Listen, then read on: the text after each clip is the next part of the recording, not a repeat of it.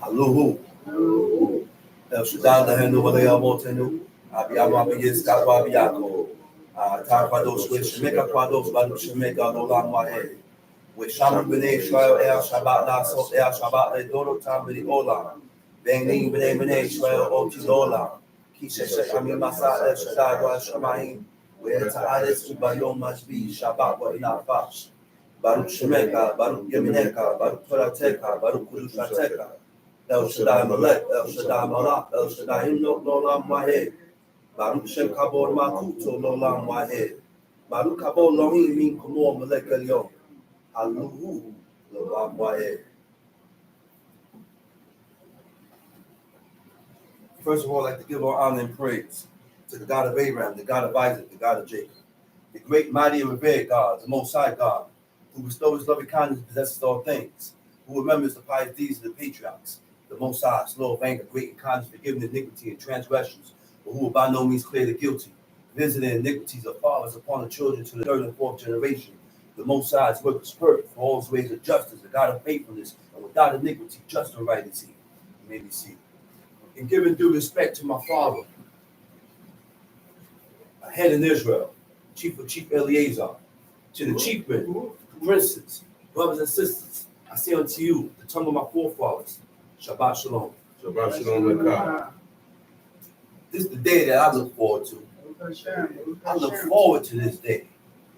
I look forward to this day.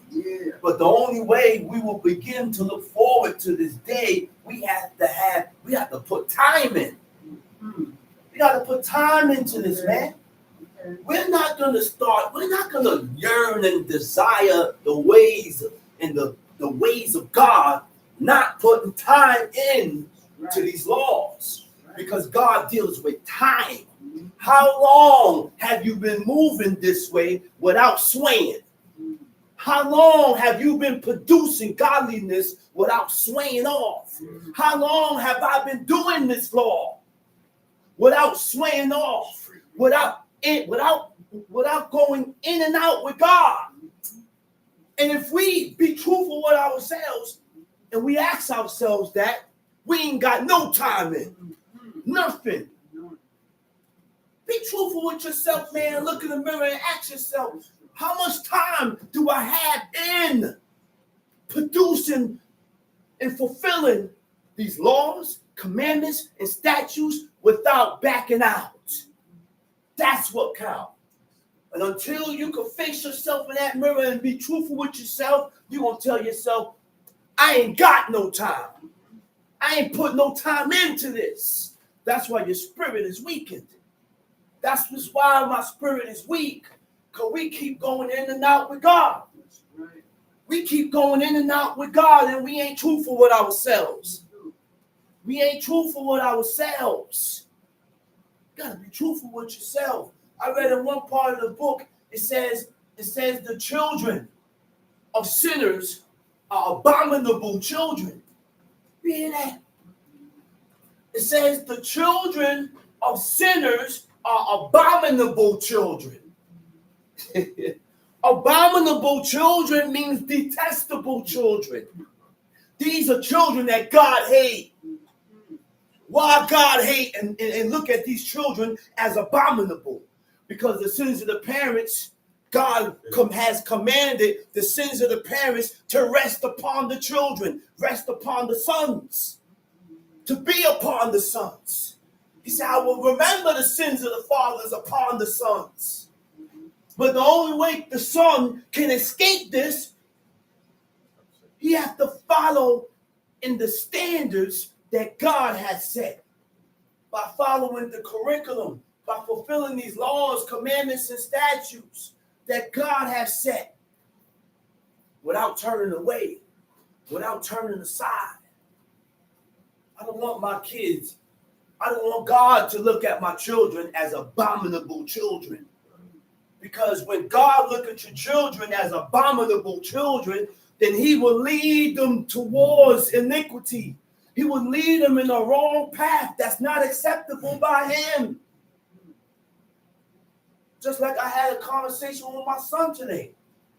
I said, I raised you up showing you who the true and living God is, showing you these laws, commandments, and statutes, things that God accepts. And when you have grown to the fulfillment of a man, it's your choice to fulfill this. If you don't fulfill it, that's your choice. That's the only way I will know what my son or what my daughter choose when they grow to man and woman. Now you know what they choose. I said, now you would know what they choose when they get older. But it's our job to teach them and guide them in these laws. Because what God said, he said, it won't depart. God said that. Which means what? God knows the effects that a parent can have on their children when it's done correctly. Not going in and out of their lives, but making sure you're constant in their lives from this moment. Constant.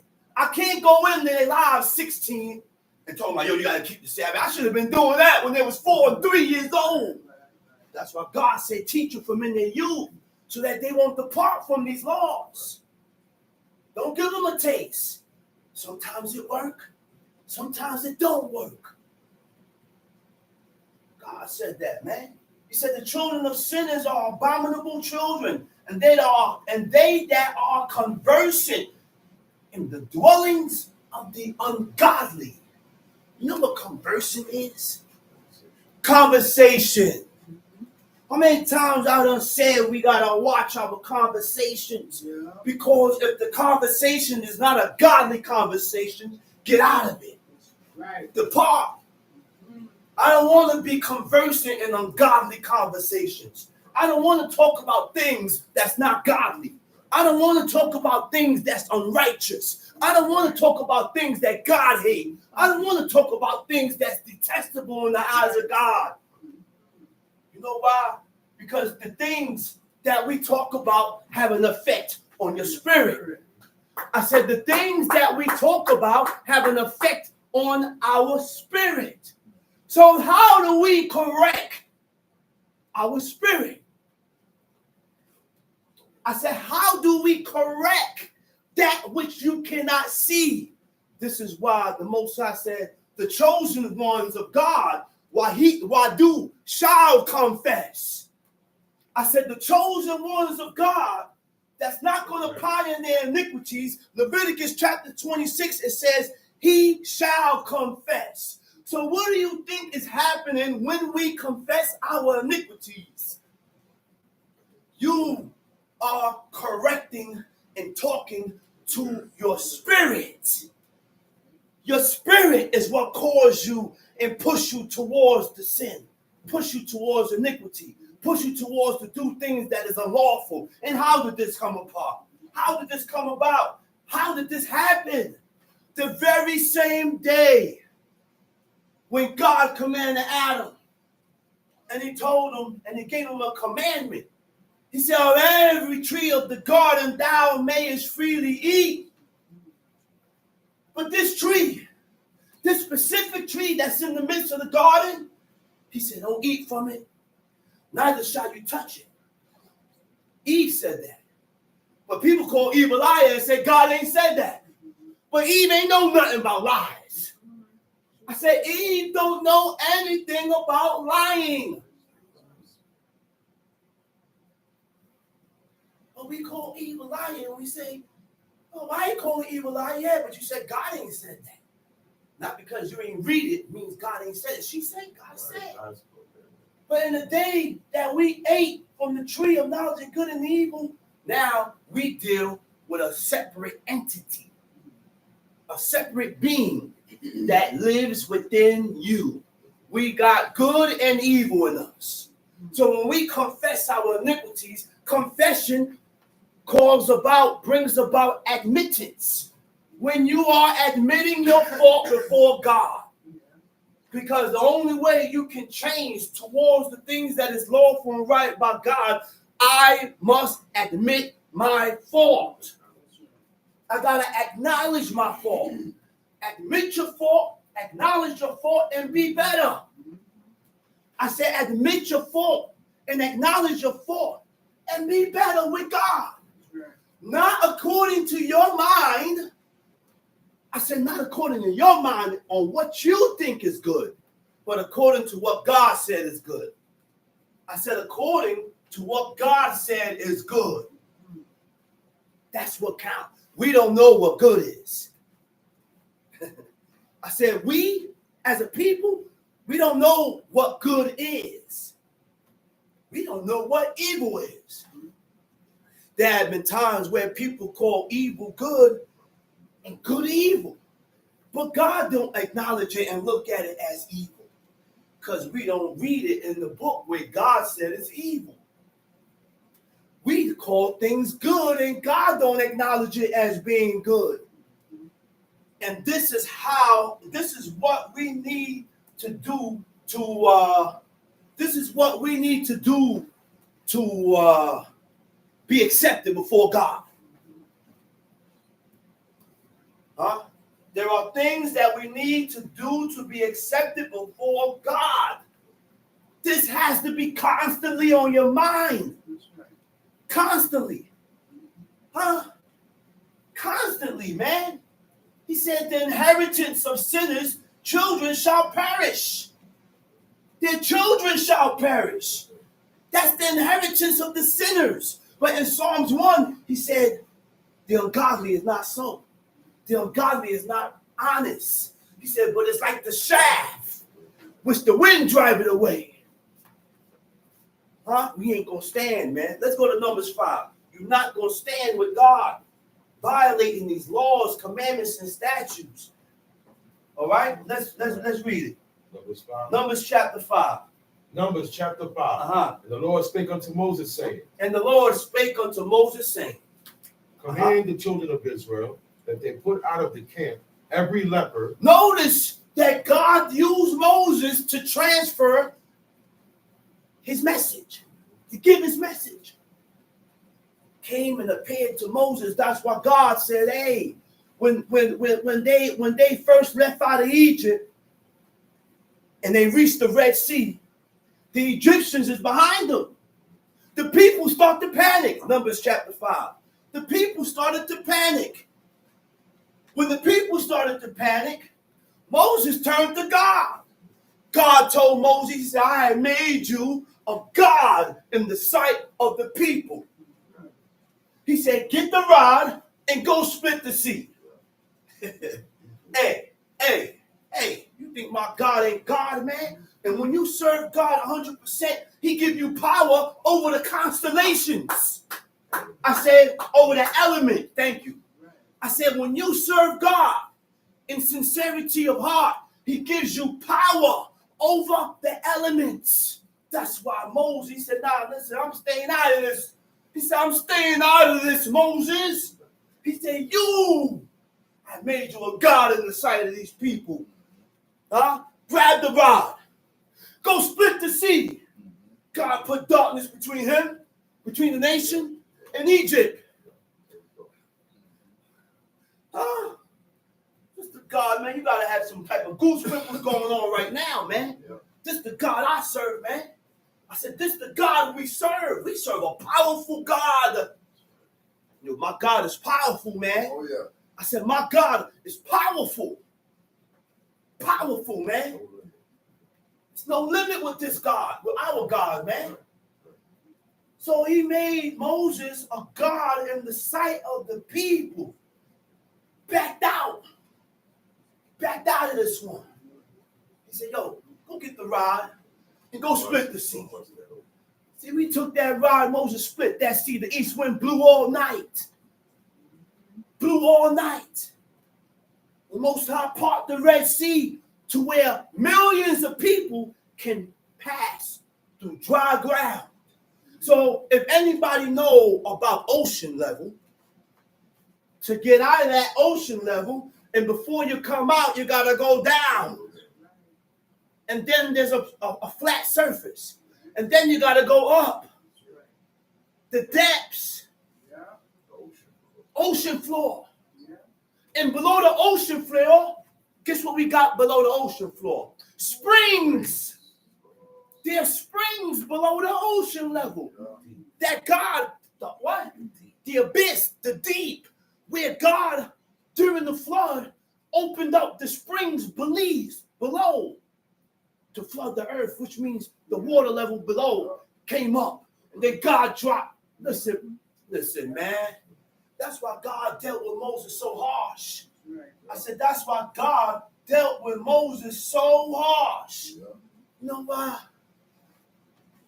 Because he made him a God in the sight of the people. Moses was able to do things that the normal people couldn't do. Joshua stopped the sun. Listen, man, we had power over the elements, man. God gave us dominion over everything in the earth. He said, rule it, control it. But we lost our control when we violated the commandment of God. We lost our control. I said, we lost our control. Let's read it. Verse 2. Command the children of Israel that they put out of the camp every leper. Command the children of Israel that they put out of the camp every leper. What is a leper? Zara or Zarua, right? It means leprosy. Now, leprosy is a chronic infectious disease caused by a type of bacteria. It's called mycobacterial leprae. The disease predominantly affects the skin and peripheral nerves. It affects your skin and your nerves. Peripheral is what? Your vision. Your vision. All right? Left untreated may cause permanent disabilities. Leprosy, if it continue or aggress, it starts to eat away on your body. It starts to deform you. Right? Left untreated may cause permanent disabilities. It can affect your eyes, skin, mucous membrane, and nerves, causing disfiguring sores and nerve damage. So there are different forms of leprosy. There are different forms of leprosy. I heard not say that eczema is a form of leprosy. It's just not a form like this. It's not an extreme form, but it damages your skin. And it eats away on your skin. That's why at a point in time, when you have eczema, it starts to eat away on your skin to where it pus, and it starts to get raw. And that's the beginning. That's when it starts to spread, because the wound or that part there, it starts to eat away. Imagine that thing spreading, huh? But when it's healed, it's dry. Can't spread.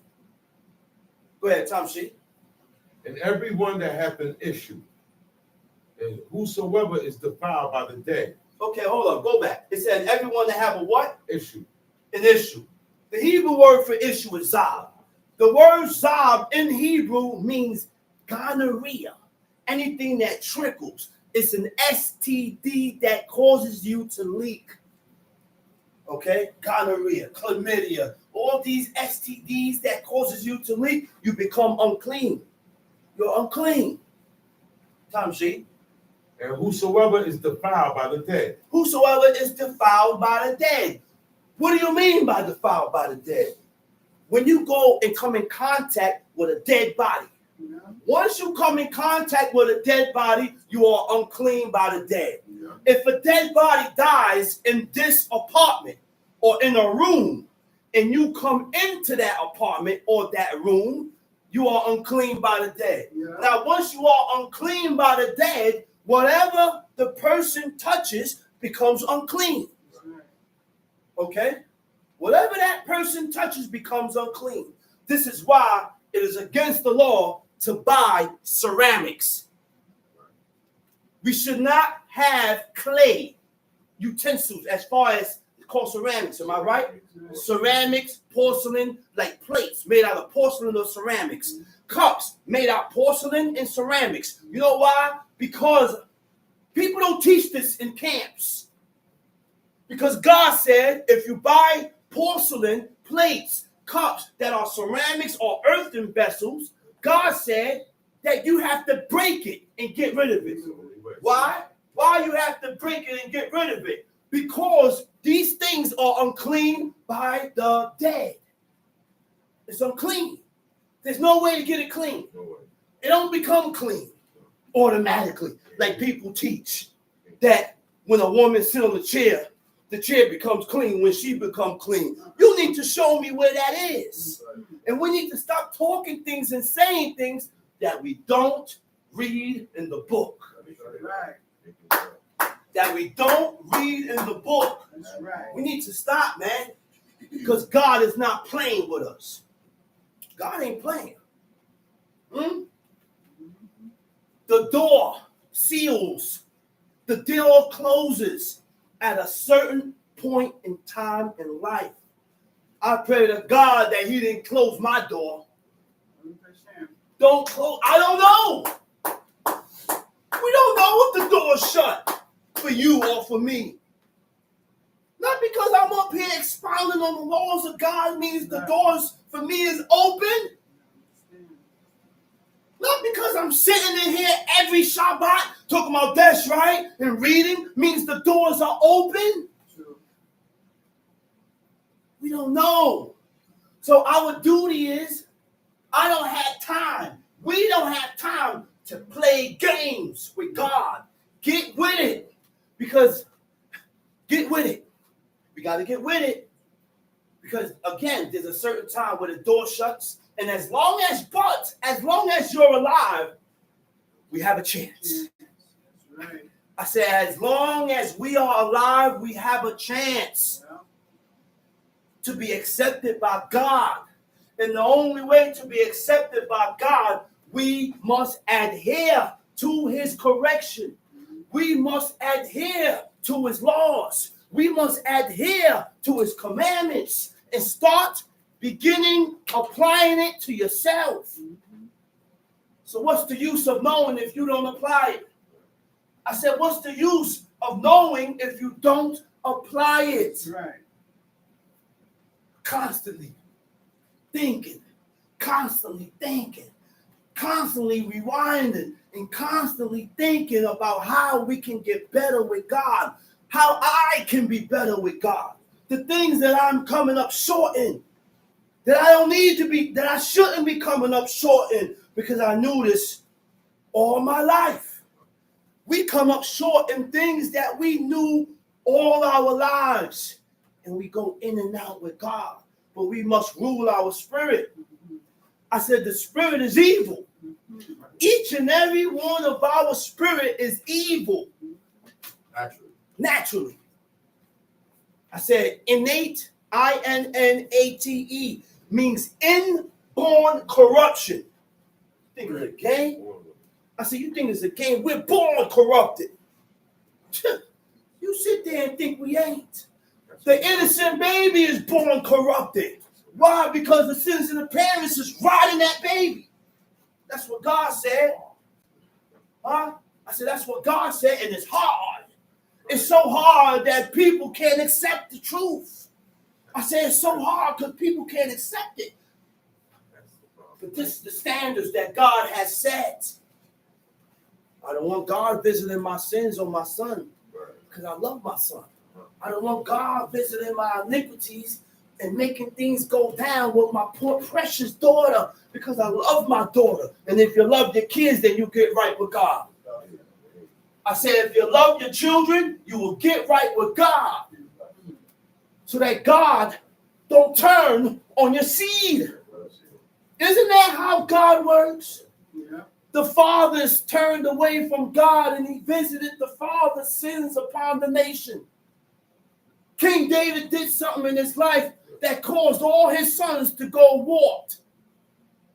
To start do things that's not acceptable. Right. That's why Amnon desired his sister. That's why Absalom tried to chase his father all over the place, had sex with his wives on the roof, and that's why Adonijah tried to usurp authority and take over the kingship. But guess what? The difference is that Amnon, Absalom and Adonijah, they good. Because God had mercy on them because of the righteousness of a man named King David, of the servant. He had mercy on them. That's why God didn't split the kingship in Solomon's time, because of his father, King David. Huh? Gave him peace throughout the whole time. 40 years of peace. He gave him. Huh? Where we at? Verse 3. Both male and female shall ye put out. Both male and female shall you put out. Without the camp shall you put them. That they defile not their camp. Wait a minute. You hear this? So when a person is unclean by leprosy, when a person is unclean by Zob is sexually transmitted disease. When a man is unclean by copulation, by sex, because what causes a man to be unclean is the semen, sperm, the seed of life. Anytime that releases, you become unclean. Automatically. And the woman becomes unclean. Right? And what God said, her menstruation. Okay? All these are uncleannesses that God look at, and he can't come around us during these uncleannesses. Right? So now,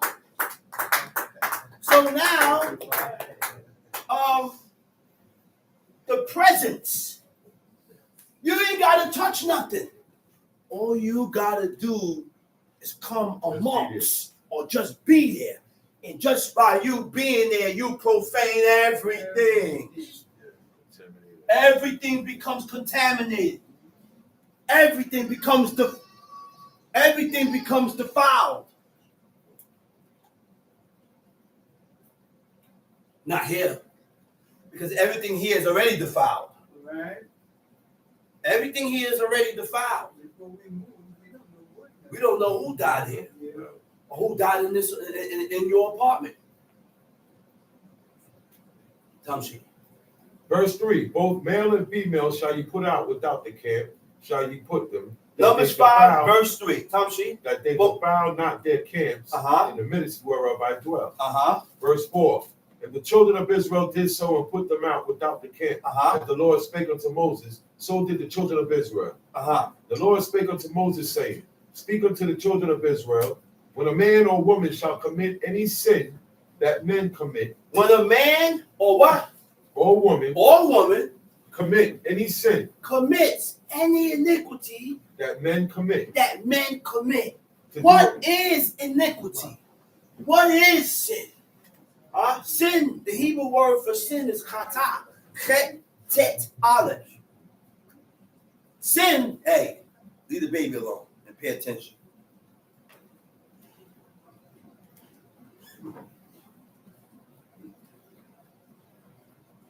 Sin means what? To incur guilt upon. To incur guilt upon. To incur guilt upon. Moral evil. To incur the displeasure of God. Okay? To incur is to become subject to some kind of consequences as a result of one's own actions. So there are consequences when we violate the laws and the commandments of God. There are consequences when our ways does not correlate with God's ways. There's consequences in life. I said there's consequences in life, but there's only, realize one thing, that there's only one God and one way to serve this God. Okay? Now, moral evil is evil caused by people towards each other. You hear that?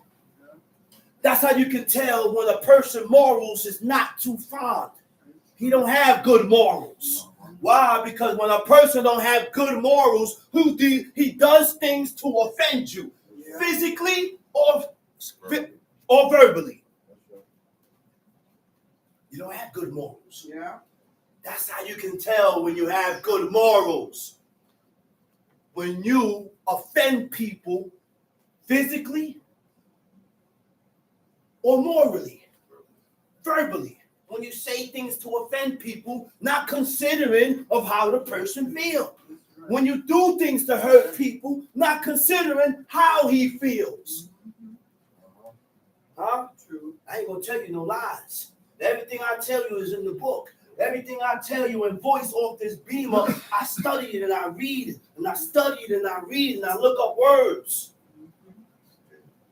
Huh? Sin includes a failure. Sin includes failure to do what is right according to the laws of God. Huh? That's what sin is. Sin is to fail. We have failed before God because we are not fulfilling the laws of God, so we sin. But the only way we will know what is sin, most of us don't know what sin is. We do things, and then we think and we say we're right. We do things and say we're correct. But we don't know what sin is. Huh? But we can also sin by offending each other according to the laws of God. It is violence and lovelessness. Those two things. Violence and lovelessness, right? Which means you don't show love. You don't show care. You don't show no mercy towards other people, and ultimately rebellion against God. Sin corrupts the mind and causes you to be inclined towards evil. I said sin corrupts the way you think. It will corrupt you. So when you continue to violate the commandments and the laws of God, your mindset is not going to be right. The thoughts that come in your mind is not going to be right or correct. Time sheet.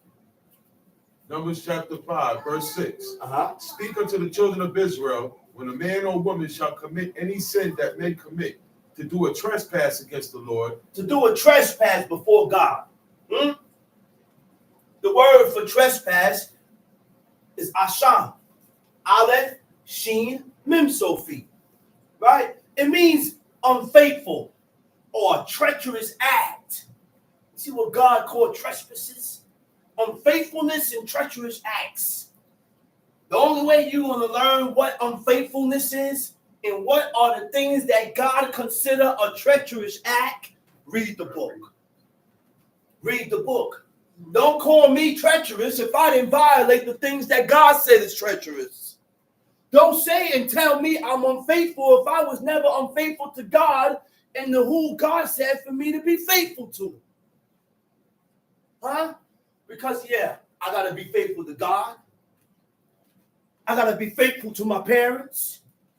And guess who else you got to be faithful to? My wife.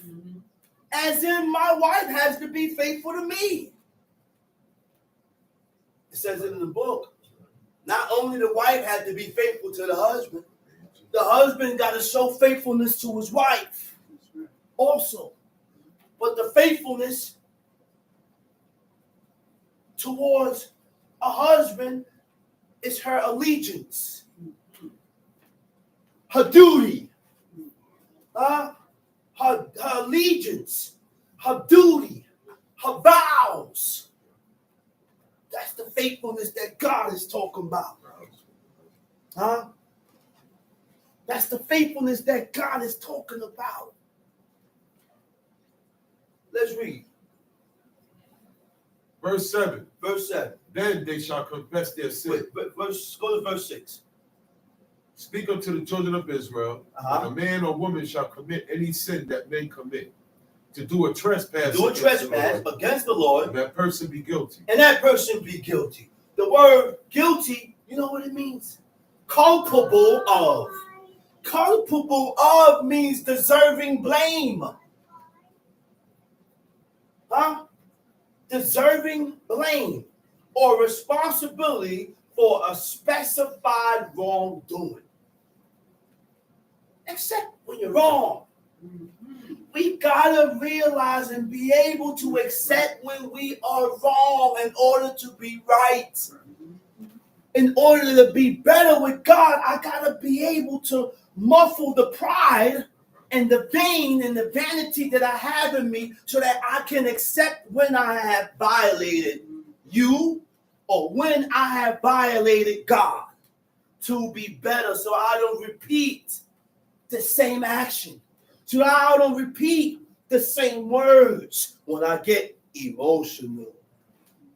We get emotional before God, and we all the morals in our teachings and our studies go out the window. The laws of God go out the window when you get emotional, when you get all tight and angry. Now you really start moving according to how you really is. Everything here is a front. I said everything here is a front. Yeah. You fronting, man. Because when you get angry and you get emotional, you do and you show who you really are. But God, you know what my father said? You can change your DNA by your lifestyle, how you live. How you live. My father served gods of wood and stones for many years. He was into witchcraft. But in time, years later, who's to know that he was going to be serving the true and living God? To where the things that he did before in his past, he hated. He despised it. 60 years, 50 years later, he still cries about the life that he lived in this past that was against God. He still cried about how he lived in this past that was against God. He said, man, if I knew and God revealed to me this information, he said, I'll be a prophet. He said, y'all playing. He said, because we learned this from our youth and we play with it. We play with it. He was the closest thing. Because he had interactions with God. He had interactions with God to where the man is sitting in court. He said, I was sitting in court, judging everybody looking at him, and he heard a voice in his right ear tell him, when the judge take his eyes off of you, get up and leave. Huh? He turned around and looked, ain't nobody there. Where that happens at? Where? I ain't never heard of nobody going through that. The only person I heard go through that besides my father is a man named Melech Dawi. It was a man named Melech Dawi. Another sister in the camp that's named Queen Esther. They named themselves after powerhouses. So Queen Esther goes to Melech Dawi and said, man, God told me for you to walk barefooted. This is proof. You know why it's proof? Because other Israelites seen it. So now, it snowed, my father said. My father seen them. The man is an old man. He calls up King. He said, Melech Dawi. Snow, 5-6 inches deep. He went outside, took his shoes off, tried to prove to my father. When he went outside, the snow that was around his foot melted. I said, the snow that was around his foot melted. Steam coming up from his feet. Come on, man. Come on, man. And you know why? Listen. You have witnesses. You have a lot of older heads that been around from the 70s that seen that. Let's read. Verse 7. Verse 7. Then they shall confess their sin. Then they shall confess your sin. When you confess, you are admitting to your fault. Admit to your fault. Admit when you're wrong. Well, you can't serve God if you can't admit your fault. You can't serve God if you can't admit that you was wrong to your brother or to your sister. you can't serve God. Because in order to be better, you got to admit. You got to confess and admit. Come, sheep. Then they shall confess their sin, which they have done. And he shall recompense his trespass, which the principal thereof, and add unto it the fifth part thereof, and give it unto him against whom he had trespassed. But if the man have no kinsman to recompense the trespass unto, let the trespass be recompensed unto the Lord, even to the priest, beside the ram of the atonement, whereby an atonement shall be made. And every offering of all the holy things of the children of Israel, which they bring unto the priest, shall be his. And every man's hallowed thing shall be his. Whatsoever any man giveth the priest, it shall be his. And the Lord spake unto Moses, saying, Speak unto the children of Israel, and say unto them, If any man's wife go aside, and commit a trespass against him. What verse is that? 12. Right. Any man's wife go aside. The Hebrew word for go aside is tishte. The root word shatah. It means to turn aside. If any man's wife turn aside, turn aside means what? To go in another direction. You're not following the direction that I showed you. That's called unfaithfulness. See, we need to realize that the men are the rulers of the house. The men are the rulers of the house. So the women have to choose wisely of what man to follow. Yeah. Okay, I'm going to explain this down. You have to choose, make sure that you choose the correct man to follow. Right. Because you are choosing and putting your trust in his support. You are choosing and putting your trust in his leadership. You are choosing and putting your trust that he will provide, protect. That's right. Okay? So that means you're going to follow him. But he has to be living according to the standards of God. That's right. So that you can have something to follow. So when he shows you a direction, a righteous direction, it's up to you to follow that direction. Okay? Unfaithful, turn aside also, shateh, means unfaithful to, not adhering to vows, allegiance, and duty. Okay? Vows. To dedicate to someone. When you have dedicated yourself to this person, know what you're dedicating yourself to. Don't just dedicate yourself not knowing who the person is, what you are following, because that person can lead you astray. That's right. Okay? That man can lead you astray. Allegiance is what? Loyalty or faithfulness shown. Yeah. You know, it's loyalty and faithfulness shown, man. I heard a heathen girl, on the video. She said, she went to her man. She said, what's wrong with you? She said, ain't nothing. I'm going to show you loyalty and faithfulness. Ain't nothing you could do that can make me leave you. She said, so whatever you go through, I'm going through it. I'm going through it with you. So when you need that shoulder of support, I'm there to support you. And guess what? The same thing that she told him, the man got to be able to show his wife the same damn thing. You just don't run when the things get tight and when ideas and opinions just jump in your mind and you start to get swayed away and turn away from these ideas when you ain't got no proof about what's coming in your mind. You don't have loyalty. You don't have faithfulness because you run. It's the best thing you know how to do is run.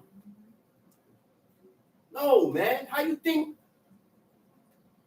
relationships and marriage last so long for 40 and 50 years. I heard an older lady said, she said, I caught my husband cheating.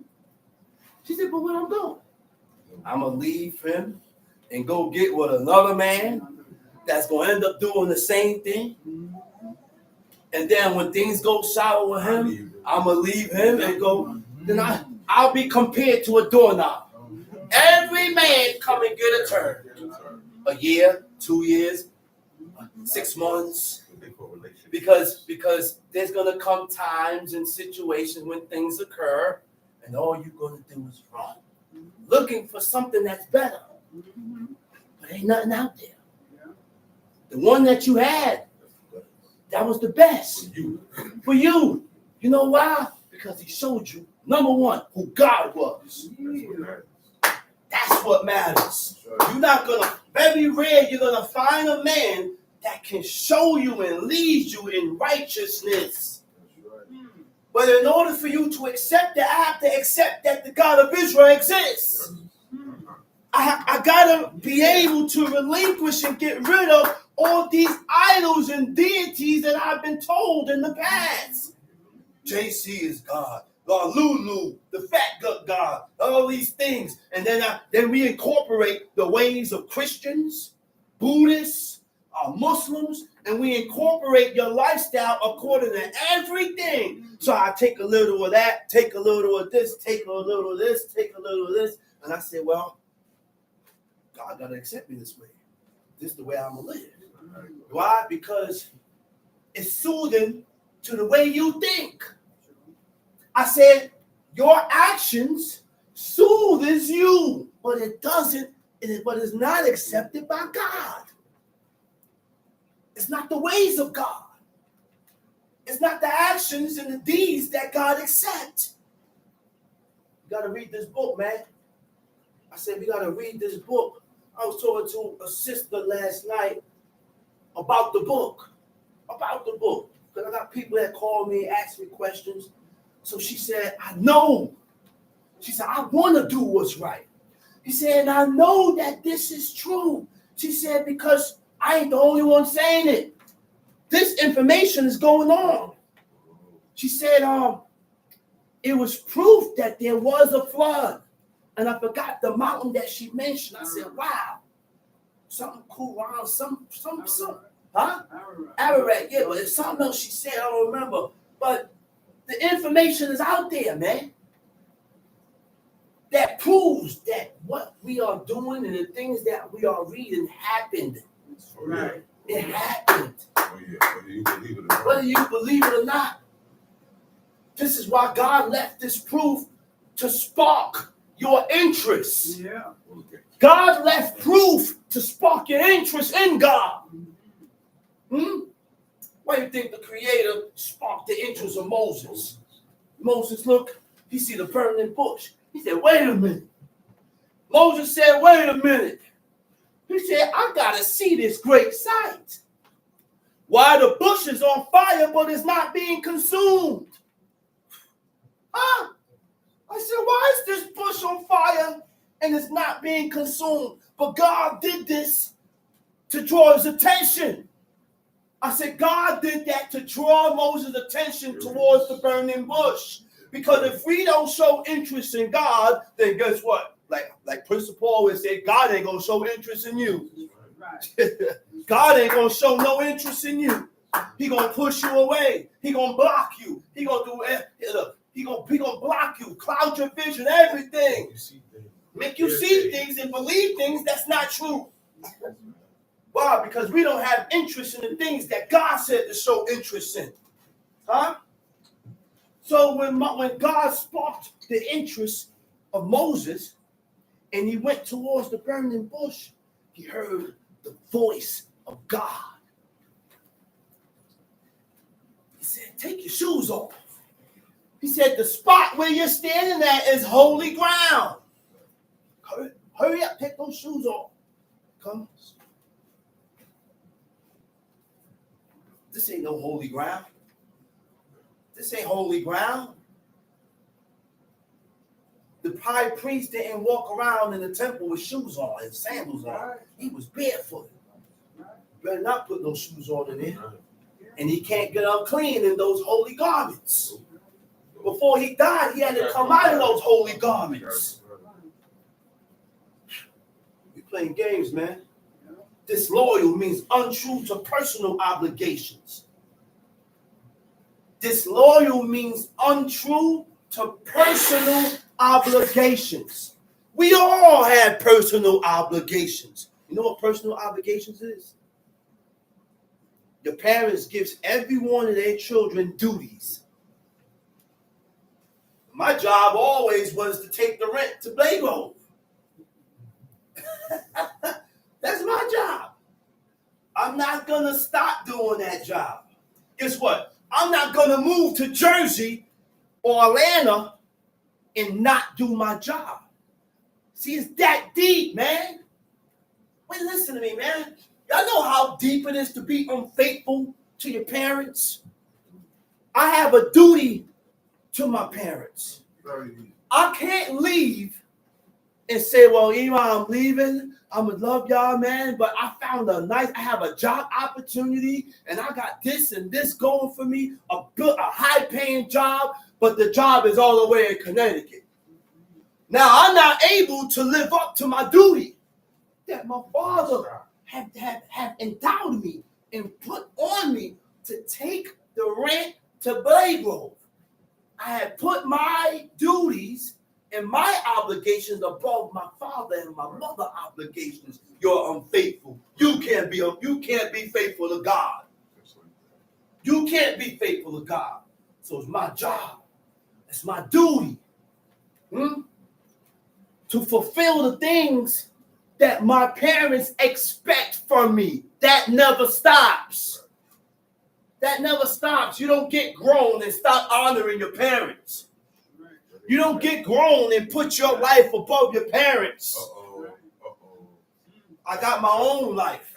That's the American mentality. I said, that's the American mentality. We need to be doing everything in life to gain favor before God. We need to be doing everything to gain and get back in favor with God.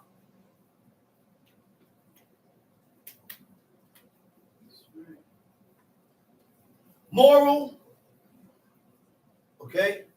Moral, your duty is what? Moral or legal obligations, okay? Moral obligations refers to a duty. Moral obligations refers to a duty that a person feels they should be based on their own conscience.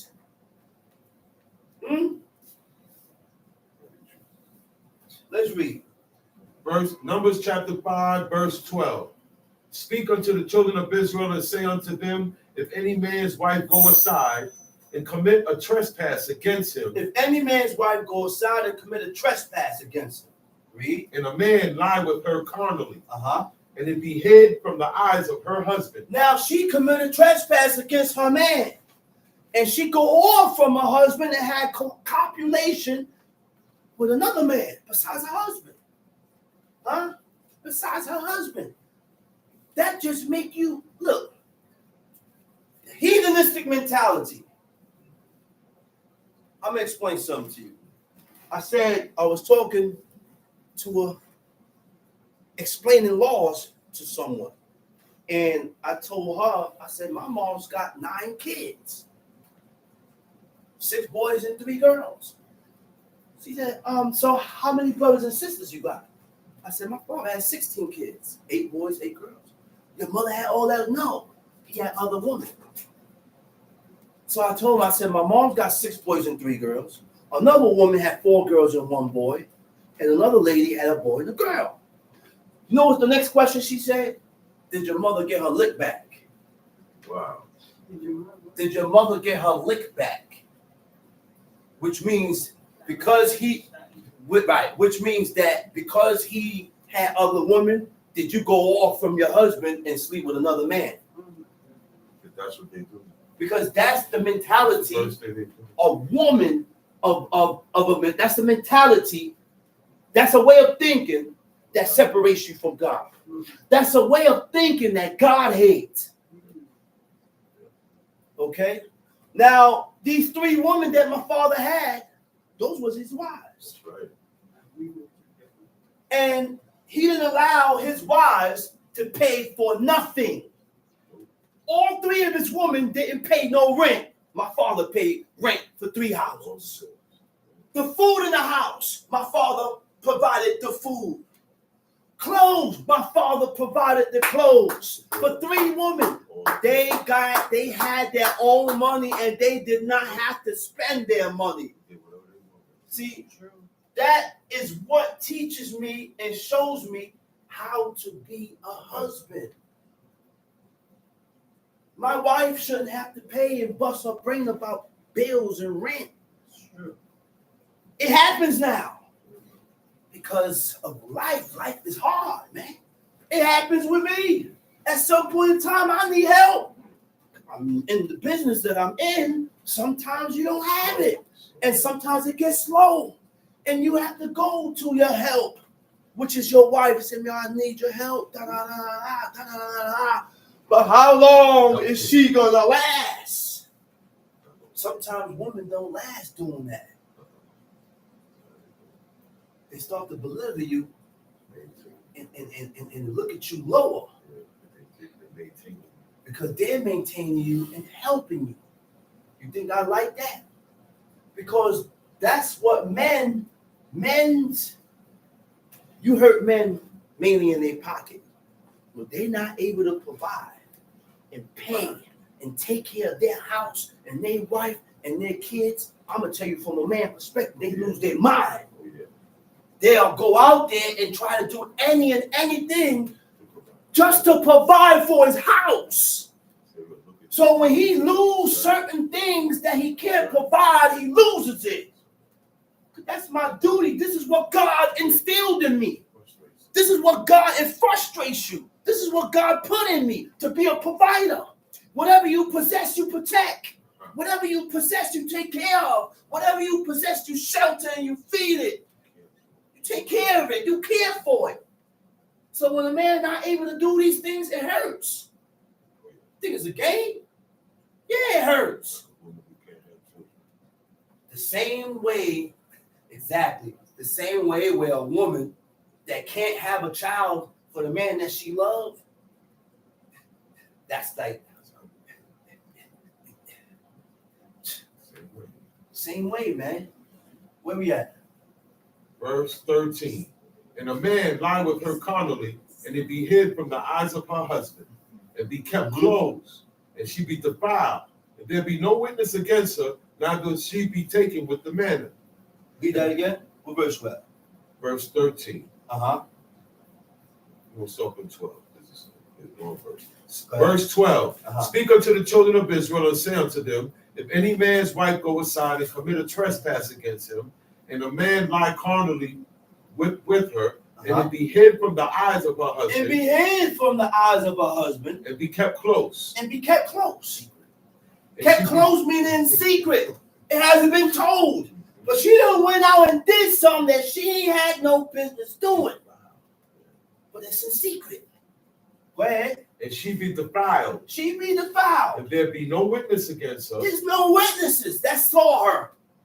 Okay? Go ahead. What verse you at? At the end of 13. Go ahead. Neither she be taken with the manner.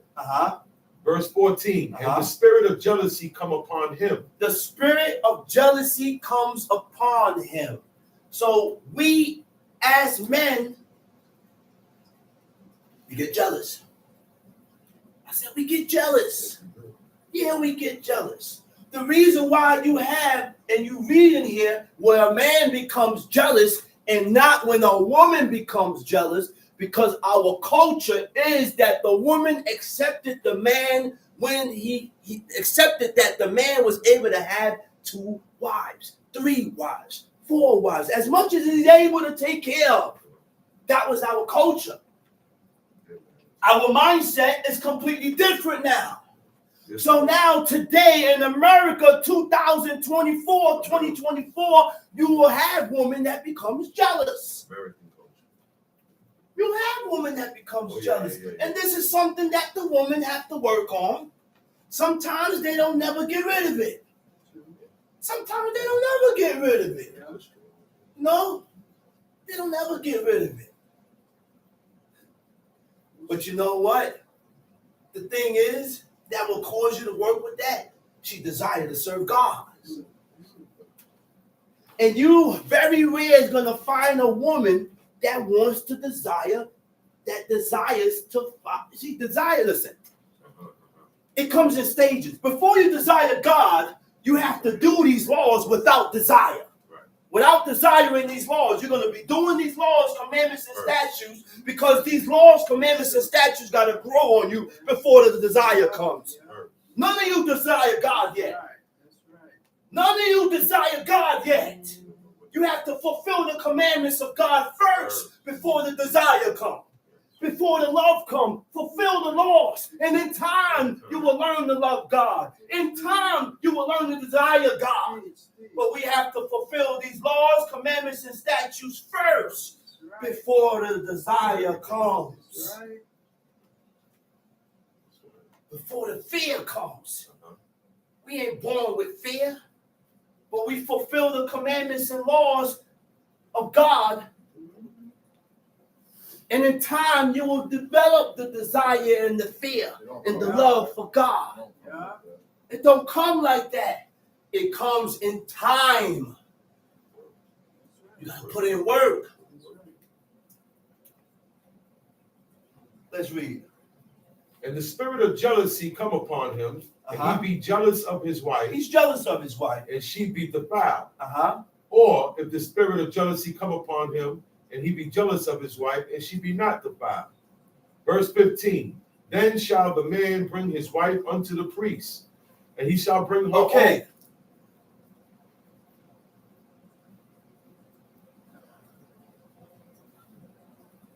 Okay. Two things bring fear. The chastisement and the correction of God. You know what else brings fear? When God commanded the king to read the book every day of his life. He says, so that ye may learn to fear God. Okay? But again, it don't come like that. It said you will learn to fear God. Chastisement. The chastisement of God brings what? Brings fear. And guess what else? Reading this book brings fear. Two things. Now, when you get chastised by God, we better adhere to the chastisement and recognize where the chastisement came from. Don't blame you. Don't blame nobody. Recognize where the chastisement came from and say, man, this chastisement came from me violating these laws. Right. And guess what? I will never go back that way because I don't want God to chastise me and rock with me like this way. That's how you learn. That's how you fear God. Because we are not born with this fear. We ain't born with this fear, man. Man, I read this book every day. I read this every day. Every day, hoping that God will instill this fear in me. Will put this fear in me. And while you're reading, you got to do and change your ways and the way you think and according to these laws. And when God chastises you, when God corrects you, it's a good thing. I say it's a good thing that God corrects you and chastises you. Why? Because he don't want you walking in that path. He don't want you walking in that way. Huh? The correction of God is good. Huh? These laws changes heart, minds, and actions. I said the laws of God and the ways of God changes hearts, minds, and actions. Go ahead, let's read it. Verse 15. Verse 15. Then shall the man bring his wife unto the priest. Then shall the man bring his wife unto the priest. At this point in time, we didn't have no king. There was no king running the nation. You know who ran the nation? The high priest. the high priest ran the nation first. Yeah. When we started having a king, the people desired the king because they wanted to follow after the customs and the culture of the nation, of the people that we lived amongst. So they wanted a king to be like all the rest of the other nations. Huh?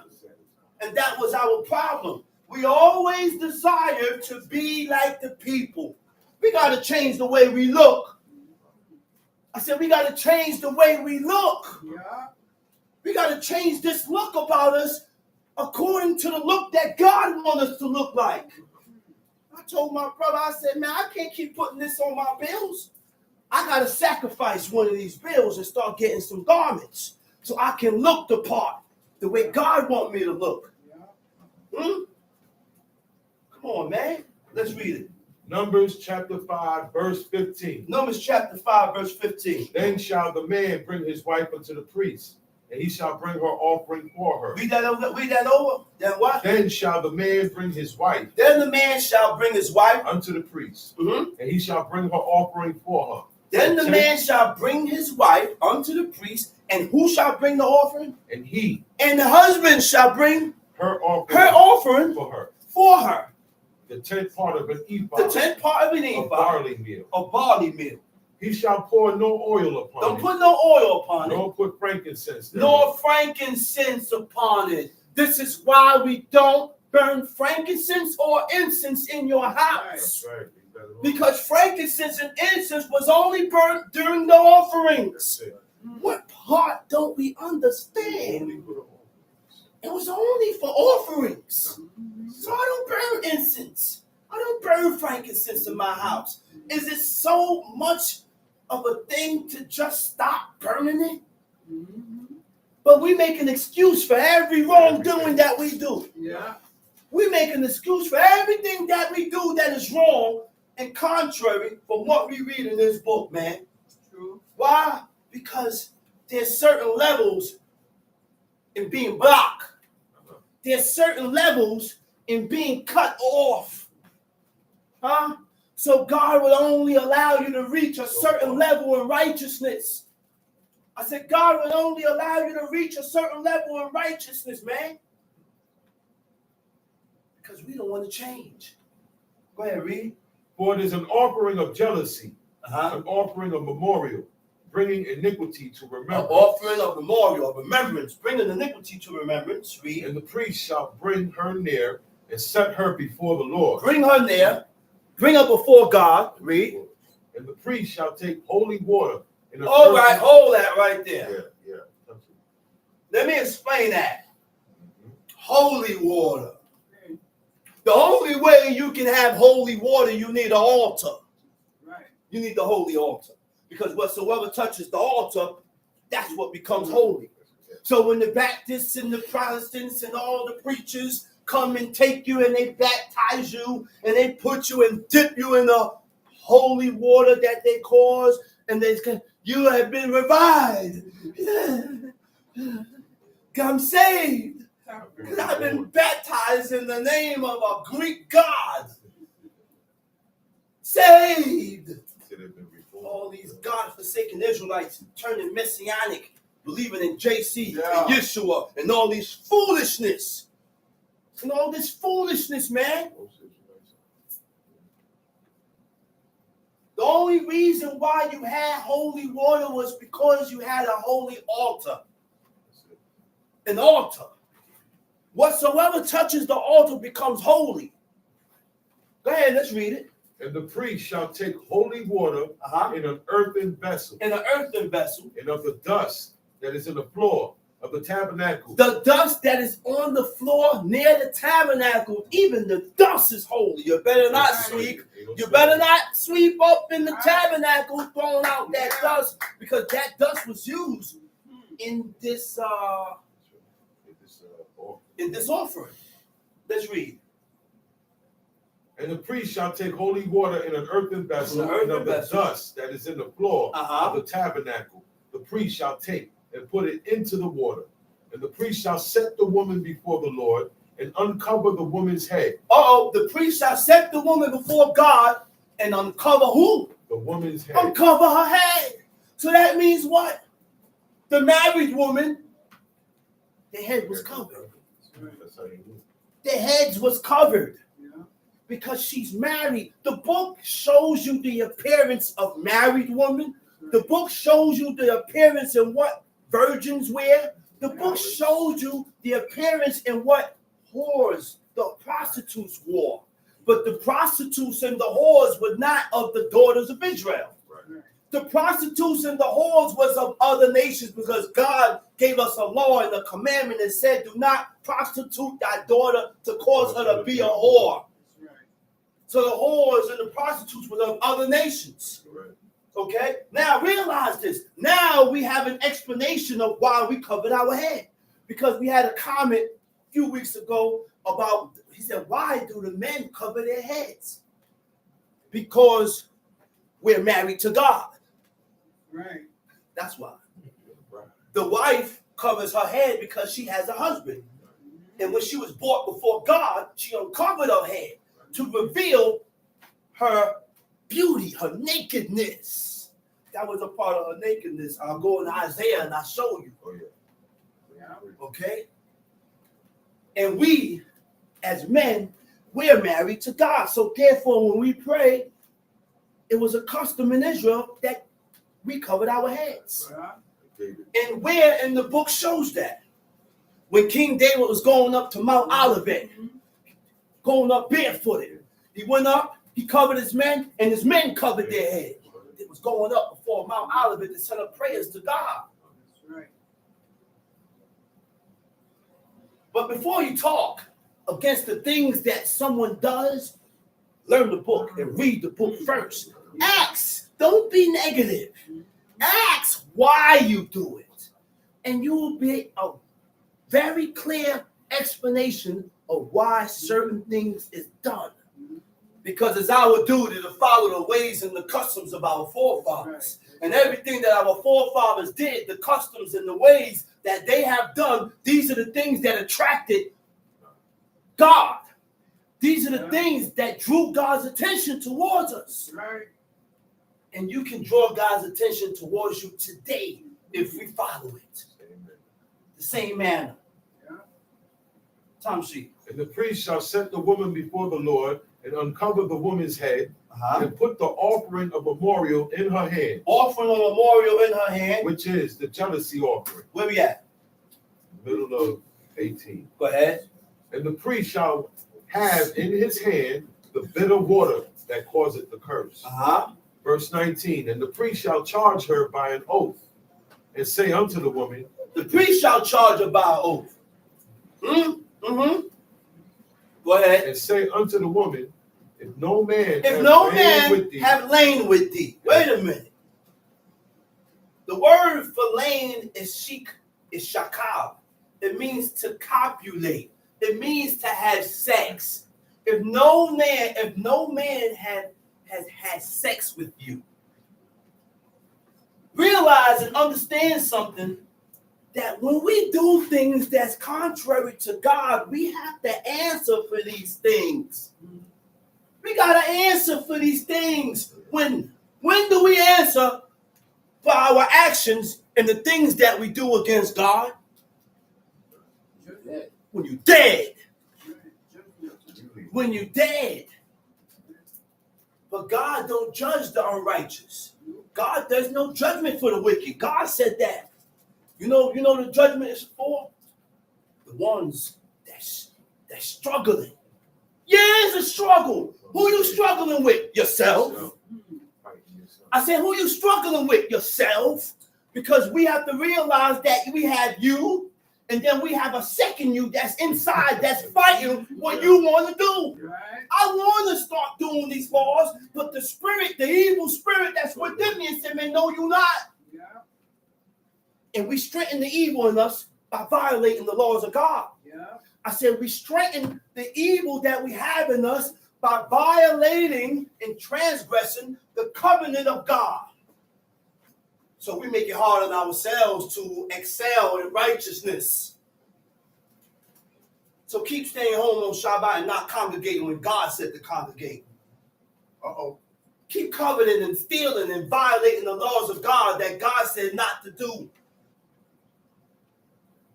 Let's read it.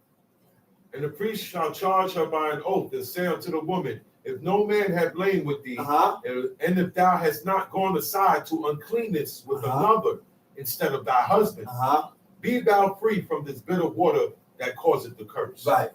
But if thou hast gone aside to another instead of thy husband. Okay, hold that verse there. Right? It says,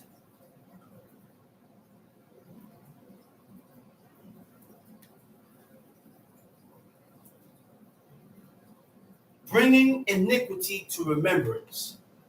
Right? Bringing iniquity to remembrance. Right?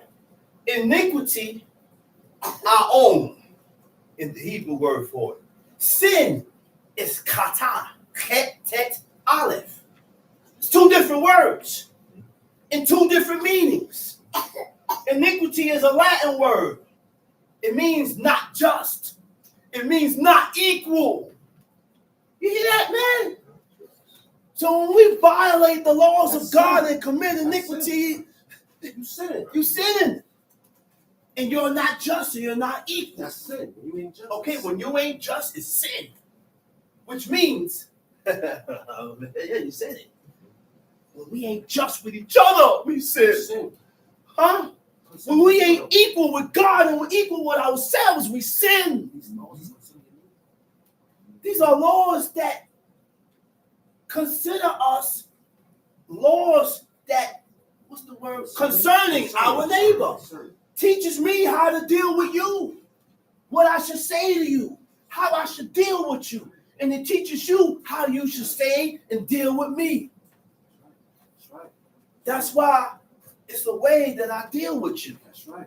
And it's the way I deal with your kids. That's right. That's right. They ain't your kids, brother. Remember that. They ain't yours. So the way I will come off on my son, I can't come off on this man's kids. That's right. They ain't yours. That's right. When are we going to realize that? That's right. That's righteousness. I said that's righteousness and that's the ways of God. Talk about it. Talk about it. Huh? Talk about it. Huh? Talk about it. So, meaning not just or equal, lacking moral principles, perversity, depravity. So what is depravity? Depravity means innate. What is innate? I-N-N-A-T. Innate means inborn, natural or existing within. Huh? Natural or existing within. What is what? Iniquity, evil. Ever since we ate from the tree of knowledge of good and evil, the evil is inborn. We have been inborn iniquity, inborn evil within us. It's sown in the heart of man. Yeah. I remember when I said the children. What is it? In here again, children are abominable children. The children of sinners are abominable children. Oh, it wasn't that. It wasn't that. I forgot what it said. Wow. But anyway, where we at? Yeah, the children of sinners are abominable children. Abominable children is detestable and God hate them. Hate them. Okay? Innate, all right, innate corruption of human nature due to original sin. I say innate corruption of human nature due to the original sin. Iniquity has been our nature. Ever since Adam and Eve ate from the tree of knowledge of good and evil. Huh? Ever since they ate from that tree of knowledge of good and evil. My brother said, and it was deep too. It's deep and it's something to think about. And it makes sense. God blew the breath of life in one man. Whoa, yeah. I said, God blew the breath of life in one man. And through DNA, the breath of life is transferred through humans. My brother DB, that's deep to everybody. To everybody. I said, God blew the breath of life in one man. His name is Adam. And through DNA, the breath of life is spread through humans, through men and women. I said, yeah, that's what I want. Yeah, yeah. Huh? Huh? That's the God we serve. That's why the Creator was able to create Eve with Adam's rib. Because everything that consists and she needed for life was there. Took that rib and created and made Eve. He didn't blow no breath of life in Eve. He didn't need to. It was already transferred into her. Automatically. It just made the form and body and created the body, man. That's the God we serve, man. That's the God we serve. Come on, man. Moral corruption. Moral corruption means doing something regardless of it being right or wrong according to the laws of God for your own benefit. That's when we say we don't give a hoops about what the leader says. I don't give a hoops about what my parents said. I don't care about what God said. I'm going to do what I need to do, regardless about it being wrong. Moral corruption. That's what it's called. It's called moral corruption. Okay? Perversity. Perversity is contrary or opposite to accepted standards of God. Contrary or opposite to what God accepts. Deliberate desire to behave in an unreasonable or unacceptable way. That's a pervert. Huh? So that's a pervert. Unacceptable way. Being deliberately contrary, doing the opposite of what God expects or requires of thee. Now, perversion is a form of human behavior. I said perversion is a form of human behavior which deviates from what God accepts. It don't only got to be dealing with kids. All I got to do is deviate or be contrary from what God said in the book, and you had perverted yourself. You had perverted yourself. Add on and take away from what God said, and you have perverted yourself. Do things that's contrary from what you read, and you have perverted yourself.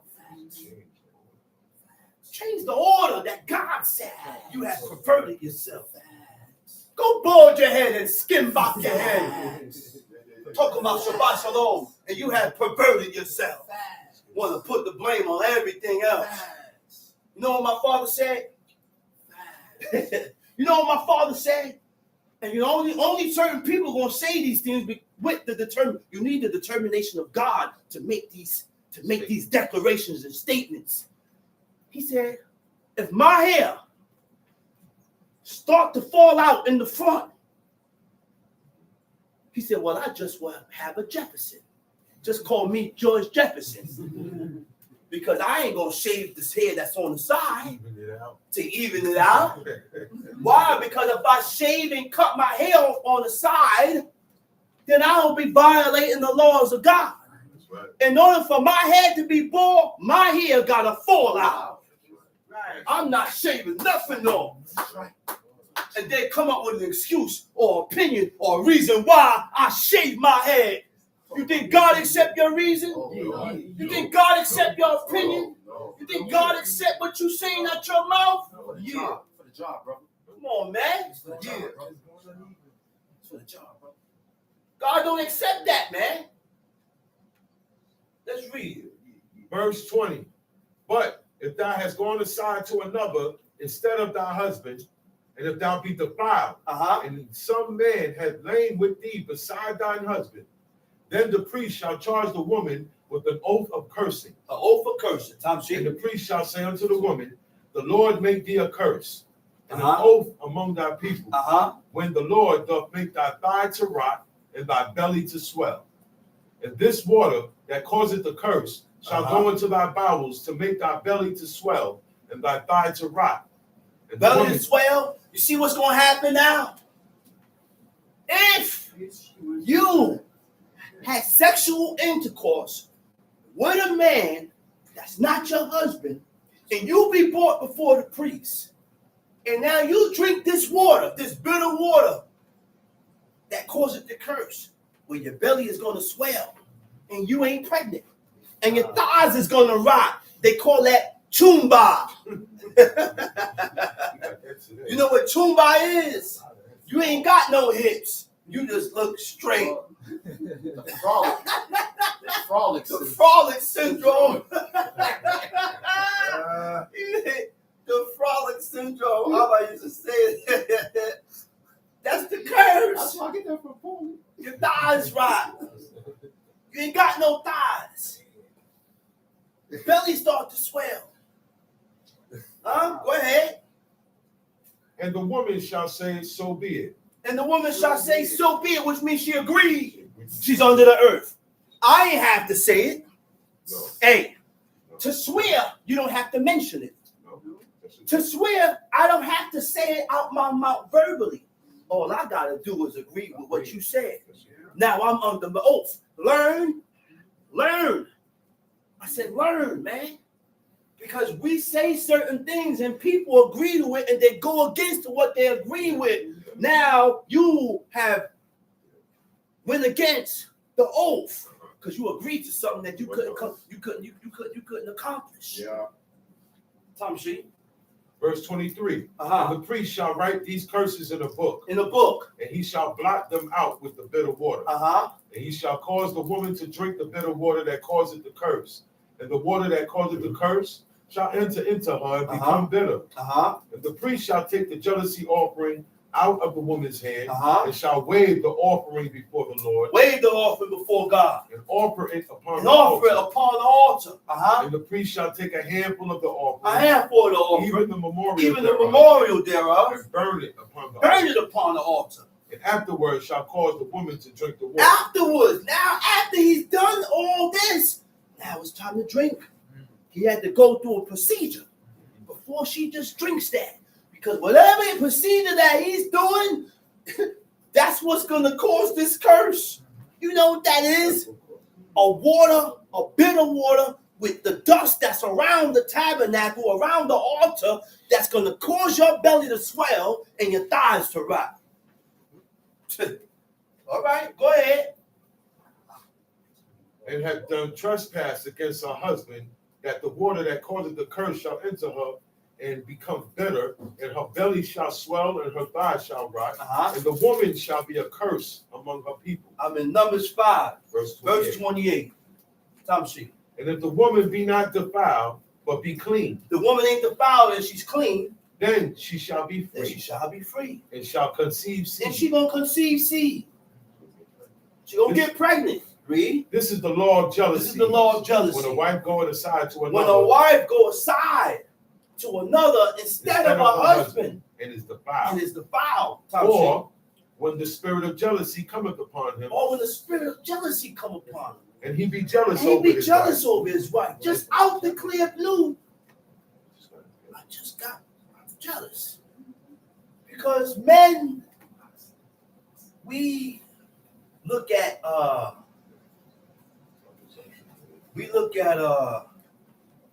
something that's done like something that's done over and over, like a routine. Mm-hmm. And when the routine is broken, and the routine is not, you're not doing and moving according to the way you usually move, certain things, we start sparking ideas and things start coming out of our head. Things start sparking our mind. And I'll come to you and I say, hey, baby, what's going on? I said, you all right? Why you ask me that? I said, because usually when I come in the house, I hear you breaking your neck coming down the stairs to meet me with a kiss. Yeah, I get a certain attention. I get a certain type of attention from you. But now, today, I'm coming home from work. Hey, daddy's home. Distance. The only one that ran down the stairs was the dog. Rover. We call him Russell. Little Russell. Remember Russell? Russell run up to anybody. Rover runs up to you, jumps on top of you, lick you, you're happy. That's the only one happy in the house to see. Your wife stayed in the room. She's angry with you. There was a problem. What's going on? What's the problem, my dear? What aileth thee? What aileth thee? What has troubled your spirit that thou hast not come and meet thy Lord? There's something going on, man. What's going on? What aileth me, my Lord? What aileth me, my Lord? And she just start going there. I said, oh, shit. All right. Let's read. Verse 30. Verse 30. Or when the spirit of jealousy cometh upon him, Or and when he the be spirit jealous, of jealousy cometh upon him, and he be and jealous he over be his wife, jealous over his wife, and shall set the woman before the Lord, set the woman before God. and the priest shall execute upon her all this law. Tom sheet. Then shall the man be guiltless All of right. iniquity. This is a key here. I said this is a key. Then what? Then shall the man be guiltless. Wait a minute. God just said that a man can get jealous over his wife. Stokey. God said a man could be jealous over his wife. So explain this? Why did we just read that the man shall be what? Guiltless. What's the guilt? Well, I said, what's the guilt? And where the guilt lies at? The guilt lies at because I accused my woman of sleeping around and she ain't do it. I charged her, and the jealousy came within me. And I charged her, which means what? When you charge your man, talking about, oh, he's sleeping around and being promiscuous, that's guilt on you. That's guilt on you too. The man just said, baby, I ain't sleeping around. I ain't being promiscuous, even though it's not your business. It ain't your business, man. It's not your business. It's not your business, man. It's godly not to sleep around and fornicate, of course. But it's not my wife's business. God chastised me, and I got to recognize my fault and change. You know why I say it's not the wife's business? Because I read it in the book where Solomon turned to idols and made idols, house of idols for every one of his wife. Abishag ain't said nothing. Abishag was the only Hebrew woman that he had. Well, he married a woman out of every nation. And he made gods of wood and stone for every one of his women. And he went into a lot of things that Solomon shouldn't have went into. But his wisdom remained because you don't lose nothing that God will give you. He kept his wisdom, which means the woman got to stay in her place, man. You got to stay in your place as a wife. And when you stay in your place as a wife, guess what? You're going to get your respect because the man going to come back and say, man, baby, man. You're going to realize. I've been fucking out, man. I did this, I did this, and you remain strong. You're the only one that stayed with me. Everybody else left. This one left. This one left me. That one left me. This one left me. That one left me. But this one showed her loyalty and her faithfulness. And she remained there with her husband. But guess what? This type of talk goes in one ear and out the other because we have what? You know what we have? We have a heathenistic mentality, man. We have a heathenistic mentality, man. You can't serve God with a heathenistic mentality. You're not going to accept these things with a heathenistic mentality. You're not going to accept nothing you read with a heathenistic mentality. You know what you're going to do? You're going to pick and choose what you want to accept from what you don't want to accept. You're going to pick and choose what you want to accept from what you don't want to accept. That won't last long either. That ain't gonna last. Well, now, guilt. He said, he shall be guilty. Read that verse again. Verse 31. 31. Then shall the man be guiltless. Then the man shall be guiltless from his iniquity, which means it was sin. It was iniquity for me to accuse my wife of sleeping around. That's right. Still, I was still. Yeah. To be free from fault. And this woman shall bear her iniquity. Come on, man. Let's read. Let's go to Psalms. Psalms chapter 17. We're going to read. Psalms shows us the ways of God.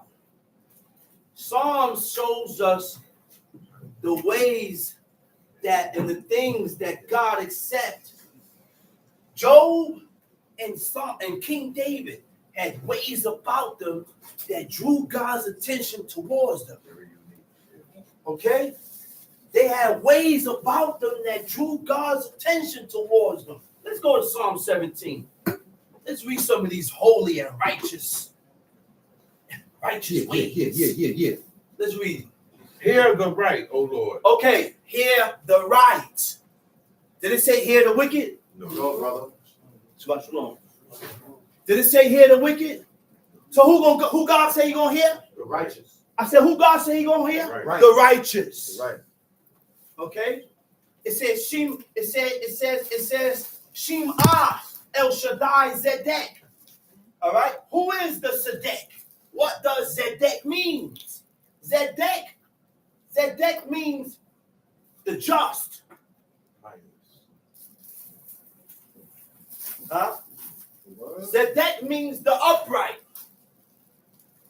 And if you are Zedek, you have a conscience. The just. If you are just, you will conform. You will agree to a standard that is morally right by God. You won't have a problem with the standards of God. You won't have a problem with the standards of God. Okay? That's what makes you just. In Ezekiel 18, he said there's certain curriculum to a just man. This is God's favorite chapter. You want to go there, brother? You can go there. Go ahead. You go right there to the spot. So there's certain things that God said, and look at what is just. What makes a man just? Huh? Go ahead, read that. Go to the spot. It's your favorite chapter, you know. It's your favorite chapter. What's just? What did God say? To this just man will I what? No, go to Ezekiel 18, verse 5. Yeah. Go ahead. Ezekiel 5, verse 18, verse 5. But if a man be just, Start from 4. Start from 4. Behold, all souls are mine. Ezekiel 18, verse 4. What did we get again? Behold, all souls are mine. Everybody belongs to God. Right. I said all souls belongs to God. The Chinese, the Japanese, Puerto Ricans, Dominicans, the Asians, all souls belong to God. Huh? That's why he's merciful to all.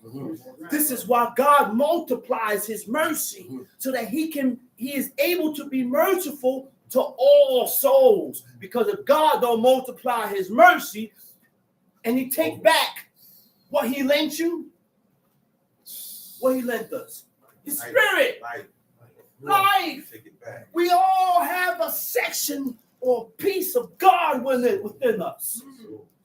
That's the spirit that God gave us. He said, if I collect my spirit, all souls will be dead. Everybody dead. One time. One time. One time.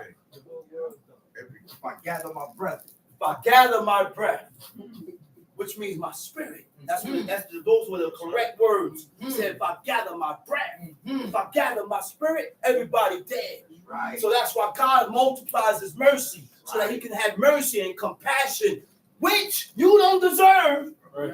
We don't even deserve the mercy that God gives us. But he's a merciful God. Right. So God said, with the merciful, I will be merciful to. With the just, I will be just. Okay. Huh? Okay. However you are, that's how God gonna deal with you.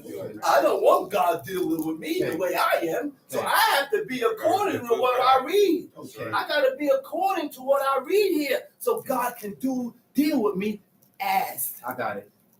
accordingly. I got it. Huh? I got it. My father said, he said, man, he said, I change everything about me. Because I don't want God to deal with me the way He's going to deal with you. I said, what? Man, listen, that man teach you a life lesson within himself just listening. Because everything he said coincide with what the book said. He said, man, I'm sitting down in here and I'm just thinking, yo, that man was deep. Different. I ain't seen nobody with that type of spirit and fire. I didn't see nobody with that spirit or fire. Crazy. You know what's the norm? People get old and they lose their fire for God. People get old and they get weak for God. This man got stronger. Right. And he got stronger. That's right. And he got stronger. And I'm like, I always wondered where he's getting this strength from until the day of his death when he grabbed my hand and he said, son, you know what kept me pushing for God? This is before when he couldn't talk, when he was able to talk and talk. He talked real low. He said, you know what kept me pushing for God? You know what kept my battery going? You know why I ain't never got weak? Because I always kept a guilty conscience. That's heavy. That ain't no joke. Guess what? You know who did that? King David did that. I said King David did that. When he messed up, he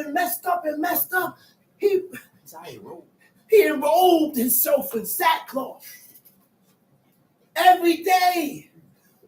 And not because we confess our iniquities, it's ought to be forgotten. We hope that God will forget it by us not committing it, but it's for us to remember where we came from so that we don't go back. So that we don't go back to that filth. We must remember where we came from and what we did in our past so that we don't go back.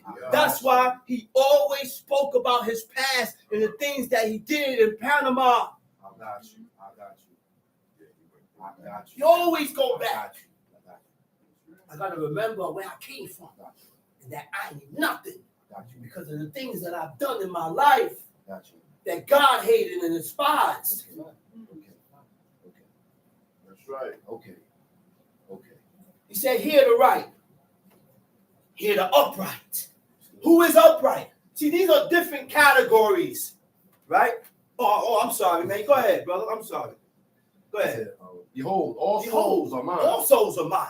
As the soul of the Father, As the soul of the Father, so also the soul of the Son. so also the soul of the Son. The soul that sinneth, The soul that sinneth, it shall die. it shall die. Nobody dies for your sin. Stop telling people that there was a man named JC that was doing the Karate Kid. Karate Kid. Don't ever do that. I need to stop doing that for him. Talking about the Karate Kid doing this foolishness, and that's the way he was, hung up on the cross in a diaper with nails. You know, that was a Greek and Roman custom. When they caught you, they took you, put you on the cross, and took nails and hand, look, man, and left you up there for ravens and wild eagles to feed on you. Facts. But JC was never hung on the cross. He was hung on the tree. And God said, anybody that's hung on the tree is a curse. Is a curse of God. It's a curse of God. It's an abomination. Remember in Deuteronomy. So this man was cursed by God. But we continue to follow. We continue to follow. Chief Abraham. But if a man be just, and do that which is lawful and right, and have not eaten upon the Wait mountain. a minute. So what is just? What do you mean by being just? We are just when we do the things that is lawful and right by God. That's how you emanate if you're just or not.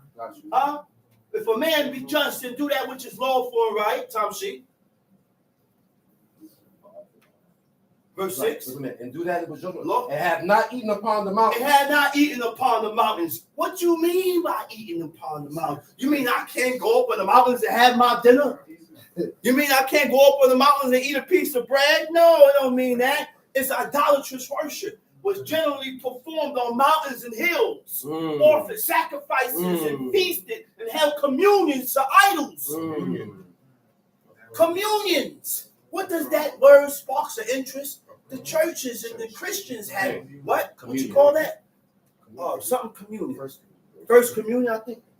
Something communion at a certain age. And that reminds me, communion was at a certain age. My mother said 13. Okay. What are we going at? Having a bar mitzvah. Or bat mitzvah. Or bat mitzvah. Bar means son. Mitzvah means water. What are we doing? What are we doing? Well, we always want to follow the Jews. We always want to follow the ways and the customs of heathens. We always want to follow these people, but we don't want to follow the ways of God. Bar mitzvah. Or parshat. The portion of today. Ain't no portion. I go into whatever I want to go into. Ain't no portion. That's right. There was no designated portion for me to go into. Right. But that also is Jewish. Right. So now, instead of wearing a turban, I go get me a shawl. Right. Jewish. Right. Yeah. Then we go into Talmud and reading all this foolishness about Jewish commentaries. You is not Jewish. But I hate white people. Judaism. But you hate white people. That's Judaism. But I hate All white people. Judaism. Everything we doing is Judaism. And Judaism is a mixture of what? Christianity. Christianity is a mix. Judaism is a mix. One of them is Christianity. So keep doing that and following. That's why you have a bar mitzvah in Jews with Jews, Jewish, and in Christian you got a first communion. Where at a certain age where the child becomes responsible for what the things that he does. But keep following the Jewish. Keep following them. That's right. Okay? Because Jewish don't follow God. That's right. They don't follow these laws. That's right. Okay? They follow the Talmud. That's right. That's right. Let's read it. Neither had lifted up his eyes to the idols of the house of Israel. Neither had lifted up his eyes to the idols of Israel, to idols in love and in desire. So when you lift up your eyes, watch what you look up to. Okay. I said, be careful of what you look up to. Okay. Because when you look up, it's an exaltation. Be careful of what you look up to. That's right. Tom Sheik. Neither have defiled his neighbor's wife. Neither had defiled his neighbor's wife. To have sex and go into a man's wife. To have sex or go into a man's wife. That's not your woman. It's not your wife. That's that man's wife. But I went into it. Tom Sheik. Neither have come near to a menstruous woman. Neither had come near or to approach a menstruous woman. What is the menstruous woman? A woman that's on her period. That's why I say it all the time. When a woman was on her menstruous or on her nidata, there was a separation between the man and the woman. Fact. I didn't sleep in the same bed with her. Fact. Now, the only reason why she'll still cook for me is because, listen, that's my only wife. My father made my woman cook for her, but he didn't sleep in the same bed with her. Still separated. But she cooked for him. She had to cook for him. She did certain things for him that she had to do, but you don't got to sleep with her either. That's right. I told my woman that one time. This was my twins' mother. I said, listen, man, because as I go, We do. you do. As you go and you find out, you do. You're not going to learn in everything one time. That's right. So as you go, you do. So I was like, yo, listen, man. I said, when you unclean, I want to know when you unclean starts. I said, because I'm not going to be laying in the bed with you no more. Because God is against. God said, if you do that, you ain't just. That's right. Yo, man. That's right. This is giving you the curriculum. Hey. Right. I said, this is giving you the curriculum and the standards of what a just man does. So if you lay down with menstruous woman that's on her period, you ain't just. You not equal. You ain't gotta be having sex Huh? with people. And that's not in the law. Yeah. Those are just the ways. Yeah. Those are just the ways of God. Yeah. Those are just the ways of God. They don't say, thou shalt not lie down with your wife along administration. No. Yeah. But that's just the ways of God. He said, I had not come near to a menstruous woman, a woman of uncleanness. Yeah. And have not oppressed any. Didn't oppress nobody. Any. Any. They didn't say Israel. just Israel. That was specific. Don't oppress nobody. Ooh. That was specific. Had not oppressed any. I can oppress my own, and I can oppress people that don't know, that don't have the knowledge of God. Okay? So now we're going to learn what is oppression. So we know when we do certain things, we will be able to detect what is oppression. Because a lot of us oppress, not knowing that you're oppressing. Okay. Huh? Okay. I'm going to teach you things to save yourself. Okay. All right. I ain't going to tell you dreams. Okay. We're going back to the land. Huh? We are the accepted ones of God. The only thing that make you accepted of God, follow the ways of God. Talk about it. Follow them.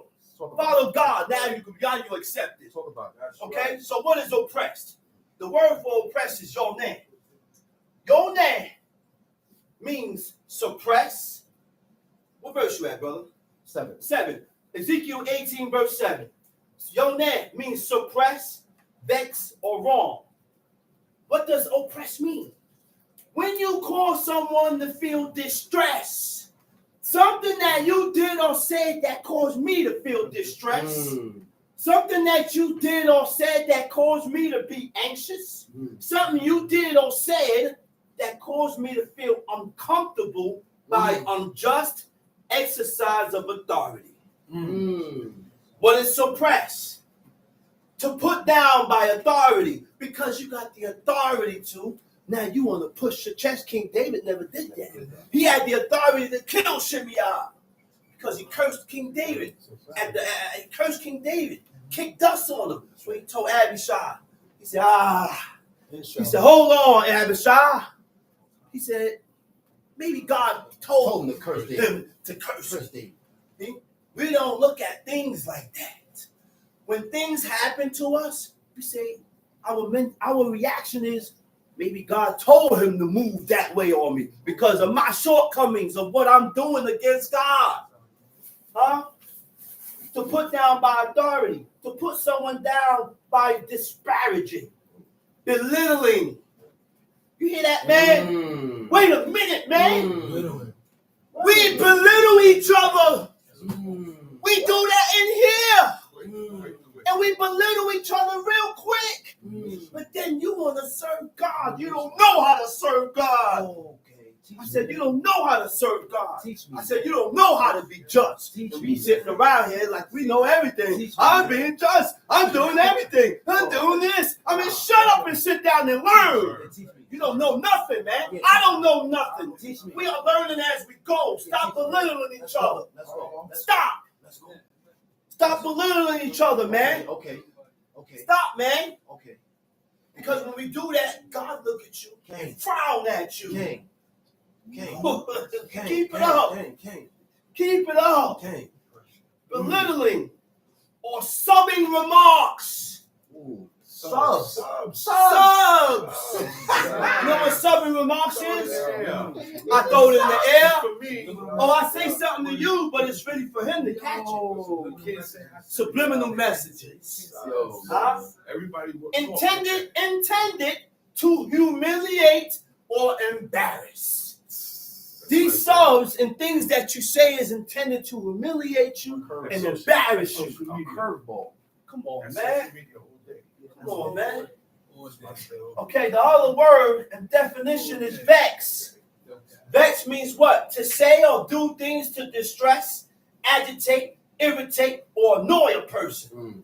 Like what you want to talk about in front of the eunuch. That's right. Talk about the eunuch. Okay? In front of the eunuch. Read verse 7 over, Chief. And had not oppressed any. Had not oppressed any. But had restored to the depth of his pledge. But had restored to the depth of his pledge.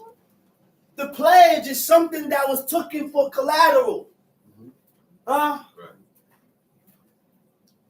But you restored the pledge back. Mhm. And this is why we have to be versed in the laws of God first, the first 5. When it says to restore the pledge, that only tells me and show me that it's the garment that he had to restore. Right. Because God said, if you take the garment for a pledge, and at night before sunset, I got to restore him back the garment so that he can sleep in this garment. He said, where you going to sleep in? He said, where shall you sleep? He said, and God said he's going to bless you. He said, for I am gracious. I am gracious. That's a gracious act. He said, for I am gracious, which means the action and the things that we do are gracious acts. Right, not grimy. Not grimy acts. Gracious acts. By giving back your neighbor the pledge. He's still in debt. You still in debt. You still in need. Get that at night. I'm gonna come back. You'll get it back. You come back there. Which means you can't, you can't put yourself above the laws of God. Sometimes I gotta forget it. That's right. How I feel, Emotion. That's right. emotions, pride, forget about the owing. And what counts is the laws of God. Okay? I said the laws of God counts. Hey, bro. Let's read. Has spoiled none by violence. Spoiled none by violence. Oh my goodness. So the word for violence, right? The word for violence, gezela, gimel, zayin, lamed, hey, right? It means robbery or spoil, right? Spoil are goods taken forcibly from a person, right? Mm-hmm. Okay, go ahead. Has Goods taken forcibly from a person. Go ahead, read. has given his bread to the hungry. Has given his bread to the hungry. You can feed anybody. That's right. You can feed anybody. He I can even feed the wicked. That's right. Because God said when you feed the wicked, he heap hot coals upon his head. But I'm not going to straighten the hands of the wicked by giving them money. I'm not going to straighten the hands of the wicked by giving them money. I'm not doing that. That's right. But I will feed you. That's right. And I will heap hot coals upon your head. That's right. Because God said one of the things that will get you first place in God's resurrection is what? Eat. That's right. Wait a minute. One of the things that will give you first place in God's resurrection. Huh? Okay. Do right by the widow. Mm. Judge for the fatherless. Mm-hmm. Give to the poor. Mm-hmm. Defend the orphan. Mm. Clothe the naked. Mm. Heal the broken and the weak. You know what heal the broken and the weak is? You're troubled, brother. I say you're troubled. And the brother is coming to you, or the sister is coming to you for advice. Just like I told this person, right? I said, listen, man. I said, whatever you confide in me and tell me, you ain't got to worry about me spreading it. I just want to be the person to give you righteous advice, to soothe you and comfort you in your time of distress. That's a harbor. That's God. That's godly ways. Huh? That's godly ways. And then when you get angry, guess what? You ain't gotta, hey, when you get angry, or if I get angry with you, one thing you can remember and understand that I'm never gonna repeat what you told me. That's right. Never gonna repeat what you told me. That's right. Because I would never allow my emotions to get the best of me, and then I end up telling Tom, Dick, Harry, Henry, to everybody in the world to belittle you and make you know. That's right. And that's what niggas do. That's right. Israelite niggas, Right. American niggas, Panamanian niggas, all these type of, come on, man. Niggas describe, a nigga don't describe your color. Right. Nigga describes your actions. Right. Niggly ways. You got white niggas, my father used to say. You got Chinese niggas. You got Japanese niggas. You got all types of Everybody niggas. got niggas. Every color and every nation got a nigga in there. You go on in China and think you ain't got no niggas in there. Drill rapping? Okay, heal the broken and weak. Laugh not a lame man to scorn. Defend the maimed and let the blind man come into the sight of his clearness, of my clearness. Keep the old and young within thy walls. Wheresoever thou findest the dead, take them and bury them, and I will give thee first place in my resurrection. That's not no Toby read that. that's not no dreams. You know what resurrection is? Resurrection, anything that's resurrect, Go back. that's the get back. The go back. That's the go back. Huh? That's the get back. That's the go back for the ones that live righteously before God. Listen, man, and you got Israelites that don't believe that. So what is the use of us living righteously now to die just like the wicked that don't live righteously? What's the proof? What's the use? It's a reward for those ones that live according to what God said. King David said that. Fact, it's great reward. Let's read it. Abraham. And have covered the naked with a garment. Covered the naked with a garment. Read. He that had not given forth upon usury. He that had not given forth upon usury. Okay, go ahead. Neither had taken any increase. What verse you at? Verse 8. Okay, go ahead. That hath withdrawn his hand from iniquity. That had withdrawn his hand from iniquity. Which means you pulled back from violating the commandments of God. Yeah. Go ahead.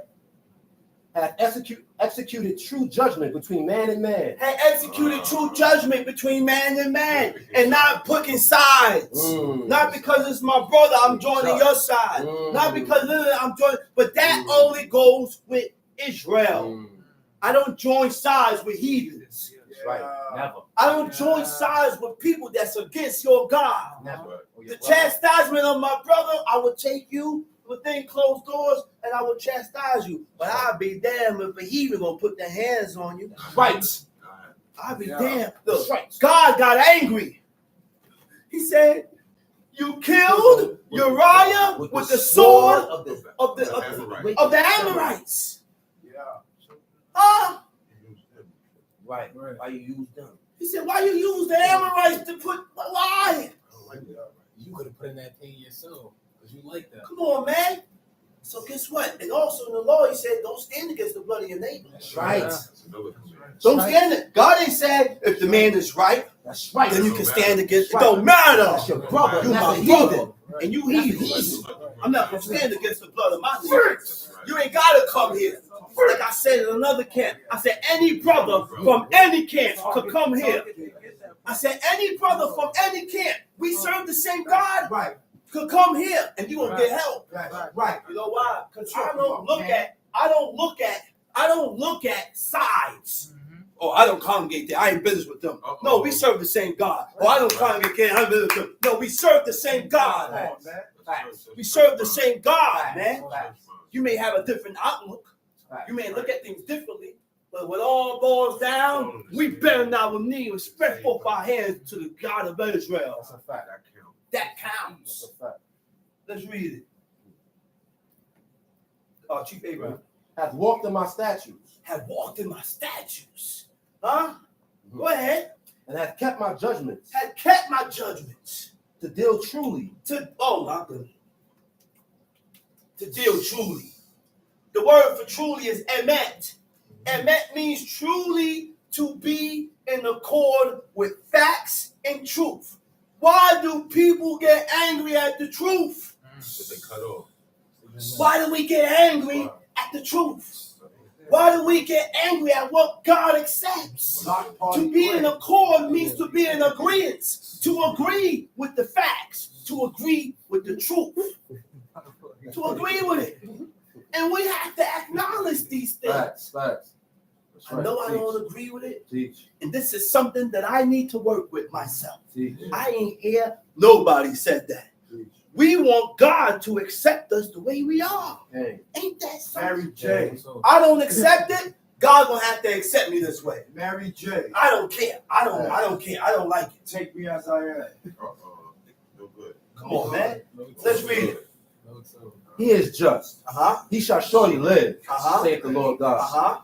If he beget a son, if he beget a son, if he beget a son, that is a robber. hold up. Wait a minute. There we go. Wait a minute. We get to it. Robber. Did we look up that word robber in the Hebrew? The word robber in the Hebrew is petitz. It don't mean robber. He said if you beget a son, that is a robber. That is a petitz. Petitz means if you beget a son that is violent.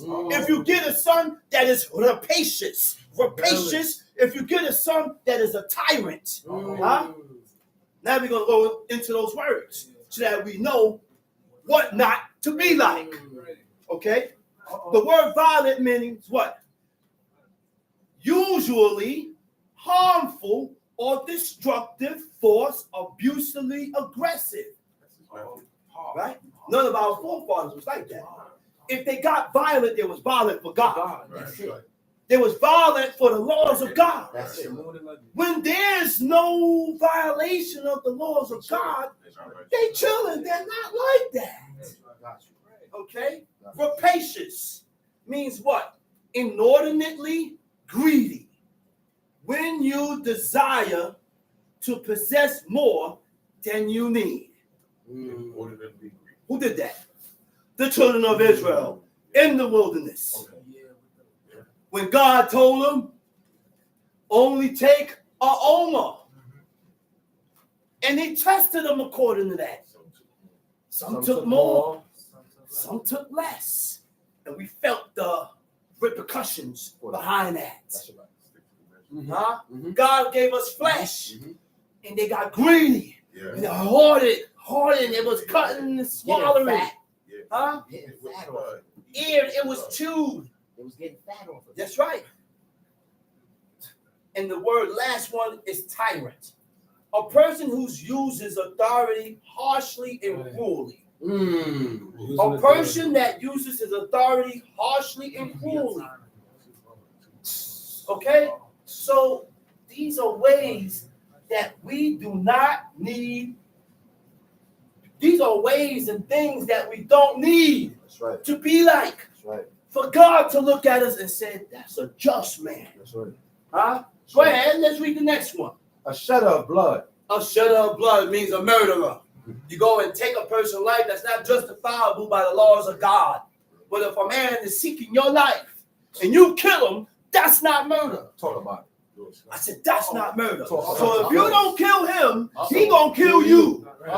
You gonna get got. Or get gotten.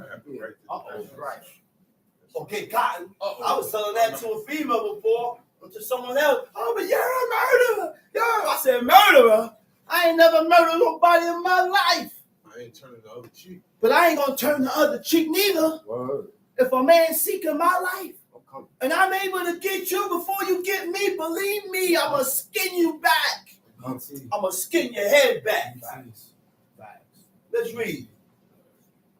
And that doeth the like to any one of these things. And that doeth not any of those duties. And that doeth any of those duties. But even that hath eaten upon the mountain. That hath eaten upon the mountain. And defiled his neighbor's wife. Defiled his neighbor's wife. Have oppressed the poor. Impressed the and poor. needy. Has spoiled by violence. Spoiled by violence. And have not restored the pledge. Have not restored the pledge. And hath lifted up his eyes to the idols. Lifted up his eyes to idols. Has committed abomination. Has committed abomination. Has given forth upon usury. Has given forth upon usury. And have taken increase. Shall he then live? No, he can't. Oh my goodness. Wait a minute. Hey, Prince Zachariah, type in the comment what it means by what's in the Hebrew word when he says, shall he then live?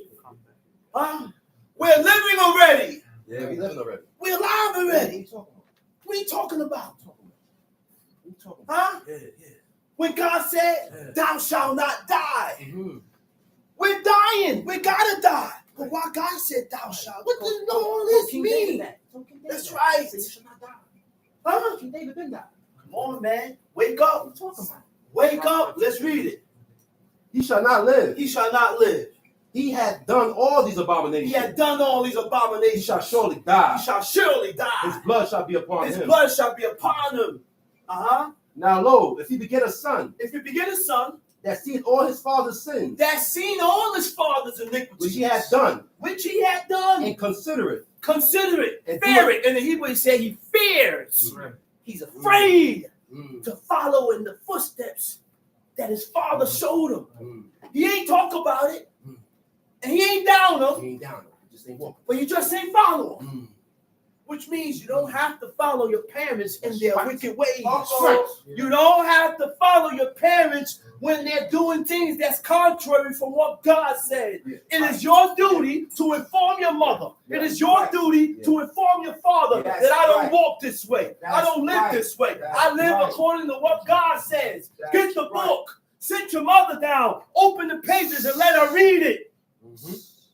I said, sit your mother down, sit your father down, open the book and let her read it. Look, mommy.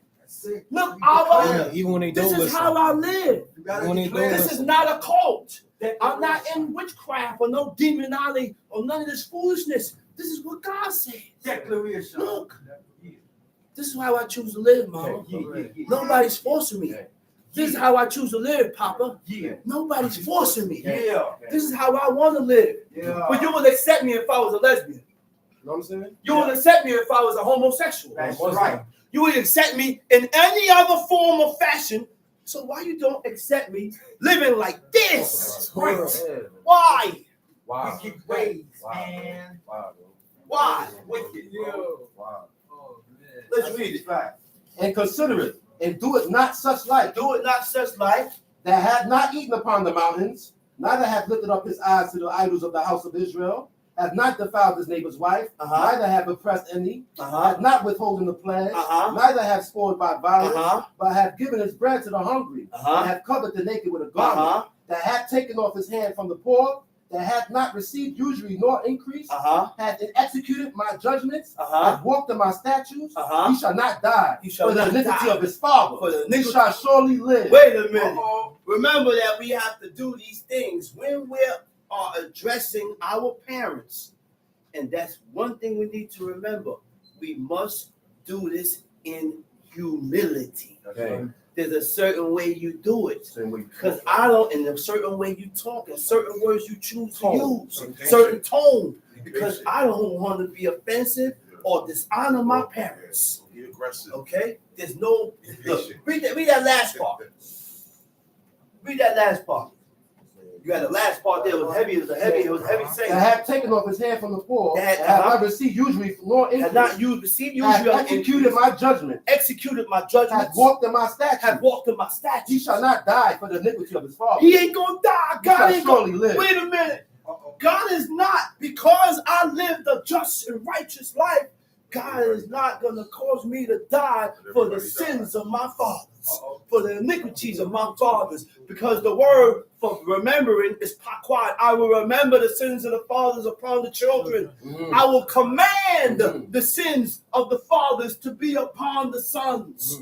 I will remember the sins to be upon the sons. We have to live just and righteously before God, so He don't visit my father's sins upon me. We got to break that cycle. Let's read it.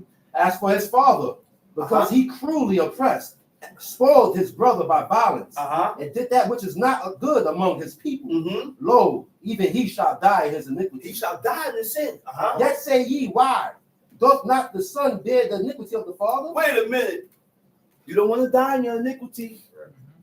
I said, you don't want to die sinful. Read that over, man. Go ahead. As for his father, because he cruelly oppressed, spoiled his brother by violence, and did that which is not good among his people. That was not good before God. Among his people. Lo, even he shall die in his iniquity. He shall die in his iniquities. Yet say ye, why? Why? Doth not the son bear the iniquity of the father? Don't the son bear the iniquity of the father? That's what God said. God said He will visit the sins of the fathers upon the sons. Right? Go ahead. When the son hath done that which is lawful and right, and hath kept all my statutes, and hath done them, he shall surely live. If the son did that which was lawful and right, God is not going to visit the sins of the fathers upon the son, because He's repairing the breach. It's called the repairer of the breach. Okay? Iniquity brings iniquity. Evil follows after evil. Okay? But when he cut that and drew that line, now it can't continue to transfer. It can't keep going for hundreds and hundreds of generations because this guy here walked upright before God. Go ahead. The soul that sinneth, it shall die. The son shall not bear the iniquity of the father, neither shall the father bear the iniquity of the son. The righteousness of the righteous shall be upon him, and the wickedness of the wicked shall be upon him. But if the wicked will turn from all his sins that he hath committed, and keep all my statutes, and do that which is lawful and right, he shall surely live. He shall not die. All his transgressions that he hath committed, that they shall not be mentioned unto him. In his righteousness that he hath done, he shall live.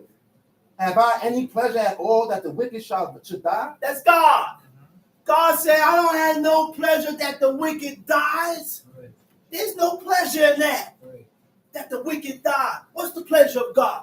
Saith the Lord. Saith God, the Lord. and not that he should return from his but ways. His pleasure is that the wicked turn from his wicked ways. And what? Return from his ways and live. And live. But when the righteous turneth away from his righteousness, but when the righteous turn away from doing things that is righteous by God, and committed iniquity, and doeth according to all the abominations, according to all the abominations that the wicked man doeth, shall he live? Shall he then live? All his righteousness that he has all done his righteousness shall not be mentioned. Shall not be mentioned. So there's a difference. You can close the book. Go back to Psalm 17. Verse 30? Okay. There's a difference between evil and righteousness, wickedness and righteousness. If you live your life righteously, right? Okay. Yeah, we all gotta die. Okay. But what does the book mean by thou shalt not die? You don't want to die in your iniquity, in your sin. You want to die righteously, doing the things that is lawful and right by God. Okay, go ahead, Tom sheet. Verse 30. Verse 30. Therefore I will judge you, O house of Israel, everyone according to his ways, saith the Lord God. You hear what God said? And turn yourselves from all your transgressions. Turn yourselves from all your transgressions. Shall not be your ruin. Wait, read that again. I said, read it again. Therefore I will judge you. Therefore I will judge you, O house of Israel. O house of Israel. Everyone according to his ways. Everyone according to his ways. Wait a minute. You see how God judges us? God judges us according to our ways. This is why in the book we read where God said, amend your ways, O house of Israel. Change the way you are. We cannot continue to remain the same way. Life calls about changes. Go ahead. I will judge you according to your ways, O house of Israel. Repent. And turn yourselves from all your transgressions. So iniquity shall not be so that ruined. We don't get ruined by iniquity. Committing iniquity, I said committing iniquity causes the righteous to feel guilt before God. Only the righteous will be guilty and feel that guilt before God. Only the righteous. Not everybody feel guilty when they violate the commandment of God.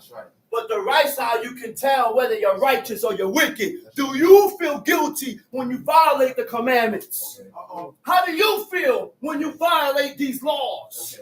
Now you can tell you on that righteous path. Now you can tell when you're on that righteous path. King David felt guilt. He was guilty when he violated the commandment of God, when he did what he did. That's why you can tell, I'm righteous. That man is righteous. When you begin to feel guilt at the violation of the covenant of God, you are on that path of righteousness. You're on the track. Okay? That's why they wore sackcloth. and fasted and humbled themselves like Ahab. Ahab put on sackcloth, fasted, and he humbled themselves. And the only one that recognized that was God. That's why God recognized that. One of the spirits said, I'm still going. God stopped him. He said, well, you don't see and realize how Ahab humbled himself? Those spirits, the angels of God, they don't pack mercy. They don't pack compassion and pity. All they know is that they see a sinner. They see a violator. And when you become a violator before God, then they coming for you. Don't sin. God got to stop them. They don't care about you fasting and praying and humbling yourself. You violated. Don't sin. My name is Israel. That's why the Most High said, hey, listen, man. I'm angry with you, Israel. My angel is going to go before you in the wilderness. He said, don't anger him. Beware. Beware that you taunt and tempt this guy, the angel here. He said, because my name is in him. He ain't going to give you no chance. He ain't going to give you no chance. He don't have mercy. Don't come prostrate and none of that. They're under orders. Guilt is a feeling of culpability for offense. I said guilt is a feeling of culpability for offense when you take responsibility for a fault or something you did wrong. So when you take responsibility for a fault or something you did wrong, I should gather my strength. I should be able to gather my strength, humble myself, and go to the person that I violated and apologize. Man, I did this, I said this, I shouldn't have did this, and I was wrong. I'm sorry. But you got to have a humble spirit to do these things. Let's go back to Psalm 17. You can come with a gift. That's right. You can come with a gift. Psalms chapter 17. Psalms chapter 17. Hear the right, O Lord. Hear the right, Attend unto my cry. Attend unto my cry. Give ear unto my prayer. Give ear unto my prayer. That goeth not out of faint lips. That goeth not out of faint lips. So in order for God to hear you, you have to be accepted of God. Okay? We must be accepted of God. All right? Mm-hmm. Abel was accepted of God. Abel was accepted of God. That's right. That's right. Cain was not accepted of God. Mm-hmm.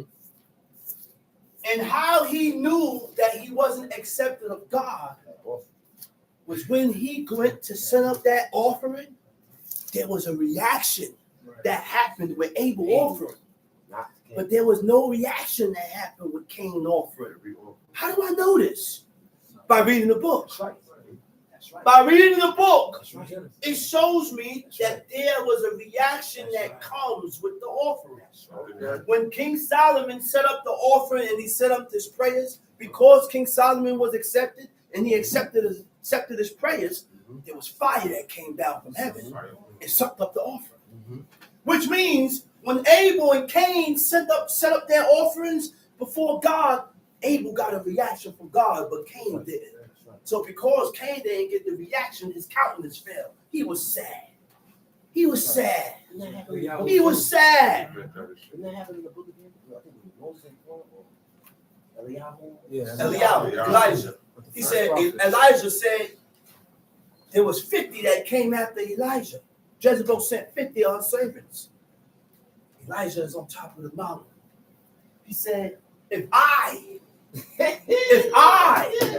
be a man of God, may fire come down from heaven and consume thee and your 50. Fire came down from heaven and consumed them. She sent out another 50. If I be a man of God, let fire come down and consume thee and your 50. A second time. The third one has some sense. Nice. The third one has some type of sense. Nice. He didn't say get down. Nice. Speak to me nice. Speak to me nice. Speak to me nice. Then after he was addressed in a certain manner, according to who he is. he came down. Came down. Talk to me Son. nice. You know what I mean?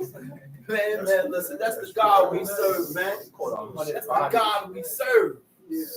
Come on, man. Let's read. Where we at? Verse 2. Let my sentence come forth from thy presence. Verse 2. Let my sentence come forth from thy presence. Let thine eyes behold the things that are equal. Wait a minute. He said, God, let what? My sentence come forth from thy presence. Let thine eyes behold or perceive. Behold or perceive the things that are equal. What do you mean by equal? Huh? Mem yod shin resh yod mem sofi. Me sharim. It means equal. It means also evenness, equity, uprightness, right? Equity means being fair and impartial, free from self-interest. You cannot serve God with self-interest. Self-interest means it's all about you. Right. If I have self-interest, I'm not going to consider you. I'm not going to consider you. I'm not going to consider nobody. So now, if I have self-interest, God ain't going to hear me. He ain't going to hear my prayer. Because I'm selfish. And I only think about myself. Tom Sheep. Let thine eyes behold the things that are equal. Thou hast proved mine heart. Thou hast proved mine heart. The word for prove is bakad. Bekhet bakad. Right? It means to prove, to try, to test. Okay? Listen to this. When God tries your heart, when God tries the heart and mind of a person, I said God tries the heart and mind of a person by demonstrating the truth or existence of something by evidence. By evidence. Whether by evidence. So by what you just saw, are you going to begin to fear God? Are you going to begin to trust God? Are you going to begin to believe God after the things God done showed you? Mount Sinai,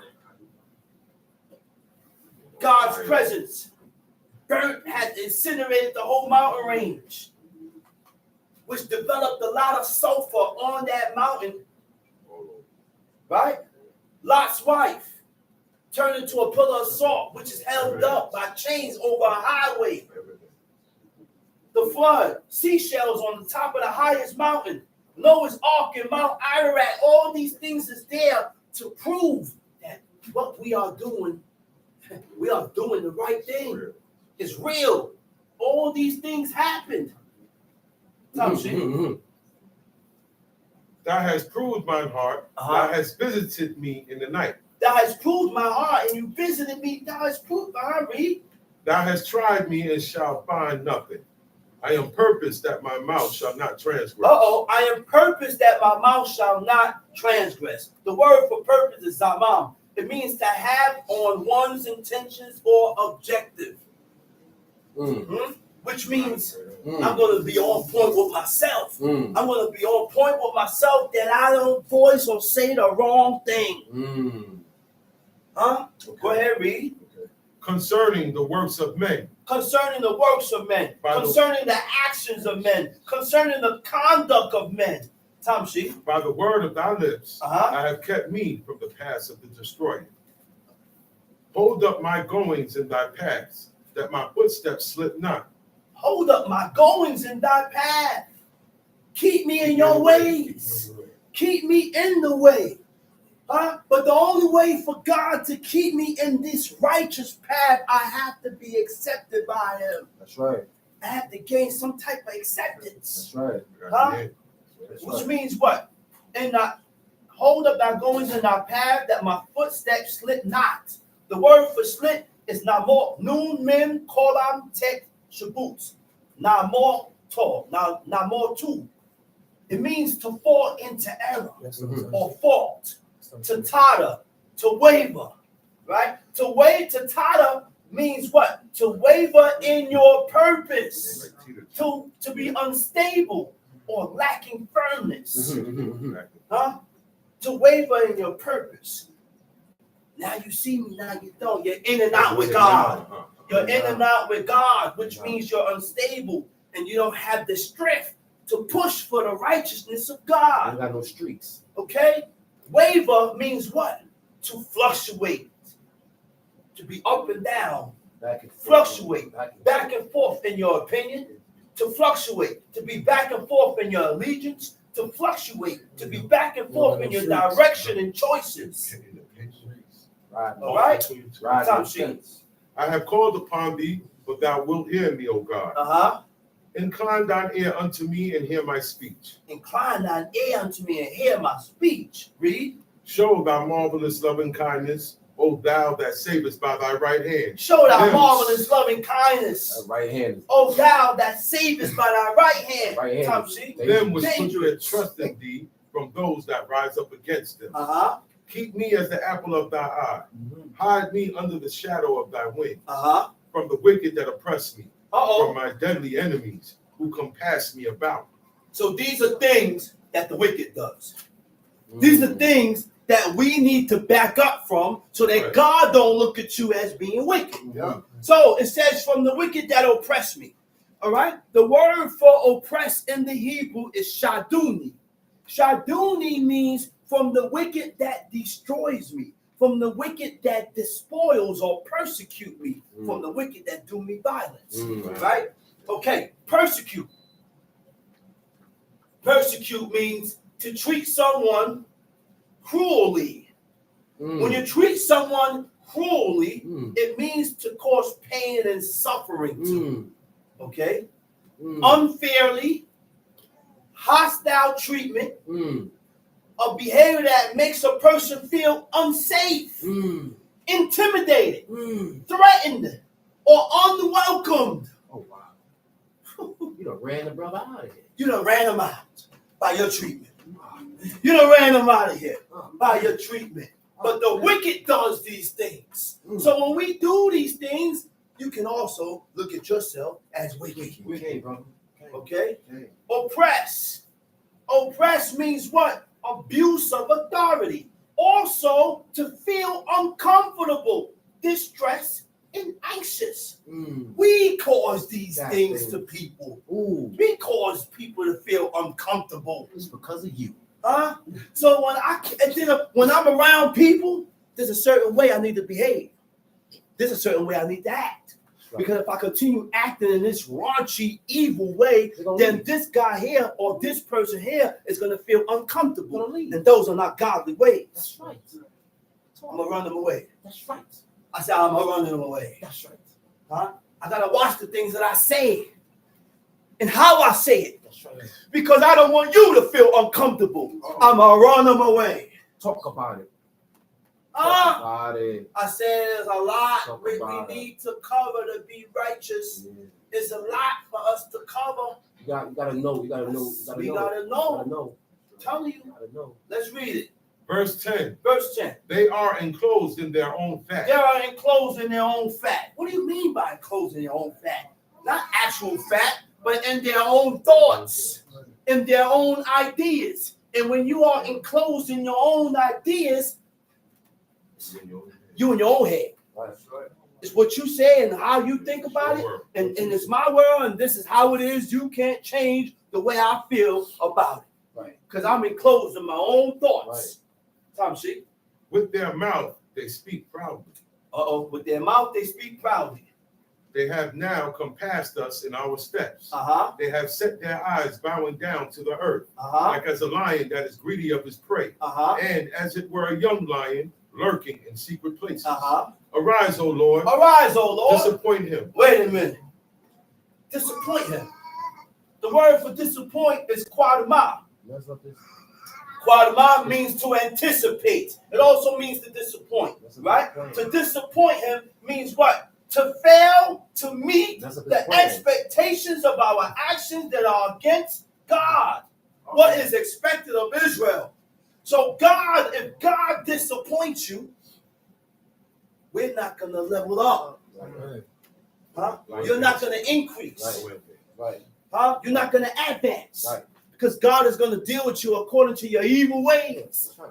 So he ain't going to open your eyes That's to right. the things other to save things. yourself. Right. Yeah.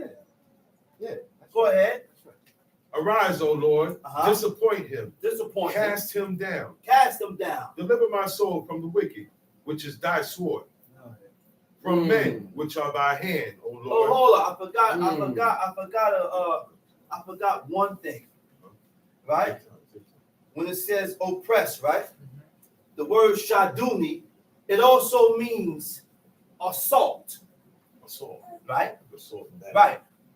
When I read about assault, it says a violent, physical, or it don't have to be a violent physical. It could be a verbal attack. Okay? I ain't got to touch you to assault you. All I got to do is verbally say things, verbally attack you. Right. But with Right. words. Slander. Huh? Those are also called Slander. assaults. All that. Yeah. All right? You slander. That's why in the book, when King David said, yo, man, I sent you to go get bread, and Nabal railed on us. He railed on us. Go ahead. From men which are thy hand, O Lord. Which men, from men, which what? Which are thy hand, O Lord. From men of the world. From men of the world. Which have their portion in this life. Wait a minute. Who is men of the world? Men of the world are men that don't live according to the laws of God. Those are the men of the world. Huh? Those are the men of the world that have their portion in this life. That's right. That's not no metaphor. Right. What is King David talking about? Men of the world that had their portion in this life. I don't want to be put in that category as men of the world that have my portion. My portion is only here. Huh? Go ahead, read. In this life, they are full, and whose belly thou fillest with thy hid treasure. Uh-huh. They are full of They children. are full of children. And leave the rest of their substance to their babes. Uh-huh. As for me, I will behold thy face in righteousness. I shall be satisfied when I awake with thy likeness. Go to Job chapter 1.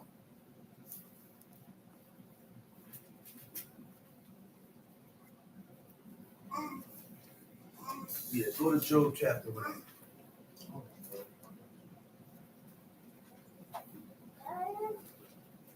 Got it? Time sheet. Job chapter 1. Job chapter 1. There was a man in the land of Uz, whose name was Job. And There was a man in the land of Uz, whose name was Job. The Hebrew word is Eob. That's his Hebrew name, Job. Right? But the land of Uz was where? In Babylon. Uz is in Babylon. Go ahead, read. And that man was perfect and upright. Wait a minute. It said Job was perfect before God. He wasn't an Israelite? Nope. Huh? He wasn't an Israelite? No, he wasn't an Israelite. Oh, wow. He was a Babylonian Oh, from wow. the land of Uz. Oh, wow. Okay? Oh, wow. But he was perfect with God. Oh, wow. Huh? Oh, wow. He said he was perfect with God. The word perfect, the Hebrew word is tam or tamim. Okay? It means whole. It means perfect. It means complete. So what does whole mean? Everything. 100%. What does whole mean? And what do I need to accomplish to be whole with God? When you're whole with God, it includes ways of thinking, ways of feelings, and your actions. 360. You see the three things you got to cover to be whole with God? 360. My thoughts, the way I think, huh? The feelings that stirs up within you that's not right. Because I ain't got no proof about these feelings that's stirring up. Huh? And I start to chastise you and accuse people according and act upon the feelings that stirred up within me. Talk about And now my deeds, which is my actions. it. Talk about it. These are the three things we got to correct. Okay. to be whole with God. All right. Feelings. All right. All right. Feelings. All right. Thinking and your actions. All right. What does complete mean? Huh? Complete means all barriers are covered with no opening for anything against God to enter. Huh? Right. All barriers are covered. And if all barriers are covered, there's no breach. You know what the breach is? The breach is an opening. What is the breach? The breach in the spirit is when we allow sin to control us. That's when you know you got a breach. That's when you know you got an opening and opening going on somewhere in your spirit because you're being controlled by iniquity. He said that is an indication that our spirit has been breached. Huh? Huh? He that has no rule over your own spirit is like a city that is broken down. The Creator warned man from the beginning of sin, from the beginning of sin's desire. The beginning of sin's desire to enter and rule man, and rule man's life. It's our job to grab on to the strength of God and rule our spirit by not giving in. By not giving in. Okay, let's read it. God has proved Free from fault or defect, satisfying all requirements. Okay, so the human race, right? The human race is flawed in some way, in some way. In other words, blemished. When we commit iniquity, it weakens your spirit, which blocks you from God. I said, when we commit iniquity, it weakens your spirit, which blocks you from God. And because we are flawed, it brings about a weak character. Because we are flawed and blemished, it brings about a weak personality. And it depletes it depletes your courage.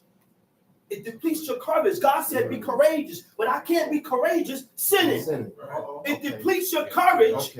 I said it depletes your courage and willpower to serve God. You need courage. And you need willpower to push for the righteousness of God. Because if you don't got that, you're going to back up. Huh? You're going to sway. Okay? That's when people have difficulties understanding their values. I said that's when people have difficulty understanding their values, understanding their beliefs and desires. Their values, beliefs, and desires, which leads to confusion about their purpose in life. You get your purpose in life all misconstrued. What's your purpose in life? Serve God. Wait, the guy said, wait, what's your purpose? He said, I'm a sculptor. What's your purpose in life? I'm a carpenter. I said, what's your? I'm a potter. He said, what you call him? He said, what's his name? I forgot what he called him. We got Spartans. What is your occupation? Israel. What is our occupation? Serve God. To serve God and keep His commandments. That's our occupation. That's our duty. I said that's when people have difficulty understanding their values, beliefs, and desires, which leads to confusion about their purpose in life. Right? So, what is upright? Upright, yashar, means just. And when you're just, you adapt oneself to that which is lawful. To adapt means to adjust. You know what adjust means? Cause yourself to get accustomed to these laws. Make yourself get accustomed to these laws. Break your spirit. Break that spirit. That evil spirit that you have in you. Adjust and conform to change.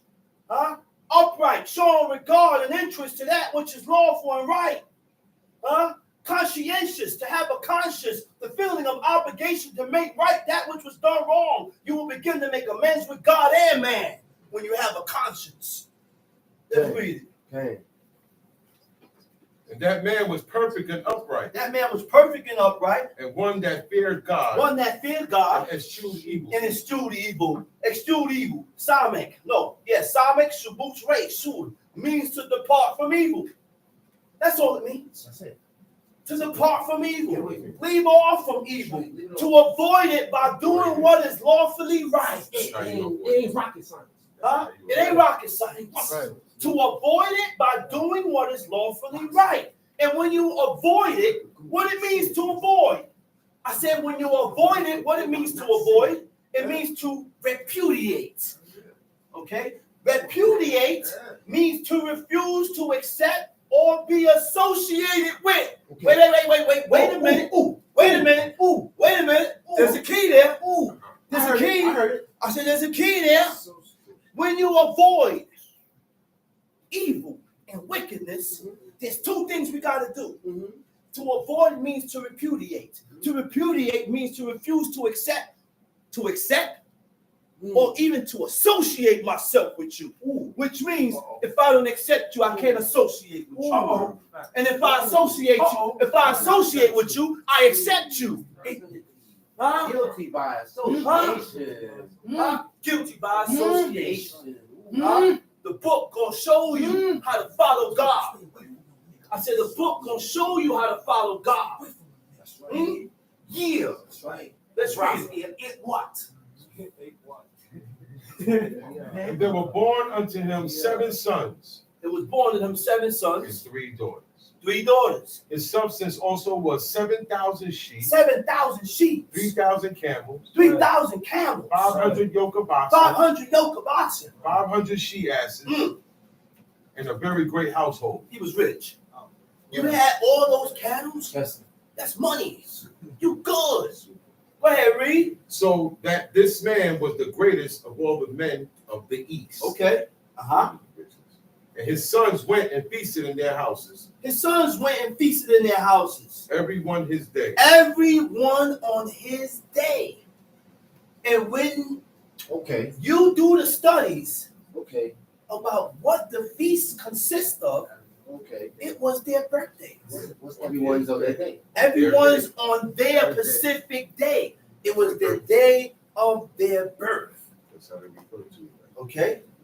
Go ahead. And sent Now, the only ones that celebrated and acknowledged their birthdays, Pharaoh was one of them. Talk about it. And Pharaoh was full of pride. That's right. Okay? He was a god. I said Pharaoh was full of pride. Oh, he was a god. But the highest form of demonology or wickedness or demonology of worship in witchcraft Yeah, talk about was the day of one's own birth. it. Talk about it. Look up Anton LaVey. Talk about it. Yeah. Do your Okay. research. Do some research. I said do some research on the man of Anton LaVey. Yeah, I got you. Okay? This was a man that dealt with One of his proteges. He was a warlock. One of his proteges is Aleister Crowley. one of his teachers. Teachers. His Oh, teachers. oh, He's the stupid Alice Crawley. What? Who? Aleister Alistair Crawley was the teacher. That's his I thought he was. Was his teacher? No. He got He everything. taught him. This man delved into. He was like the Balaam. This man dealt with warlockry so much that he didn't have no white. You see the white that we have here? Black Iris. His whole eyes was black. Yes. You barely see the white. Pick him up. No, Google him And you'll and see, read about him. you'll And see you'll what he see. named his children. And you'll see. Okay? I'm going to find that paper. Let me find that paper. Go ahead, Tom. You know you could Google his last words? He said, I've made a grave mistake. 4. Verse 4. And his sons went and feasted in their houses. His every one sons his went day, and feasted on their houses, everyone on his day. and sent 2 people I read about celebrating their birthdays. Pharaoh and Herod two heathen. and Herod and John the Baptist. On that day. John the Baptist got killed on that day on someone's birth. Herod. Somebody got And Herod, okay? Somebody got They get killed sacrificed. Somebody get sacrificed. Okay? Go ahead. Sacrifice. and sent and called for their 3 sisters to eat and to drink with them. And it was so, when the days of their feasting were gone about, that Job sent and sanctified them, and rose up early in the morning, and offered burnt offerings according to the number of them all. Okay. Wait a minute. The only reason why these offerings was accepted was because it was coming from a man that was accepted of God. Mm-hmm. And these are my children. So because the offering is being set up from a man that eschewed evil, I will accept it only because of you, Job. He said, justification, what? But Job said, it may be that my sons have sinned and cursed God in their hearts. Wait a minute. Let's learn what curse God in your heart means. Okay, yeah, please. All right? Okay. When I did the studies about curse God in your heart, to curse mean to utter impious words against God. Whoa. Oh, Watch your mouth. So I said to utter impious words against God. okay. My father said when you read at dictionaries, what does impious means? Lacking in reverence or respect or proper respect for God or your parents. Ooh. I said lacking in reverence or proper respect for God or one's parents. Ooh. It's deep, man. Ooh. I said it's deep. Ooh. I said it's deep. Ooh. So keep playing. Go ahead. Let's read. Thus did Job continually. Thus did Job continually. Now there was a day when the sons of God came to present themselves before the Lord. There was a day when the sons of God came to do what? Came to present themselves before the Lord. Okay, wait a minute. He said sons of God. There was Yeah, a make day it clear, when the make it sons clear. of God came to do what? Came to Present themselves before the God. Right?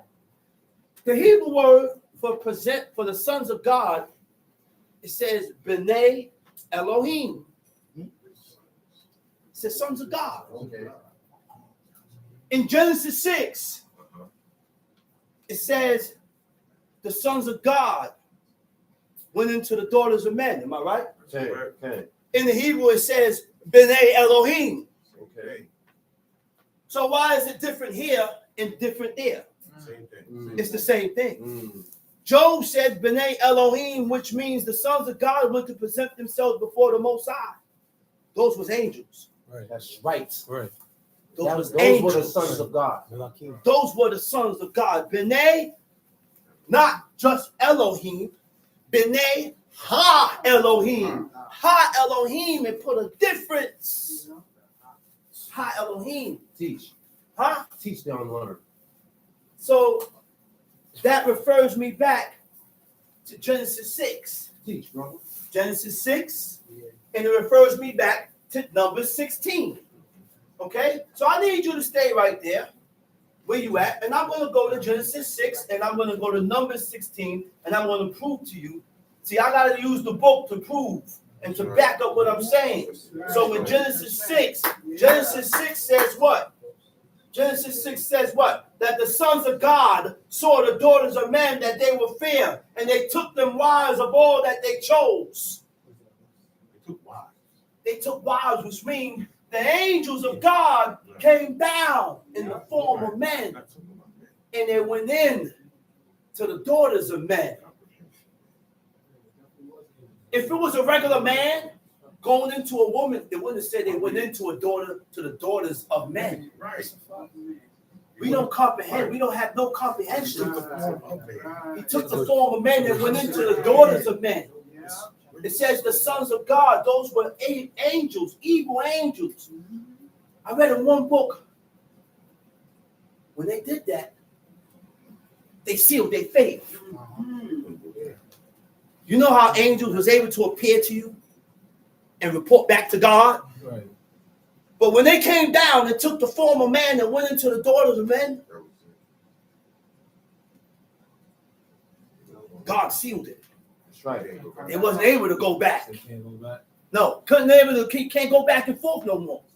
So they continued to have giants Nephilim, Naphal means the fallen ones. That's right.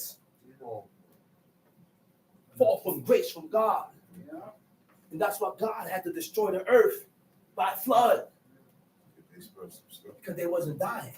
You're talking about half human and half angel. Right. They killing man. And then, yeah. So God had to flood the earth and destroy mankind. Okay? Mm-hmm. Let's read. Let's go back to where we was at. Chief Recon, go ahead. Read. Job chapter 1, verse 7. Uh-huh. And the Lord said unto Satan, whence comest thou? Uh-oh. Satan. Oh, Satan. Satan. And God said to Satan, Popped out. huh? He popped out.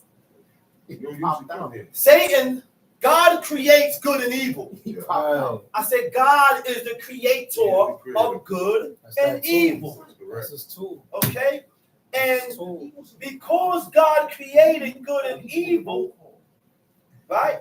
He will only put evil upon ones that is deserving of what's supposed to happen to that person. Test for the blood. Okay? So Test for the blood. the word Satan. Satan means the adversary. The adversary means to be opposite. Against. Satan also means the accuser. Mm. Satan also means the accuser. He accused you before you even violate. He accused you before you even do it. The accuser. To adversary means to oppose or resist. Right? To oppose or resist. Who is the adversary resisting or opposing? He's resisting and opposing God. He's resisting and opposing God. Probably accused God of something too. Who you accused? Go ahead, Tom Sheet. Probably accused him of something. Then Satan answered the Lord and said, from going to and fro in the earth, and from walking up and down in it. And the Lord said unto Satan, hast thou considered my servant Job?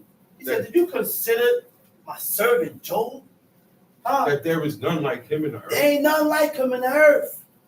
The word for consider is samta.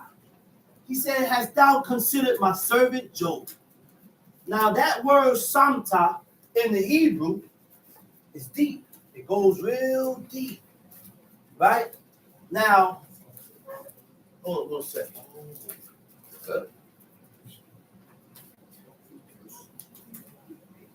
Okay. Samta in the Hebrew, it means to consider, and it also means to appraise, worthy of, eminent, or value. Hast thou considered my servant Job? To appraise, hast thou evaluated the worth? To evaluate the worth.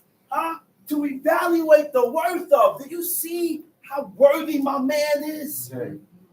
And when you are evaluated, God put you through certain tests. He got to test you and prove you to see if you're worthy. To see if you're worthy of. To emanate. Eminent means to stand out. The value means a degree or stages of excellence. Degree or stages of excellence. Okay? Where we at? 8 verse 8. Go ahead, Tom Street. Hast thou considered my servant Job, that there is none like him in the earth? He said, you consider my man here? He said, ain't nobody like him. Ain't nobody like him in the earth. At that point in time, it was only Job rocking. It was only Job rocking. Not even the Israelites. Not even the Israelites is rocking. Job was the only one rocking according to what God said. Go ahead. That there is none like him in the earth, that a perfect and an upright man. A perfect and upright man, read. One that feareth God. And one that fears God. And escheweth evil. And eschews evil. Then Satan answered the Lord and said, don't Job fear God for naught? He said, man, Job fears you for nothing. He ain't doing that for nothing. He ain't doing that for nothing. Okay? Go ahead. Have not thou made an edge about him And about his house. He said, man, the reason why Job is fearing you, and he's doing what he got to be doing, he said, because you done got an edge around him. There's a reason why he's fearing you and doing all these things. Huh? Go ahead. And about all that he hath on every side, thou hast blessed the work of his hands, and his substance is increased in the land. But put forth thine hand now, and touch all that he hath, and he will curse thee to thy face. And the Lord said unto Satan, behold, all that he hath is in thy power. Only upon himself. Okay, hold that right there. What's forward? Right?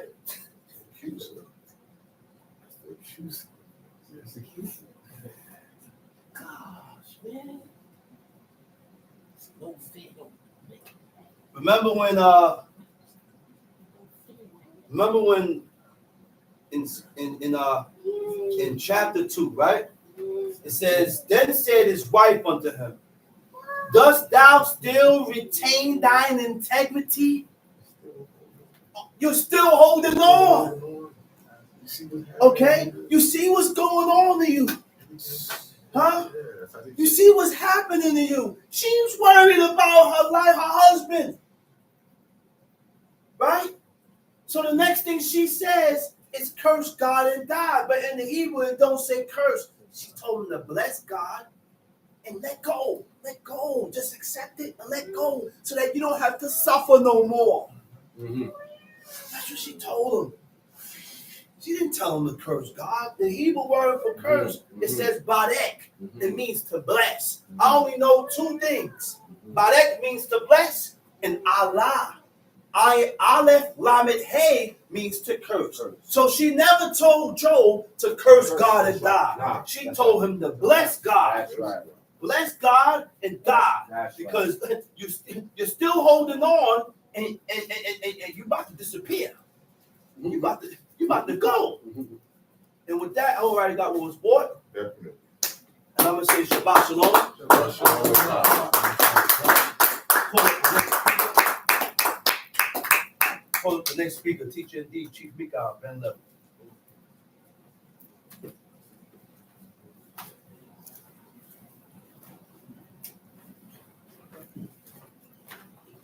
Oh.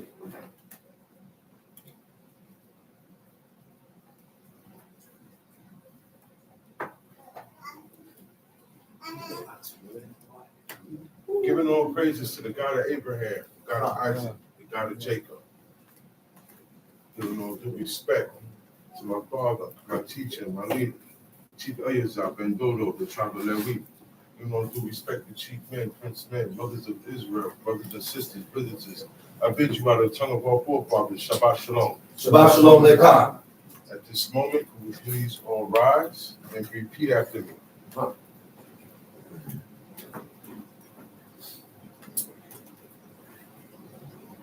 And God spake all these words, saying, And God spake all his words, saying, I am the Lord thy God, I am the Lord thy God, which have brought thee out of the land of Egypt, which hath brought thee out of the land of Egypt, out of the house of bondage. out of the house of bondage. Thou shalt have no other gods before me. Thou shalt have no other gods before me. Thou shalt not make unto thee any graven image, Thou shalt not make unto thee any graven image, or any likeness of anything or any likeness of anything that is in heaven above, that is in the heaven above, or that is in the earth beneath, or that is in the earth beneath, or that is in the water under the earth. or that is in the water under the earth. Thou shalt not bow down thyself to them, Thou shalt not bow down thyself to them, nor serve them. nor serve them. For I, the Lord thy God, am a jealous God, For I, the Lord thy God, am a jealous God, visiting the iniquity of the fathers visiting the iniquity of the fathers upon the children, upon the children, unto the third and fourth generation of them that hate me, unto the third and fourth generation of them that hate me, and showing mercy unto thousands of them that love me, and showing mercy unto thousands of them that love me, and keep my commandments. and keep my commandments. Thou shalt not take the name of the Lord thy God in vain. Thou shalt not take the name of the Lord thy God in vain. For the Lord will not hold him guiltless that taketh his name in vain. For the Lord will not hold him guiltless that taketh his name in vain. Remember the Sabbath day to keep it holy. Remember the Sabbath day to keep it holy. 6 days shalt thou labor and do all thy work. 6 days shalt thou labor and do all thy work. But the seventh day is the Sabbath of the Lord thy God. But the 7th day is the Sabbath of the Lord thy God. In it In it thou shalt not do any work. thou shalt not do any work. Thou thou, nor thy son, nor thy son, nor thy daughter, nor thy daughter, thy manservant, thy manservant, nor thy maidservant, nor thy maidservant, nor thy cattle, nor thy cattle, nor thy stranger that is within thy gates. nor thy stranger that is within thy gates. For in 6 days the Lord made heaven and earth, For in 6 days the Lord made heaven and earth, the sea and all that in the the midst, sea and all that in the midst, and rested the 7th day. and rested the 7th day. Wherefore the Lord blessed the Sabbath day, Wherefore the Lord blessed the Sabbath day, and hallowed it. and hallowed it. Honor thy father and thy mother, Honor thy father and thy mother, that thy days may be long upon the land which the Lord thy God giveth thee. that thy days may be long upon the land which the Lord thy God giveth thee. Thou shalt not murder. Thou shalt not murder. Thou shalt not commit adultery. Thou shalt not commit adultery. Thou shalt not steal. Thou shalt not steal. Thou shalt not bear false witness against thy neighbor. Thou shalt not bear false witness against thy neighbor. Thou shalt not covet thy neighbor's house. Thou shalt not covet thy neighbor's house. Thou shalt not covet thy neighbor's wife, Thou shalt not covet thy neighbor's wife, nor his manservant, nor his manservant, nor his maidservant, nor his maidservant, nor his ox, nor his ox, nor his ass, nor his ass, nor anything that is thy neighbor's. nor anything that is thy neighbor's. Nor Shabu. And all the people saw the thunderings and the lightnings and the noise of the trumpet and the mountain smoking. And when the people saw it, they removed and stood afar off. And they said unto Moses, Speak thou with us, and we will hear, but let not God speak with us, lest we die. Moses said unto the people, Fear not, for God has come to prove you, and that his fear may be before your faces, that ye sin not. And the people stood afar off, but Moses drew near to the thick darkness where God was. And the Lord said unto Moses, Thus thou shalt say unto the children of Israel, Ye have seen that I have talked with you from heaven. You shall not make with me gods of silver, neither shall you make unto you gods of gold. An altar of earth thou shalt make unto me, and shalt sacrifice thereon thy burnt offerings, thy peace offerings, thy sheep and thine oxen. In all places where I record my name, I will come unto thee, and I will bless thee. And if thou wilt make me an altar of stone, thou shalt not build it of hewn stone. For if thou lift up thy tool upon it, thou hast polluted it. Neither shalt thou go up by steps into mine altar, that thy nakedness be not discovered thereon. Deuteronomy chapter 4.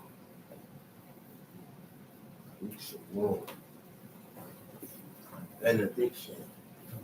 Deuteronomy is like a recap of Genesis, Exodus, Numbers.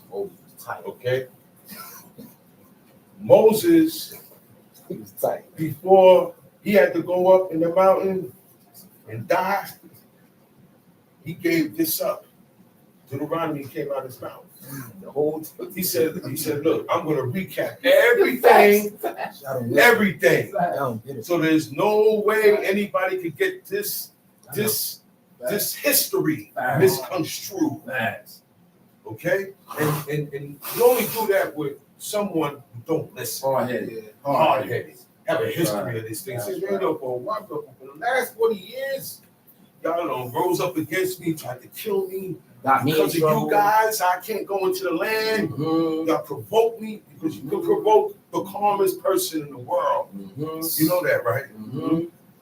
That's right. Keep pushing a guy who's not a fighter. One day he gonna punch you in the face. Right. Teach. It's a system of treatment that Moses said, I see you guys not gonna change. So Deuteronomy is representative of the books of the law. He recapped everything. That's why you see the law more than once. You see the same law more than once. A lot of it, you see it in the other books, and you'll see it again in Deuteronomy. Time sheet. Deuteronomy chapter 4.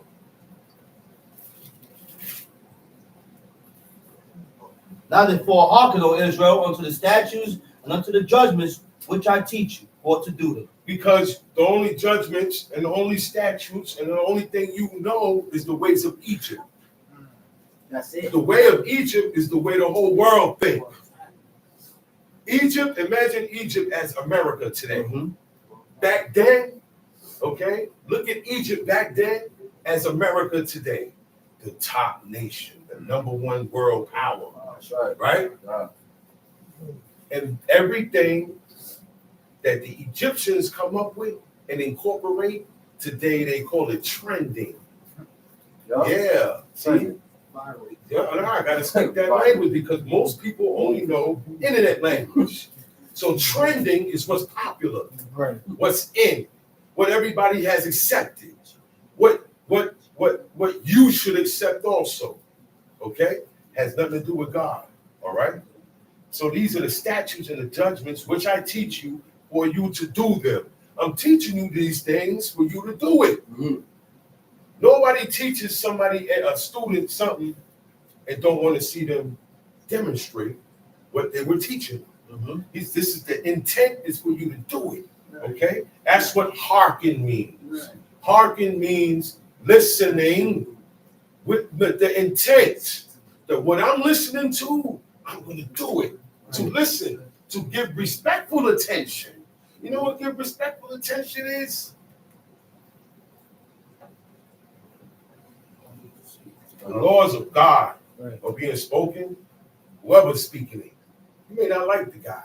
You may not like him. You can't go, oh man, you can't do that because the person is speaking God's laws and statutes. That's right. So my respect for God's words is higher than my hatred or dislike for you or this or that. That will make me stop, get on point and pay attention. See, no, what's right. Regardless of what, right. It's what God said. And that's another way that you show whose side you on. Show respectful attention. Give heed, all right? Tell the guy, yo, man, bust a rhyme, spit a rhyme. He's spitting a rhyme, but then everybody's having a group chat over here. That's disrespectful. Right. I say, yo, man, what's up, bro? I'm over here doing a show. I'm doing this. Right. You're interrupting. You're being distractful. That's why it's not good to be distractful when these laws are being put down, because it's real easy to miss it. And it could be just for you. That's right. Certain things is for me. I sit there and be like, you know what? That's for me. Okay? Certain things is just for you. Certain things is for everybody. That's right. So how would you know what's for you? You gotta take in everything. In order to do that, I gotta listen. Hearken. I gotta hearken. Hearken means listening with, I'm going to do action with what I was just listening. What I'm listening are commandments, orders, instructions. That's what God give us. Okay? There is no option. There is no day off. Okay? Like everybody else can do. Oh man, you know what? Man, I'm a Christian, but I ain't celebrating Christmas. You can't have that attitude here. Right. I'm an Israelite, but I don't go nowhere. I don't go to news. This is becoming very trendy. Where nobody, I stay home. Everybody stay home. Everybody stay home and become their own teacher. And then they surf. Surf the web. They surf the web and be in the chats more than they're listening. This is not good. Be at a convocation. You gotta present and be in attendance. The only time the kids went to school online is because they was home. Because of COVID, nobody could go out. As soon as that went away, everybody got back in school. Ain't no more staying home. No. You don't have that choice. You gotta go. This is something that you have to attend because everybody coming together on the same page, listening and talking about God and His laws, it has an effect on everybody. Right. Has an effect on the teacher, has an effect on the reader, has an effect on the babies. Somehow, for some reason, all my life I've been teaching. Whenever babies are in the audience, and we up here, I see it with Shishama too. They locked in. They locked in. They're like this. You would think there's a tablet in front of them. And that's what we do. We give them the tablets and TV. Look. Those words, trust me, it's something about them they don't understand, but they like, there's something in them that's drawn to them there. That's why it's important to have them in it from young. From young. Not saying now, somebody 70 years old could learn about God. He ain't know about God all his life. I've seen that. Yeah. And he died. He said, oh man, this is it. All my life I've been serving this. He was mad. Yeah. Came in late in the game. Late. Grandma. Coming in as a grandma, but for what? the truth. They say, oh, wow, you know what? This is God. One man said, now I know. Now I know. From the words you just told me, Moses, now I know for a fact that the Lord is Lord. God is God. Who said that? Jethro. Jethro said that. So that means he had it in the back of his mind. Like, man. But he ain't get the confirmation yet. What Moses said, he said, now I know. That what that mean? It crossed his mind a couple of times. He had doubt. People be having doubt. People be saying, look, Israelite born be having doubt. Right. Not everybody cut the same. Right. And I see it by their actions. All right? So I was born in the way. So what? That means you in the way. Get out the way. If you're not following these commandments, that's what my always told to say. Because people who are born in the way have an extra pat on their back. Get out the way. And they violating more laws than the ones that just coming in. Talk about they be more serious, the ones coming in. Because they don't remember, I've been doing this all my life, and I find out that this is unclean. Talk about it. Remind me when they came back from Babylon, and Nehemiah was reading the law, and the people started crying. Because I didn't know this in Babylon, because our fathers was being Babylonians in Babylon. So they didn't teach us this. They taught us the ways of Babylon. That's why most of them didn't come back from Babylon. All right? He said, I teach you what to do them, that ye may live and go in and possess the land which the Lord God of your fathers giveth you. Talshit. Verse 2. You shall not add unto the word which I command you, neither shall ye diminish aught from it. Now this is why I say people are cut off. It got to be a cut off.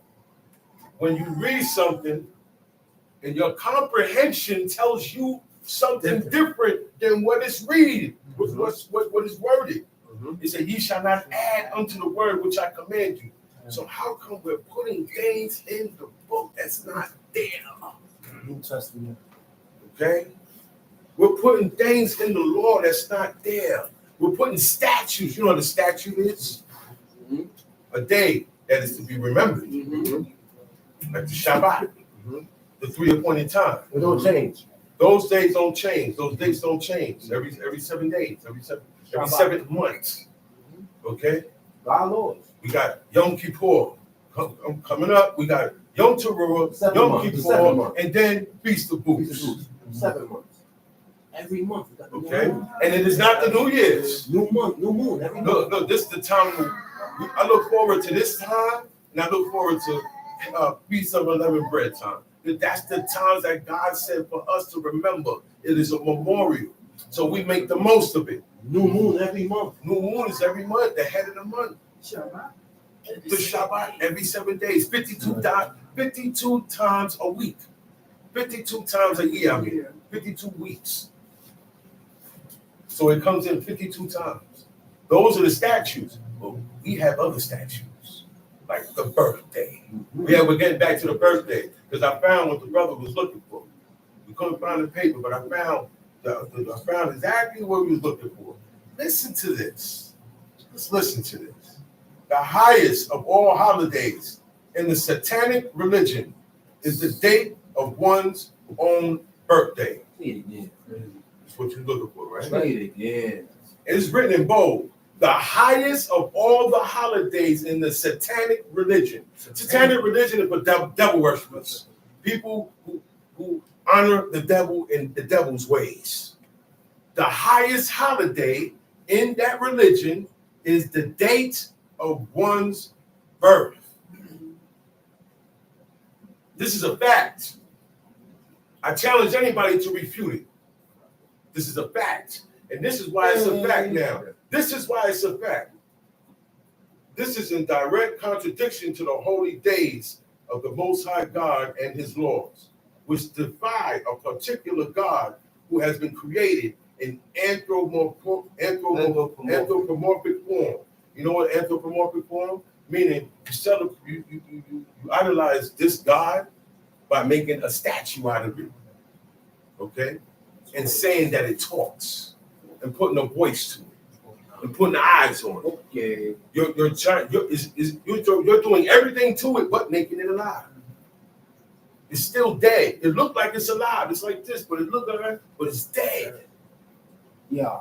Okay? Yeah. And it's man's own wickedness that came from in order to defy not serving God. In order for me not to serve God, I'm going to make this idol and say that this is my God. Idolatry is the first level of psychic deterioration. You know that, right? Yeah. You think it's just people in the crazy house. The first sign, the first craziness, the first level of craziness is when you go off from serving God. That's number one. That's the first. So that the whole world is crazy. That's why it's craziness. That's why it's wickedness in the world. Okay? So before you see a dude scratching it, he's scratching it. Look. Yeah, all right. God took his brain, put it somewhere. All he's going to do is sit here and scratch. Now you come mess with him, he get violent. You got to give him medicine to calm him down. But us that defy God and his commandments, we're crazy. You're crazy. I'm crazy. Right. You're out of your mind. Right. You're not in your right mind. Because a man or a woman or a human being in their right mind serves God. That's the standard. Everything outside of that is corruption. That's the plague of the heart. Okay? So that's where all these days that God did not command us, God never commanded us to celebrate the day of anyone's birth. Okay? It was never commanded. It is not in his laws. If it's not in there, you shouldn't be involved with it. We need to cut this celebration out. Okay? It really needs to get cut out. Facts. It says, it is interesting that birthdays are considered the most important holiday to these Satan worshipers. Of course, early Christians, the first Christians, did not celebrate birthdays. They didn't. You know why? He said, nor did the early Jews, the ancient Jews. Okay? Remember, they called the last ones that was there Judeans. So they called them Jews for short. Not the Jews you see today. All right? Yehudim. They did not celebrate their birthdays. Okay? Nor have real Christians ever celebrated Halloween. See, the first order of Christians, they didn't celebrate all the stuff that they celebrate today. Okay? He said the origin, what is the origin of birthday celebrations? Birthday celebrations are actually rooted in paganism. You know what paganism is? Idolatry. Against God. Anything that's against God's laws, outside of these commandments, is paganism. Talk about it. All right? The three, the Trinity, the 3 in 1, the cross, the fat guy, the Asians. The Asians, every nation got a god that they look like. Right. Even the Chinese. Yeah. So all the menus. Yeah. All right. He said the keeping of birthday records was important in ancient times. The keeping, now I hear a lot of Israelites say, but it's important to keep keep records. So today now, they said, what's your date of birth?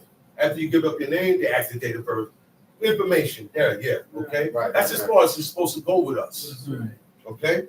Because the keeping of archiving people's birthdays is principally because a birthday was essential for the casting of a horoscope. It determines what sign you are in. Astrology.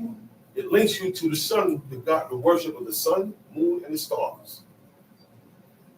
Not surprisingly, the ancient Jews did not celebrate birthdays. The ancient Jews, that's Moses in them, that's Jeremiah in them, ancient Jews. Okay?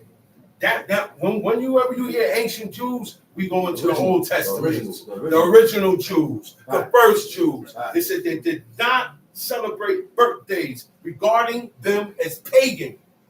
They did a lot of stuff God didn't like. One thing they didn't do was celebrate their birthdays. They bowed down to this God, bowed down to that, but they didn't celebrate their birthdays. They didn't get that far. It was a lot of things they didn't get into still. Okay? The regular people couldn't celebrate it. It was only meant for kings. Like Nebuchadnezzar, Pharaoh, Herod. They considered themselves gods because they felt when they died, they will be reincarnated into the form of the sun, moon, or the stars. Hence, the horoscope you're reading, you feel that when you die, you become one of those stars, and it don't go that way. Don't go that way. That's right. Teach. All that came from the teachers of Nimrod. Teach. Y'all be surprised. Nimrod started all that. The 3 and 1, the Jake stories, all that stuff started with Nimrod because he wanted to defy God totally. That's why he made religion. Okay, this was after the flood, and he had a problem with God. Yeah, he had a problem. He was a mighty warrior, but he was wicked. You got a lot of mighty warriors, but they're not righteous. Judas Maccabees was a mighty warrior. He was righteous. And he was, he was sick in war. He had no mercy in war, but he was righteous. So you got warriors that are right, warriors that are not. Okay? All of this, when you celebrate these days, you add on to the word of God. God never mentioned these days. Leviticus 23, Deuteronomy 14 tell you the days that God tell you to remember on this day of this month, and then you do this on this day on this month. That's right. It said blow the trumpet in the new moon. Don't blow the trumpet on your birthday. It said all his children gathered together, everyone on his day. Let's go. What people say on your birthday, tell man, it's your day, man. The sayings, put it together. Yeah. Ancient sayings being used today. Yeah. You say, man, it's your day. What you want to do? What you want to drink? What you want? Celebrating the day that you was born. You know how long ago that was? Yeah. 52 years ago. Yeah. And I'm still celebrating that day. And I want everything for me. I want all the attention. Worship. Yo, man. It's worship now. Yo, they got people in the streets. Yo, man, it's my birthday, man. So what? It's birth month now. No, it goes to month because of the horoscope. The horoscope covers the whole month. So people saying it's Pisces season, it's Leo season, so they party the whole month through. It's Leo season right now. So the season of the lions. When you go into that, you worship whatever horoscope that's you want.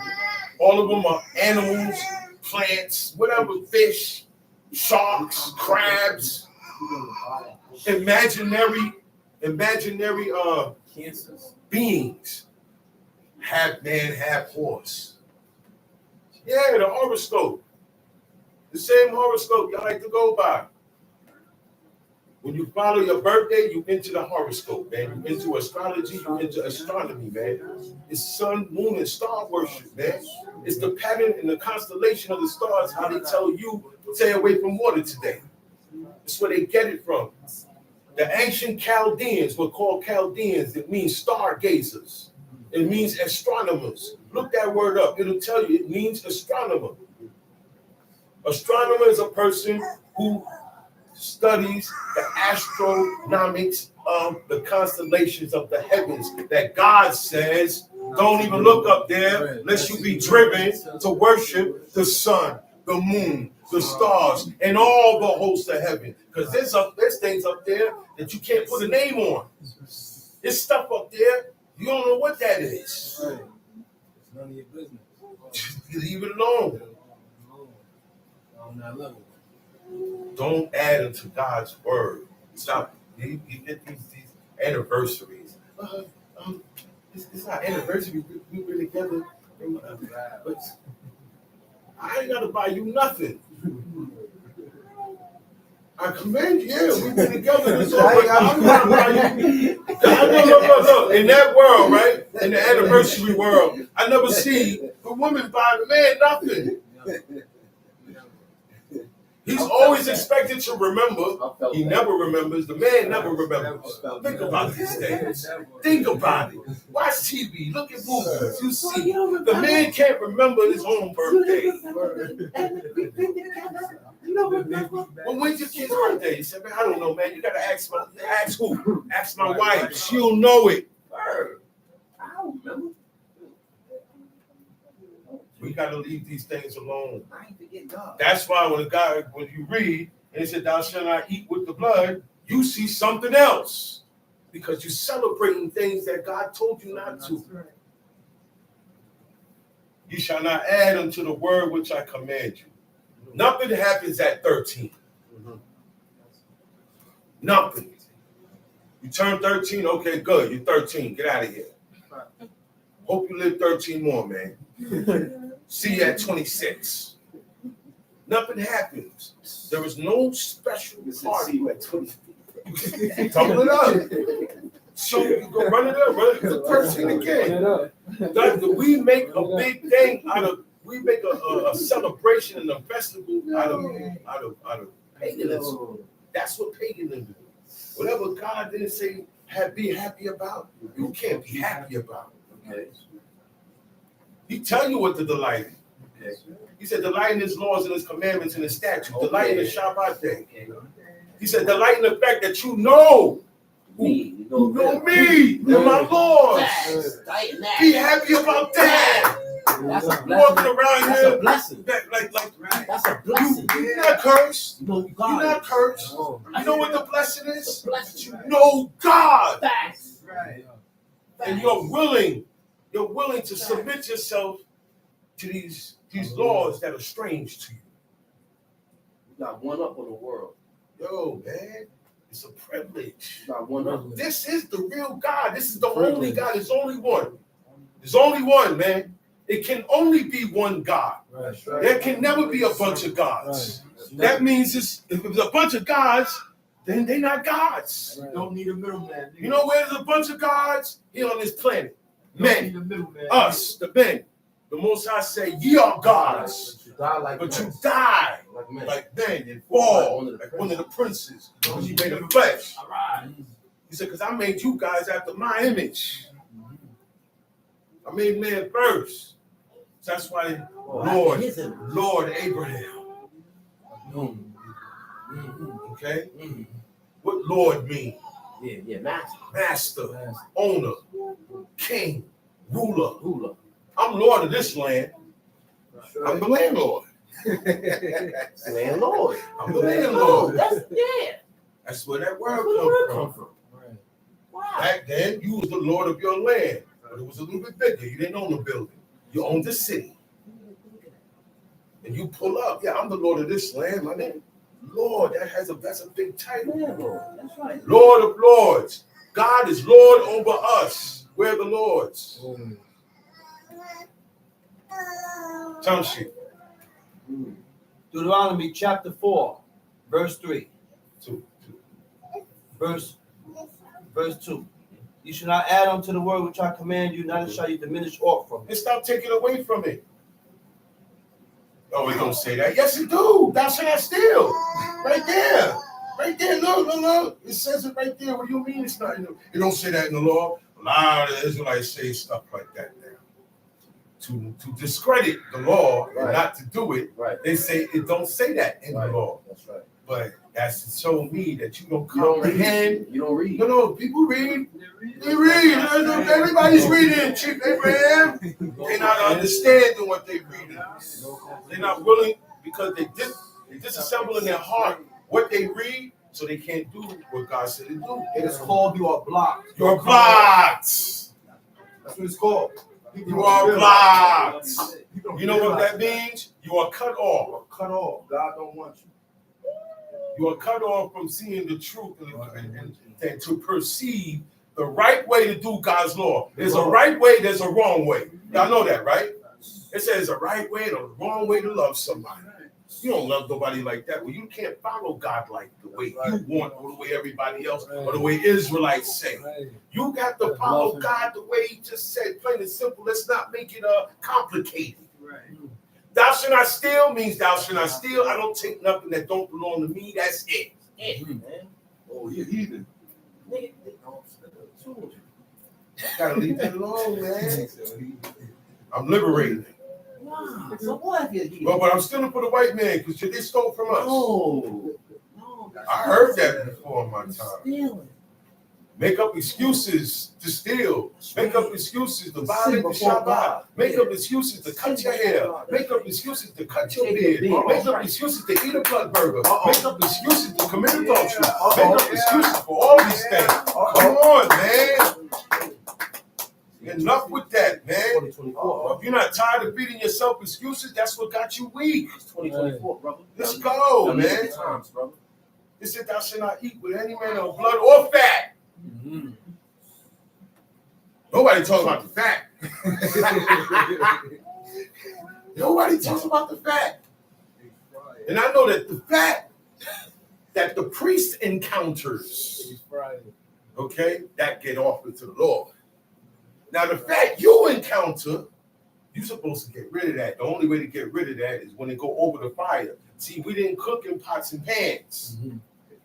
But when you put flesh in a pot or a pan and put heat to it, whatever's in that meat stays in that meat and cooks in that meat, aka blood, aka fat. It congeals and becomes part of the burger. It looks just like the burger, AKA well done. well done, well done blood burger with fat.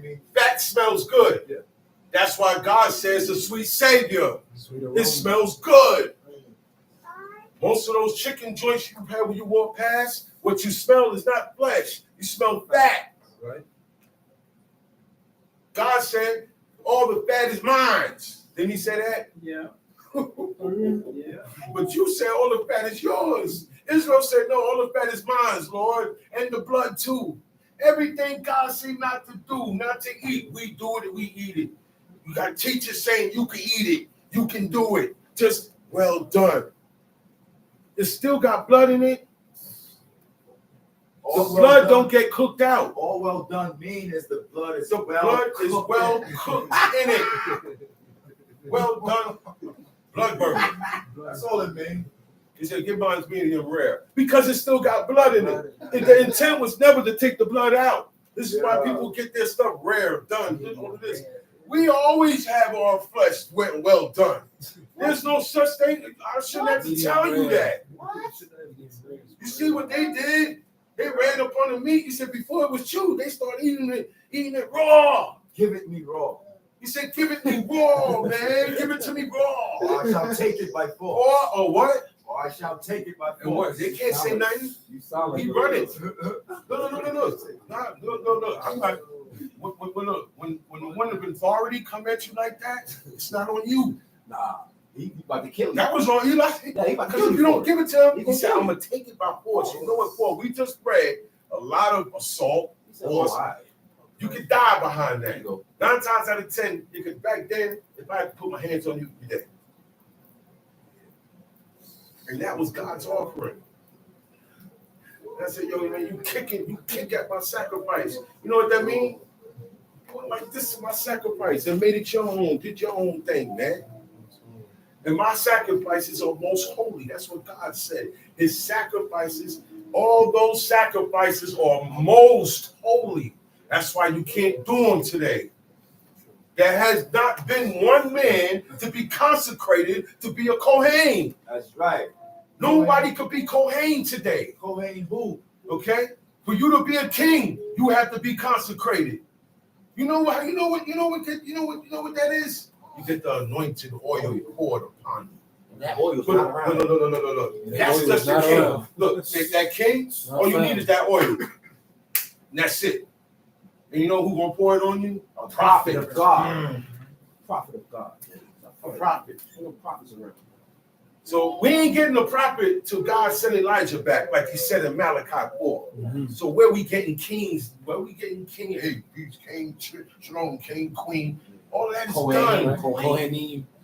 That's done. I know. You can't make an atonement for me, brother. Yeah. Right. I can't give you that title. I can't address you by that title Right. because that's what the priest does. My time. That's what you are. Okay, so today it's like what it said in Job. It's flattering title. You know what flattering titles are? A lot of brothers got titles because they man, or because he shoot up a lot of money. It wasn't because he studied the book, he added the book, and he teach the book. They don't listen to guys like that. He's a chief in the police department. Okay, he becomes a chief. So he gets a chief status. Yeah, he got a good job. He's the chief of police, or he's a big giant architect. He built the plaza. Architect, he's a prince. He becomes a prince. This guy become a captain. You can't do that. Everybody who had titles back in Ben Isaac, you had to be tested and shown and proved. And we have to see you like that. Right? There's no predetermined time. The officer, there's always an officer over you. Okay? Always. It's going to always be a teacher over you. Always going to be a guide over you. To show you, because you don't know. We are the most stubborn people in the world. That's right. Y'all know that, right? That's right. Mm-hmm. That's right. I'm not talking about Africans. I'm not talking about all black people. I'm talking about anybody who calls themselves Israel. I don't care what color they seem to be. I don't care where they're from. Okay? But once you call upon the name of the Lord, you his servant. Don't matter what color you are. Color barrier, there is no color barrier. Okay? Let's leave that alone too. Anybody can serve God. God created all man.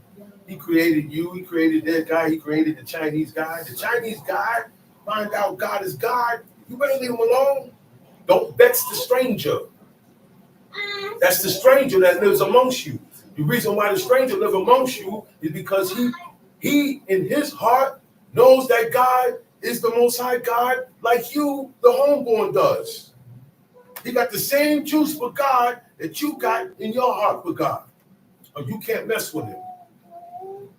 That's why he said, don't oppress or vex a stranger. Because he's only look, he ain't around here for you. You're around here because y'all are the ones that serving God. So I gotta be around the ones that serving God. So don't vex him. You know what vex me? So why you vex? Don't frustrate him. Right. Irritate him. Don't irritate him. Don't do things to irritate him. Don't do things to belittle him or single him out. The stranger always gets singled out. But none of this happened till this white guy came. Wait a minute, stop. Stop that, man. You know, black people have some real evil, bad qualities that white people don't have. And white people have some real evil, bad qualities that black people don't have. And we could go back and forth, but nobody served God. So let's leave that alone.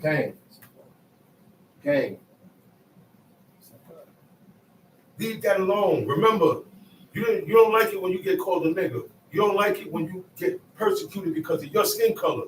Don't be the same way. And the person coming to serve God, they ain't coming for no job. Man, be something else.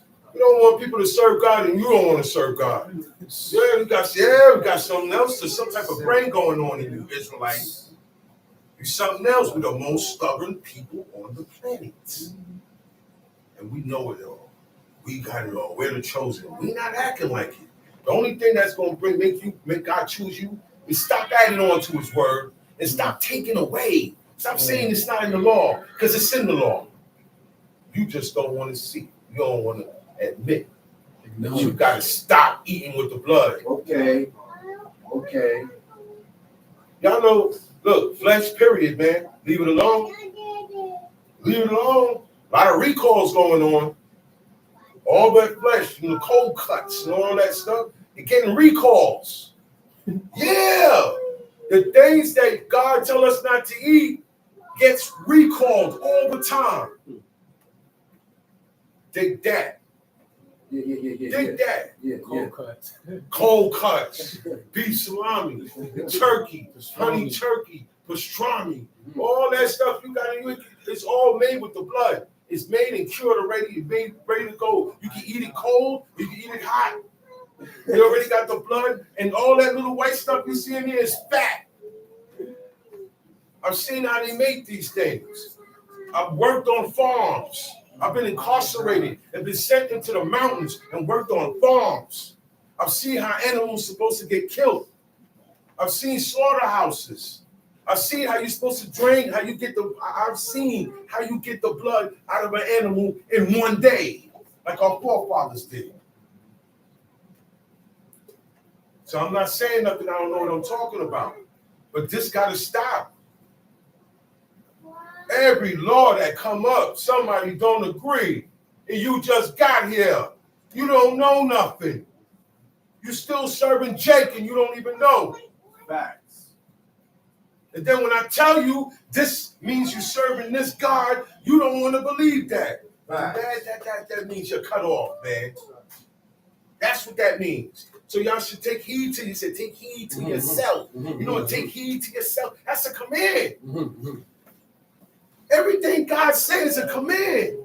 It said, take heed to yourself. Watch yourself. More than you watch anybody on this planet, watch yourself. Watch yourself. Be cautious with yourself that you don't violate these. That's what it means when it says take heed to yourself. Because only one that knows the true and living God and follow these commandments are able to take heed to themselves. Talk about it. Okay? Talk about it. So stop expecting the world to take heed to themselves. Stop wasting your time. Talk about it. If one is to serve God, he will come. She will come. Right. Yeah. That God is the one that works that. And has it to where that person can be around a group or of organized, law-abiding citizens of Israel. To stop running people away, man. And we gotta conform. We can't be moving like heathens. Okay? Our behavior. Okay, bro. Okay. Our behavior amongst each other. Okay. If I go to another camp, okay, my behavior has a lot to do with that. Okay? Can't be up in the sister spaces. Okay. Sisters can't be up in the brother spaces. Find out who's who, what's what, who's married, who's not. Yeah, man. We're talking about treatment, right? Okay, brother. Yeah.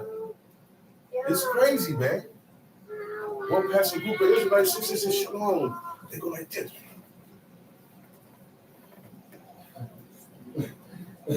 I was getting sturdy now.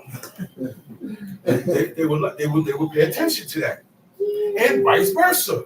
We don't want our sisters to wear the long skirts covered up. Don't go out there Labor Day. Don't go out there later. I already got that day planned for me. Okay? So I don't have to be out there. I already got everything I need. I don't even have to go to certain streets. You ain't got to be on the park. No, man. It's It's outside, period. Yes. Okay? That day you want to stay in the house. Yeah, you don't want to be out there. Because out there, you're a part of it. Unless you're at work. That's a parade. That's a devilistic parade, man. You want to talk about paganism? Look, you go to that parade, you don't worship Jake, the fat gut God, the devil, the sun, moon, the stars, everything.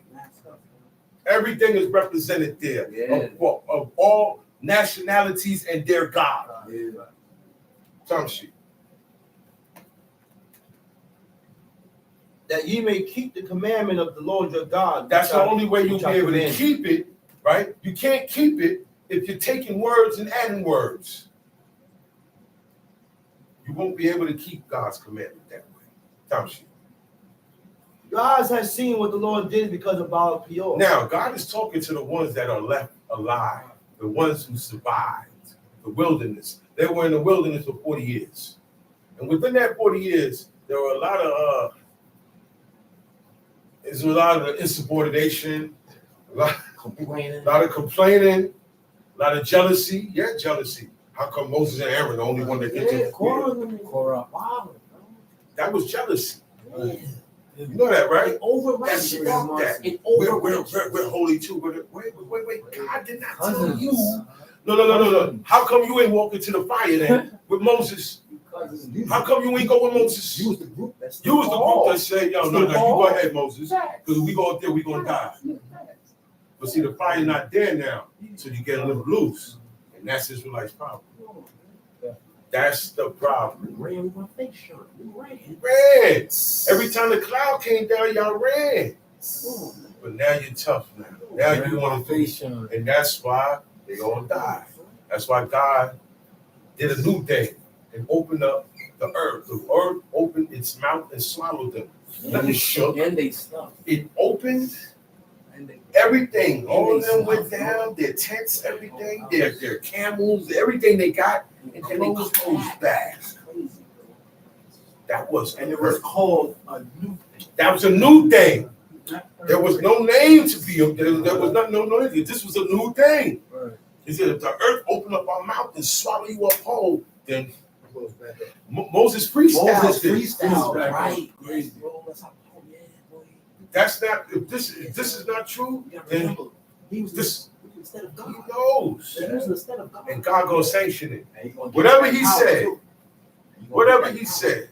whatever Moses said, whatever the Jeremiah said, whatever the prophet said, that's what Muhammad said, they freestyle. Because look, he said, yeah, just because, you rent my robe, he said, because now you rent my robe, the Lord rent the kingdom from you. Right. Just that action that you did, God gonna switch that action up on you. And God ain't telling me he was gonna do that. No. And it went down. When they got to the water, God said, you got this. You got it. You got the staff. He said, you got it. He said, I made you a God. Go impart it. That's why every time they was going to kill Moses, they was going to kill him. God came down personally. They ran. And they ran. They knew God was in that cloud. Well, that's the light in that light. That's not really God is in that cloud. You just can't see him. That's why the cloud is there. That's why you got to make a cloud before he go in the holy place. A camouflage. That's right. A smoke. Okay? So when Moses go up in the mountain, and the mountain is dark and all smoke, God right in front of him. You just can't see him. He said, I spoke to that man face to face. You gotta have some respect for this one here. I'm not gonna have. I don't care if that's your younger brother. No. I chose him. I didn't deal with you or you. You second in command. I didn't make you first. So guess what? Come on out here, all three of y'all. He called them out. Called all three of them out, like you call your kids out.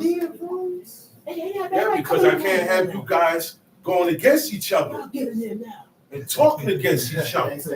Get in here now, everybody. That's right. And Moses was not there to be berated. Moses was there, God giving him his flowers. So this guy here, I talk to everybody else in riddles, dark sayings, in visions and in dreams. This guy, I didn't come to like that. Different. First time he met me, I was in a burning bush and it wasn't being consumed. And I spoke to him out the burning bush. And he heard my voice. And he wasn't dreaming. So he knew this was a real thing. He said, you gotta watch how you talk about this. He can do things y'all can't do. Let me marry the Ethiopian. That's right. Because know why? She gonna become Israel. You gonna flip that. She not gonna stay going to her Ethiopian God. Moses flipping that. That's what we call it. Flip that. Flip that. Oh, you want to be my wife? Okay, so you got to come to what we call teaching. Shabbat teaching. This is gonna be for the rest of your life. Your Saturdays are over, baby. Your Saturdays belong to the service of God now. And that's how you got to give it to him. Oh, so you mean I got to do this for the rest of my life? Yes. Don't butter it up. Let her know how severely this is. That way she make the right decision. No. Well, look, let me go ahead about my business. It's the same for me. Right decision. Yeah, it's not for everybody. A lot of people called the bad pretense of what this was about. And a lot of brothers didn't give it to them. Some brothers said, no, you ain't got, you can be my concubine. Said to be my concubine, you got to do law too. See, you don't know the law. You just want to be a whoremonger. Some men don't know how to stop. You say, unstable as water. Reuben. You say, he unstable as water. You know what that means? His hormones is on shit. He don't know how to say no to himself. He can't control himself. He can't control it. Have no discipline. Yeah, man. All of this, the men have to have. You know that, right? Yeah. Even your wife. The men didn't go up in their wives every night. Freaks. Right or wrong? Man, freaks, man.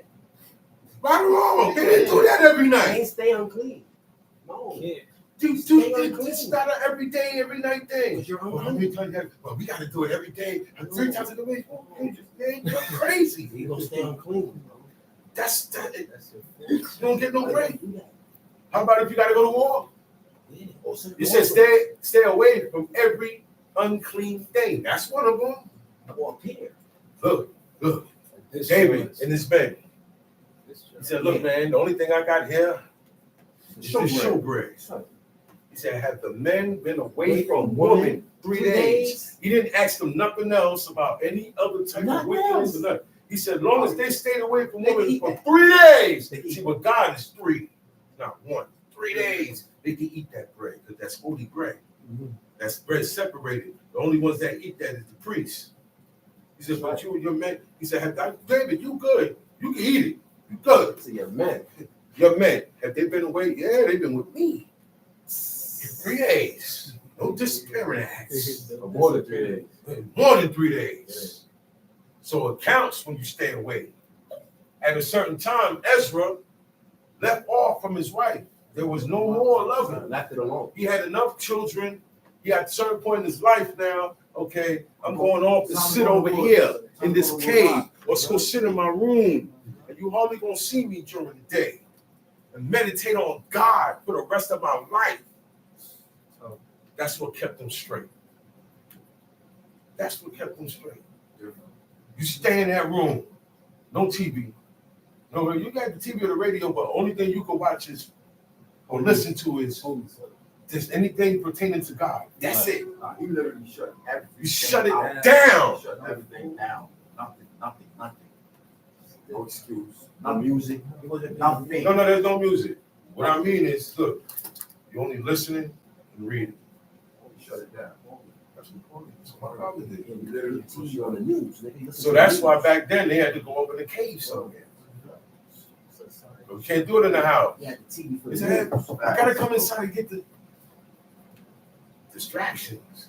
It said Ahab went off and sat in the corner somewhere and fasted and wept and made supplications and went softly. He wore sackcloth. But he wasn't all over the place. He went and sat down and stayed there in one spot. People have a hard time sitting still, let alone to do that. You got to be one to learn how to sit still. You have to train yourself to be able to sit in these seats like we're doing every week for hours, more than other people do. Running the whole day. You know why? Because it keeps you focused on the thing, because it's real easy to go off. It's real easy to start talking about other things that don't pertain to today. It's real easy to sit down and think about other things. Okay? So that's why we stay here this long. It keeps us well trained and focused. Time sheet. Your eyes have seen what the Lord did because of Baal Peor. For all the men that followed Baal Peor, the Lord thy God had destroyed them among you. God destroyed them. They have been wiped off the face of the planet. He said, everybody who followed Baal Peor, all the men that followed them, the Lord thy God had destroyed them.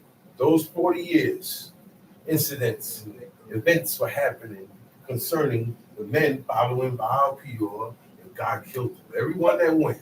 40,000 went serving, okay, 40,000 died. However much the plague killed, that's how much was doing.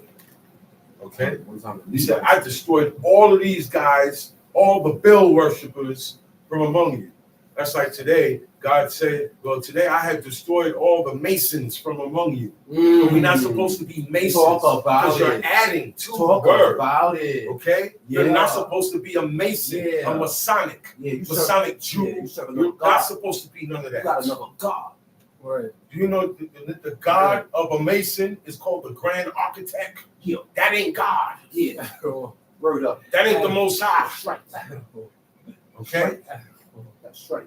Y'all don't even know. When you go to a Masonic meeting, you got doctors, lawyers, boxers, this guy, everybody, different denominations, different nations, different religions, and they all form a circle and pray together. Today, I pray to my God. If you guys pray along with me. That's right.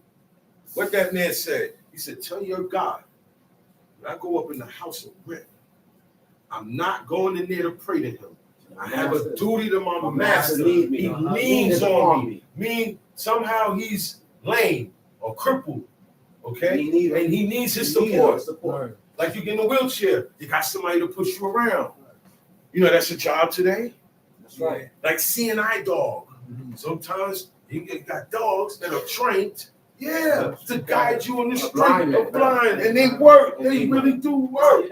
And they will kill you. You get too close to that blind person. They are trained this way. Township.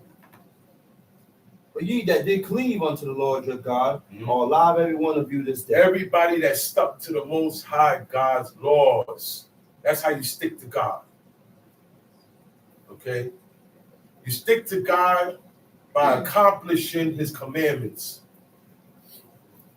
Then he said, that's why you guys are alive. Township.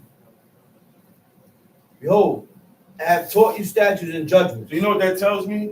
In all generations, from back then to today now, all the Israelites, 100%, they're not all correct. They never was. As a whole, never was. Only one time. And we read about it last week in the Tower of Balaam. And that didn't last too long because the next week, it sent the girls out. It sent the strippers out. The Midianite woman. With their wiles. Okay? With their womanly ways. Whorish walks. And it attracted the men. And they left the camp, the holy camp, and went to the camp of the worshipers of the devil, which is the Midianites. They say they joined unto Baal Peor. When they did that, they sat down and ate of the sacrifice. Okay? It said when they did that, they joined themselves to that idol. You unjoined yourself from God and joined to that. Talk about it. Really, all you got to do is start following the customs or the ways that are outside of God's law. And you have joined yourself to whatever that is. Ape. All of that. You got an ape, Mr. Ape. He said, behold, I have taught you statutes and judgment, even as the Lord my God commanded me, that you should do so in the land whither you go to possess it. See, only you are alive, so I can teach you, show you, you can go on the land and possess it. That's the only way you're going to possess it. You gotta do my words. It ain't gonna work. No. The Canaanites ain't staying there. They got kicked out. They gotta go. God will take them out. God took them out. He said their iniquity ain't ready yet, Abraham, but at the time of your children, I'm kill two birds with one stone. I liberate these guys and use these guys as my. We was the sword. Not heathen. Yeah. Wow, man. I didn't repeat that. We was the sword. When we right with God, we are the God's sword. We was the rod of punishment.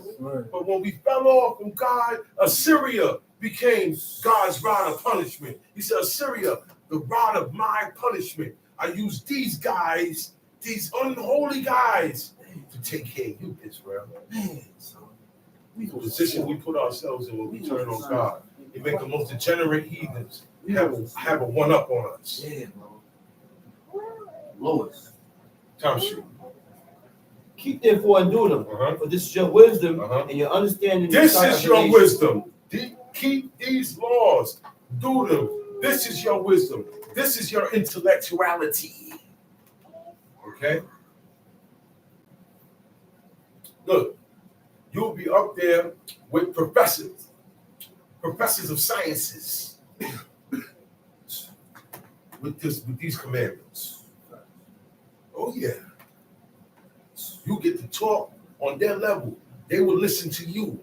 This is your wisdom, not the wisdom of the sages. Okay? The sages, false prophets of Judaism. Israelites have a bad habit of always taking somebody's religion and incorporating it.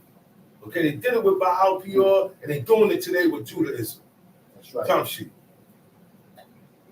Which shall hear all these statutes and say, surely this great nation is a wise and understanding people. They didn't say that because we ain't do that. They didn't say that. The only time this happened close was in Solomon's time. Okay, Queen of Sheba pulled up. She came to see if this guy is as wise. They say he's the wisest man in the world. She said, I came to see. Right. She did not go there to lie with him. They did not have a child. That's a story that was made up by other people. Right. They took what they read here in the book and then made stories out of it. Okay? Solomon never had a child with the Queen of Sheba. If you read that chapter, it's one chapter. She came and she seen that she asked him questions and riddles and he answered them. Certain riddles and stuff nobody could answer. He answered them. She came to see if this guy was like what they say. And she said, yes. She said, you sit on the throne of God. That's what she told Solomon. You sit on the throne, meaning the highest seat here, God made it for you to sit on. And your people are holy. And then she got up and she went back home.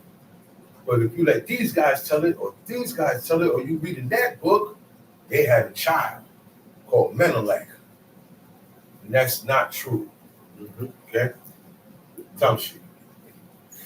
For what nation is there so great who had God so nigh to them, as the Lord our God is in all things that we call upon him for? There ain't no greater nation who got God near to them. None of these nations has God close to them. Okay? Showing them who the true and living God is and how to serve him. He said, as the Lord our God, as in all things that we call upon him for. And so nigh unto them, as the Lord our God is in all things that we call upon him for. And what nation is there so great that has statutes and judgments so righteous? These statutes, all these laws. These judgments are righteous. If you say homosexuality, kill them. The judgment is to put them to death. That's righteous. That's righteous. People today would say that's wrong. God say kill that. God said the penalty for homosexuality is death. That's right. The penalty is death. Yeah. It is not to be accepted. That's right. But man or woman, or with beasts. That's what God said. Any of this go on, you put them to death. The beast too, because you turn the beast out.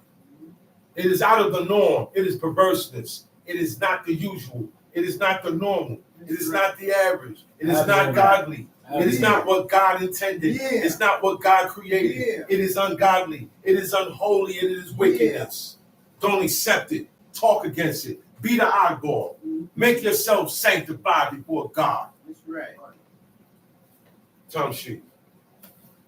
Don't be afraid to speak against these things. That's right. Ain't nobody gonna kill you. Ain't like back in the days. Don't be afraid to speak against these things. Let people know that you don't tolerate this in your house or in your life. That's right. Homosexuality, two men, two women. What's wrong with you, man? To each his own. Ain't no to eat. That's wickedness. Burn. It said, and there came a time in Israel when every man did what was right in his own eyes. And that's where the weirdness started. Judges. I was in Judges. There was 2 times in Israel where sodomites pulled up. Sodomites, men who lied with men, all of a sudden got very famous in Israel. In the time of Asa and in the time of Josiah. These men were kings of Judah, but guess what they did? They going out through the whole land. Even with these Samaritans that they got from Babylon, all of y'all gonna serve God because y'all in the land. This is God's land. Josiah, he cleaned up Judah, then he went out and cleaned up Israel. And in cleaning, and when he went out there in Israel, he ran into the sodomites and temple prostitutes. That is homosexuals and strippers today. That's what that is. When you go to the club, that's what it is in there. Every club you go to is homosexuals in there. And you are a part of it. And you have accepted. The movie theater. The restaurants. Great adventure. So I don't go nowhere no more. Yeah.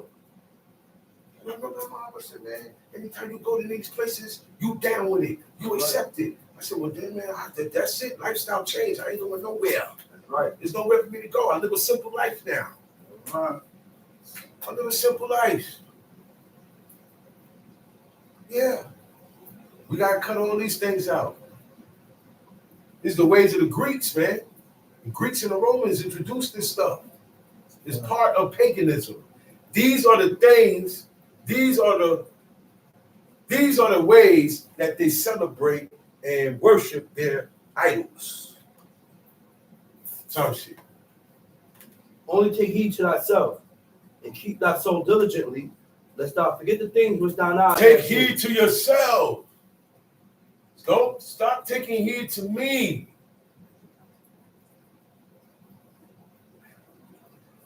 The only time is a rebuke. And after that, get back on yourself. But nobody does that. Nobody does that. I'll talk about you.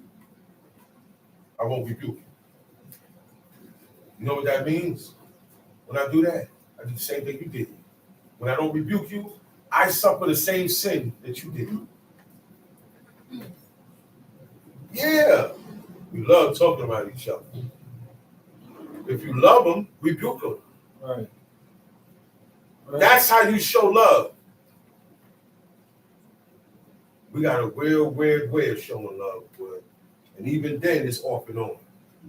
Time shit. unless they depart from thy heart all the days of thy life. He said, only take heed to yourself and keep your soul diligent. Stay focused. Keep your soul diligent in God's laws. Because if you don't do it, you will forget the things that your eyes have seen. Now, we didn't see what they saw. You know what they saw? They saw the plagues. These are the ones that came out of Egypt. They saw the 10 plagues.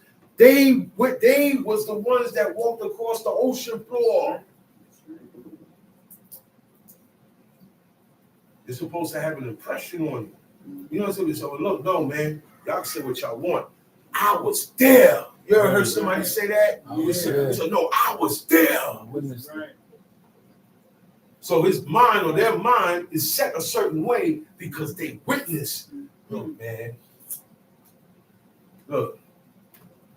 They witnessed something that only God could do. Time sheet.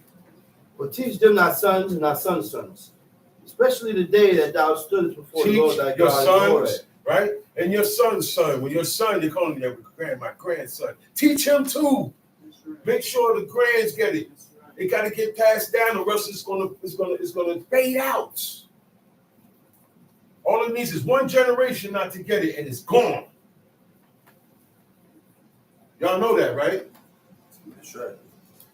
All the grandkids that we got now in Israel, they're supposed to be more fervent for the laws than I see. I'm sorry. Yeah. I got to say it, man. Our children, our grandchildren, our nieces, our nephews, they like being heathens too much. They like looking like heathens too much. Okay, I gotta say, I can't do nothing about that. But I don't want to see my relative that's Israel bald. Right. It does something to me. Because it ought not be this way. What do you think? Jacob's sons was bald? And they ain't had no hair on their face? No. Or only some cut it and some did? Damn season. Joseph had a season. Come on, man. And look, and when Pharaoh celebrated his birthday, Joseph celebrated it too. Y'all read that? Y'all didn't read that. Talk about it, man. It said, only take heed to thyself and keep thy soul diligently, lest thou forget. It's real easy for you to forget. It's easy for you to forget what this person did for you. All you got to do is get mad or be distracted or be into something else. And it's real quick to forget. Forget God. Forget everybody. Because you're only thinking about yourself. So you only remember when it's convenient for you or for me. Because you're not supposed to forget. How you going to forget? Oh, man, today's Shabbat. Oh, man, I forgot today's Shabbat. Let me hurry up and get it. How you forget that? How you forget it was Yom Kippur? How you forget it was the Feast of Unleavened Bread? Those you're not supposed to forget these things. You're not interested. You really don't like it. I haven't wickedly Forgotten died. thy commandments and thy laws. So it's wicked to forget. It's wicked. The same way you find out a holiday and what day it falls on, you can go on the calendar on your Google and find out when this first day of the Feast of Unleavened Bread starts, or when the first day of the.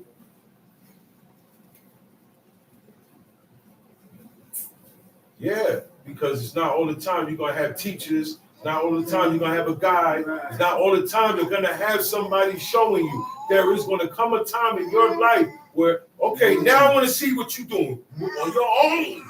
You're going to be on your own. You're going to be in a situation where you're by yourself. Everybody gets that. What you going to do then? You going because you forgot. You forgot. But you ain't forget to wipe yourself when you use the bathroom. You ain't forget to put your clothes on. You didn't walk out the house naked. So you look at this as an essential too. Time sheet. Lest thou forget the things which thine eyes have seen, unless they depart from thy heart all the days of thy life. But teach them thy sons and thy sons' sons. Yeah. Especially the day that thou stoodest before the Lord thy God. Teach them. Let's talk about this day, you guys, because you were there. Especially the day that you stood before God in Horeb, Sinai, the same mountain, same range. It's the mountain of God. Okay? He said, gather me the people together, and I will make them hear my words, that they may learn to fear me all the days that they shall live upon the earth, and that they may teach their children. That's the plan. No. You're talking about God's plan? That's God's plan right there. Get the people together, Israel, and he's going to cause them to hear his words. When he causes them to hear his words, it instills fear. They will start to learn how to fear God at that moment. Right. See, they didn't have to read books like we do today. Yeah. They had God right there with them. So when God spoke, it created the beginning of fear. He said, God has come to prove you, okay? That what? That his fear before your face. That his fear before your face. You don't forget, this is the God that just lit up this whole place. Imagine what he could do. Oh, wow. He could do that. I'm afraid of him, man. Okay? I did that so you can have fear before you that you don't sin. Because if I don't do that, if you don't have sin and I don't cause you to fear, you are not going to be afraid to violate these commandments. And this whole plan is gone to dump. That they may learn to fear me all the days that they shall live upon the earth, not in the land. So that's everybody in every generation that knows God. Learn to fear him all your days that you live on this planet. And at the same time, you have to teach your children. I know people who book smart, their child not. Their child know other books. That's not. What are you doing? Are the kids? Look, if you're not teaching your children, somebody else is. That's all I gotta say. If you are not teaching your children, somebody else is. The Board of Education. Board of Education. Somebody is. Tell she. Verse 11.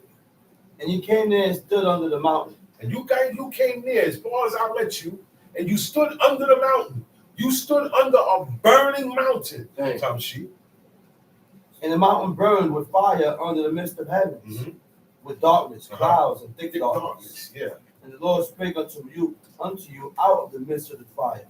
You heard the voice. You of heard. The words. Say, look, I gave you the same beat I gave Moses, but I gave you guys a bigger version because it's millions of y'all. So you got a fire, a mountain on fire, and I spoke to you out that fire. The same way God spoke to Moses out the burning bush, the fire of the burning bush. You know, this ain't no game. Look. Ain't nothing gonna live in fire and still talk. That's God.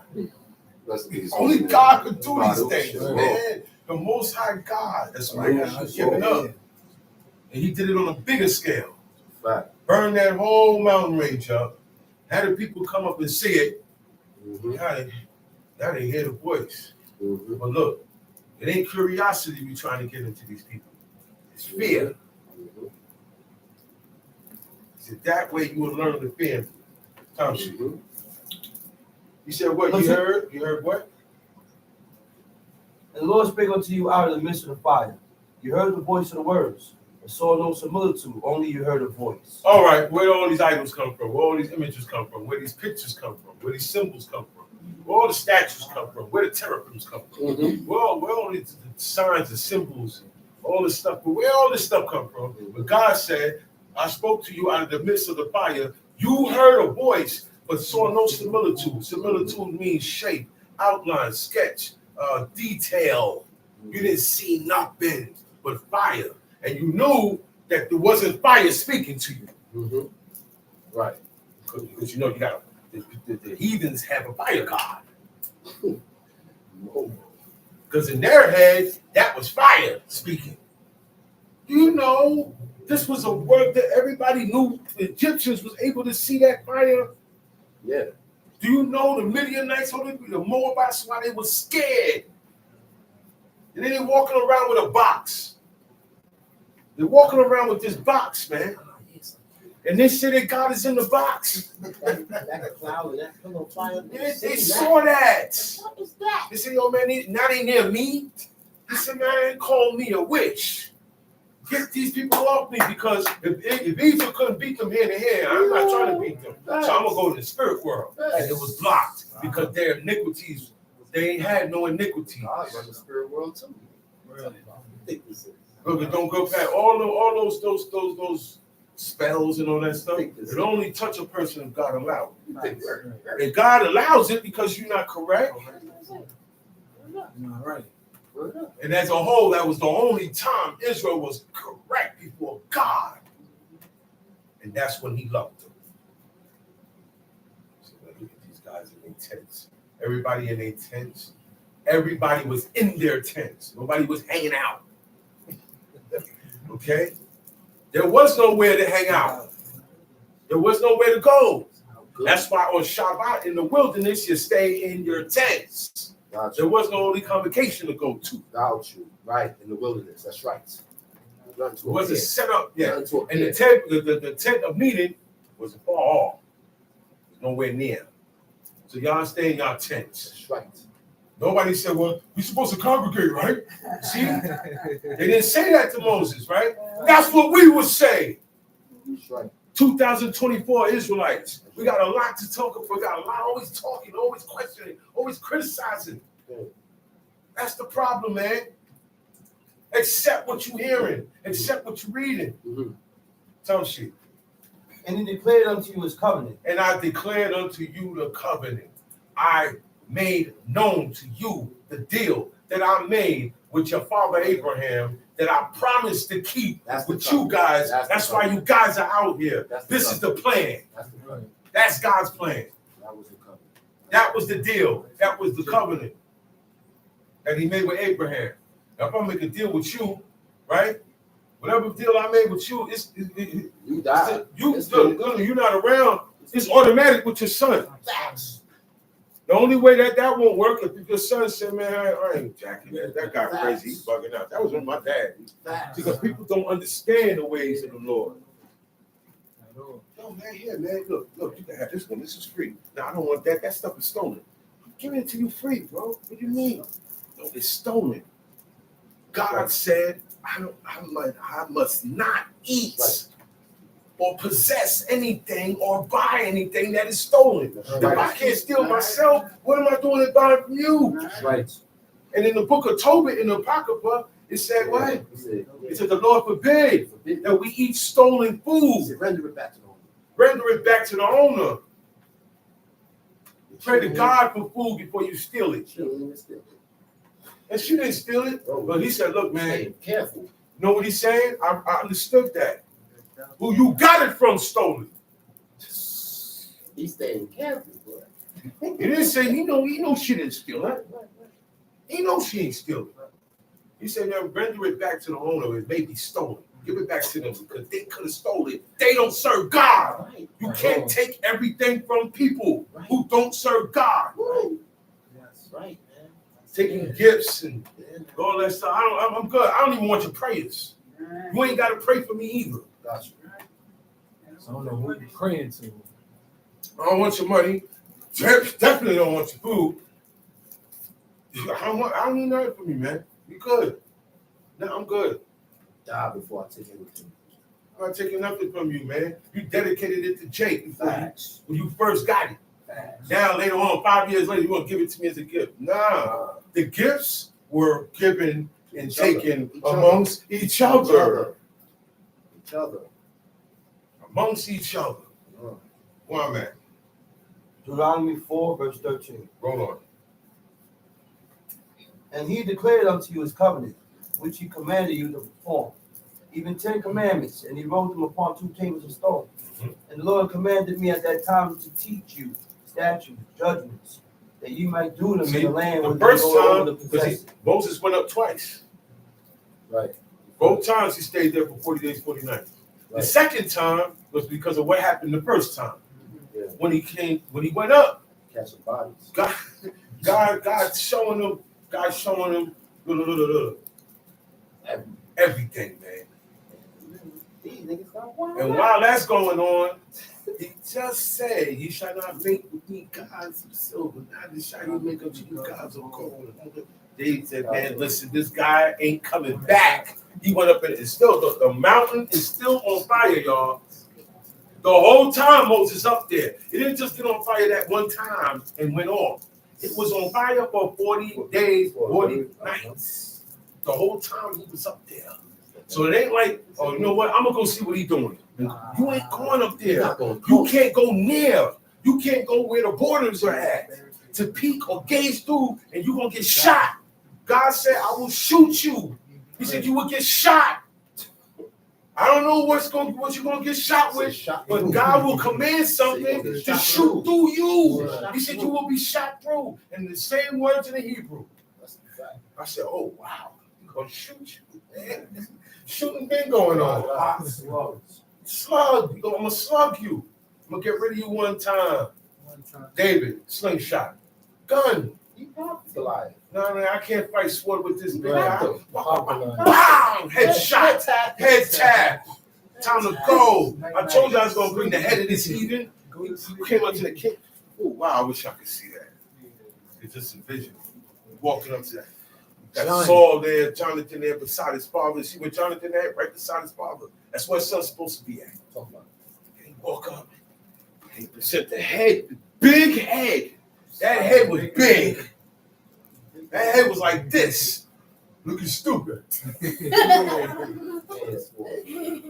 He said, This this that nigga swore. he said he took his sword and cut his own off because he said, he said, I'm gonna kill you. He said, then I'm gonna cut your head off. He said, I'm gonna leave your body out here for the birds of the field. And that's exactly what happened. Because you offended my God. You talking junk every day about my God. You ain't gotta touch me. Talk junk about how I dress, how I look, or the things we do to serve God. And you, yo, man, don't do that to me, man. Don't tease me. Don't do that. Don't make fun of me. I'm not the one. I would take this off and choke you with it. I would take my turban off and choke a dude with it. Alibaba. Yeah, man. I stand up for this. You're 12 years old, I'm gonna spit in your face. I don't care who you are. You're not gonna make fun of this. You making fun of God. You don't even know what you're doing. Facts. See what the old See what happened? So Elias out there. Okay. Them kids, them Okay. children died. Go up that ball head. Go off that book. Hey, They wait just a called him minute. ballsy. Hey, wait a minute. Thanks for bringing that up, Chief Abraham. They were messing with the old prophet because his head was bald. He didn't take haircuts. I say it again. He didn't take haircuts. When you start getting older, you lose teeth and hair. I know this for a fact. My hair is balding right here. Everything else will trend except here. I got a twist up here. Yeah. So I had to wear, you start all men, bald, start the ball. From right here. From right here. Whoa. Okay? Whoa. And guess what happened? They teased him. Why they teased him? This is unusual. Nobody walks around with a bald head. That's right. Talk about it. Got you. Got you. So you clap on that. Nobody walks around with a bald head. So the little kids are like, oh, get up, go up, because he was going up the mountain. So they're like, go up, bald head, but you was mocking the God. Servant of God. And it's not good to make fun of people who That lose serve their God. hair or they teeth Serve God. or their hands. You know, they lose a part of their body and you make fun of them for it. You make fun of the man because he old and this, that, and the third. You're going to get dropped. It's not good to mock people. It's not good to try to put this guy on the spotlight. Guess what happens when you try to do that? He gonna come and try to air you out. I've seen it in movies. Fictional. That's right. Made fun of one dude in one movie. Made him strip. Kicked him up. Beat him up. Made him sit down. Next couple of scenes. He said, yo, man, I want to talk to you. And he had iron on him. Don't do to people what you don't want done to yourself. You don't want to be shamed? Don't shame people. That word mock go a long way. You can mock a person in authority by disobeying their command. Do you know that? That's you right. can mock God. That's right. You can mock God, That's your right. parents, That's right. That's your right. teacher, or whoever is in Amen. authority Amen. over you Amen. when you don't listen to the command. It's not teasing. Teasing is one form of mockery. Okay? Yeah.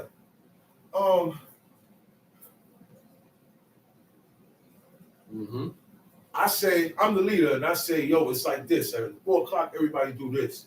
And you come and say, look, man, y'all ain't got to do it. You mocking me. That's right. You're mocking me. Man, you ain't got to listen to what Mick say, man. Do what I say. You mocking. Y'all know that, right? That's right. It ain't That's right. just teasing. That's right. When you go against, period, you're mocking. You're making a mockery of what we got going on here. You're making a mockery of what I'm talking about. I'm talking about God, and I'm going to get deadly with it. Yeah. That's why I don't talk about. Yeah. People say you don't talk about what? You don't. There's 2 things you don't talk about: religion and politics. And I understand why. Listen, unless a person come and inquire of God, I'm not telling nobody nothing. Right. Israelites too. Johnny come latelys with their head cut off, with a burger and bleeding in their hand. And you want to tell me something? Enough of that, man. The Philistines ain't trying to pull their religion on the Kurdish, right? No. Right. Why are we the only ones? Why we don't want everybody Israelites? Leave him alone, man. God didn't call everybody to serve him in the world, or else he had the whole world serving him. Talk about it. The whole world don't want to serve God. From day one, nobody want to serve my God, man. Get your house in order. That's my God. Get your house in order. He's not yours because you don't know him. You don't know him because you haven't been accepted. You haven't even got the opportunity because you're too wicked. You will not accept. The world will not accept. Woe to the world and them that dwell therein. Thus saith the Lord God, my right hand shall not spare the sinners. The only ones that get spared alive is the ones that stick to God, like what we just read. The only ones that are alive, you are alive today because you stuck to the Lord. You cleaved to him. Mercy. So you didn't get what these guys got. Don't be the bad guy, man. You see what the bad guy get? Don't do what the bad guy do. Why everybody like to follow the bad guy? Why everybody cheer for the villain? Right. Because we wicked. We like to see people stand up on their own and do things to people and overbearing and get away with it. We like it. It's entertainment. It's entertainment, like the Romans. Right. You know what the Romans entertainment is, right? They didn't have TV. So what we do is we go to the Coliseum. Wrestling. Okay? Yeah. Boxing, wrestling, games, racing, javelin, discus. All those games that's where sports came from. All sports came from the games, from the Olympic Games. All sports. And tell me, oh no, it didn't. You got a basketball team that's the Olympic. You just finished playing, right? Mm-hmm. Every Olympics, you got a new basketball team. It started with the Dream Team. Okay? Every sport has a spot coming from the Olympics. That's Wrestling, you got boxing, you got the gold medal. You know what you got to do to get that gold medal? Or you know what you got to do to be in the Olympics? You got to serve the Greek god, Zeus. See that thing they hold that's on fire, that torch? They run. They pass that thing, boy, through nations, through nations, different countries. And when they get to the destination, is a big giant altar. That thing them steps that they walk up on, he says, you shall not walk up onto my steps because the heathen have steps. Right. We're the only ones have a ramp. And they run, they come up, and it look like a big giant dish. You know what that is? That's the altar. That's the altar of the Greek god. And they and look, ain't no animal in there. Ain't no oxen in there. What they do? Light it on what? Fire. I told y'all, fire is a god to ancient Romans and Greeks. Okay? You draw fire, you drew a god. Okay? Yeah, I heard somebody say emojis. Remember the things we teach from here. You will see it later. You will see it and understand it later. I don't expect it. One dude said I was banging on emojis a couple of months ago. I said, damn, I'm coming too hard. Let me ease it up. Go back into the book, and I'm going to show you because it's in the book. Stop telling me it's not in the law, man. You know what? I forgot the name of this brother. He said he's bringing archery. Archery. Yeah. Archery, which is bow and arrow. Yeah, the bow and arrow. Yeah. You can't draw a bow and arrow. Yeah. Look, you can't draw a boat. Boats are worshipped by the Vikings. The Vikings, those are those are pirates. They're pirates on the water. And at the head of every boat, there's a face there. That's their God. Okay? That's their God. All right? On cars, at the top of you see something like this with wings. Take that off. If you got a car, you got any figurine or anything at the top of your car, take it off. Oh, they got the name of The Jaguar, take that off. Yeah. Like a Nissan. That's why you can't cop everything the heathens cop to be styling out looking like them. All you want to do is be trying to impress them. Name brand, these expensive cars, all of that is trying to impress them. That's right. That's right. And most of the names Name of not deities, the guy that made it, he's a homosexual. Facts. Facts. But in the fashion world, that's who's running. Yeah. In the fashion world. Victoria's Secret is a Okay. man. Okay? All right? Man. Victoria's Secret is a man. 99.9% go any way they want. In the fashion world, you go any way you want, and it's accepted. Balenciaga. Okay? All that. Yeah. Yes. Name Balenciaga, that's Baal Pure. All that. It means it's God. Yeah. All that. That's what it means. Yeah. All Balenciaga Bill. means Baal Don't wear Pure. Balenciaga. Prada. All that. Yeah. All that. Yes. Prada. Look, all of them started by homosexuals, man. Homos, all that foreign apparel. Foreign apparel. It's owned by homos. Can we wear it? Everybody loves foreign. Look. Let me show you how much foreign is so bad. They tell you buy American, the cars. Buy American cars. But everybody want to buy foreign. Right. Foreign costs more. All of that costs more, and they got symbols on it. All those joints come with a symbol, a sign that you know, oh, that's product. That's this symbol. That's that symbol. All those symbols stand for God. Nike stand for the God of war. Yeah, and that's supposed to be the wings. I've seen people wearing sneakers that got actual wings. That's the actual, man, that's the actual footwear of that deity, Nike. That's right.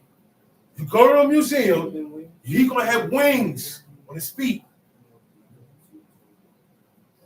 There's a character named Submariner in the comics. Yeah, the hat is a beak. Look, any character that has pointy ears is a demon. Dr. Spock from Star Trek, demon. Vulcan, look up the word Vulcan. Look up the word volcano. These things will take you into fire and hell and demonology. Yeah. Chicken, always used in ritual, always used in witchcraft, always used to do something bad. Tastes like chicken. Okay? They take their blood and they write stuff on the wall. Okay? Look, man. They wear the blood. You see how the high priest gets sprinkled their blood? He has to sprinkle the blood. He put the blood on the right tip of his ear, and his thumb, and his large toe. This is how you consecrate, make him separated from the people to be priests before God. Okay? The altar has to be present, because when he gets sprinkled with that blood, the altar get hit with that blood too. And guess what? He got the anointing on him and the blood on him. You don't wipe that off. It don't. That robe don't get washed. It don't go to the clean. Okay, and he didn't stink, and it didn't get mildew either. You know why? You know why? Word of God. When they was in that wilderness, not one person got bit by a scorpion. You know where they at? In the desert. Not one person got attacked by a coyote. Okay? Rough terrain and rough animal life. The only birds in the air, buzzards. Buzzards, man. They're waiting for you to die to eat you. And not one of them, look, God said, your clothes didn't get old. And your shoes didn't bust no hole. You get a pair of sneakers right now and wear it all summer and see if you don't bust a hole. You gonna bust a hole. They was in there for 40 years wearing the same thing. Yeah. Same thing. Yeah. Wearing the same thing. He said, hey, man, what do he look like? He said, oh, it's dirty. With the leather, who that? That's Elijah. Why? How do you know that was him? How do you know that was him? See fit. That's how he fit every day. It's how he looked every day. See That's how he dressed every day.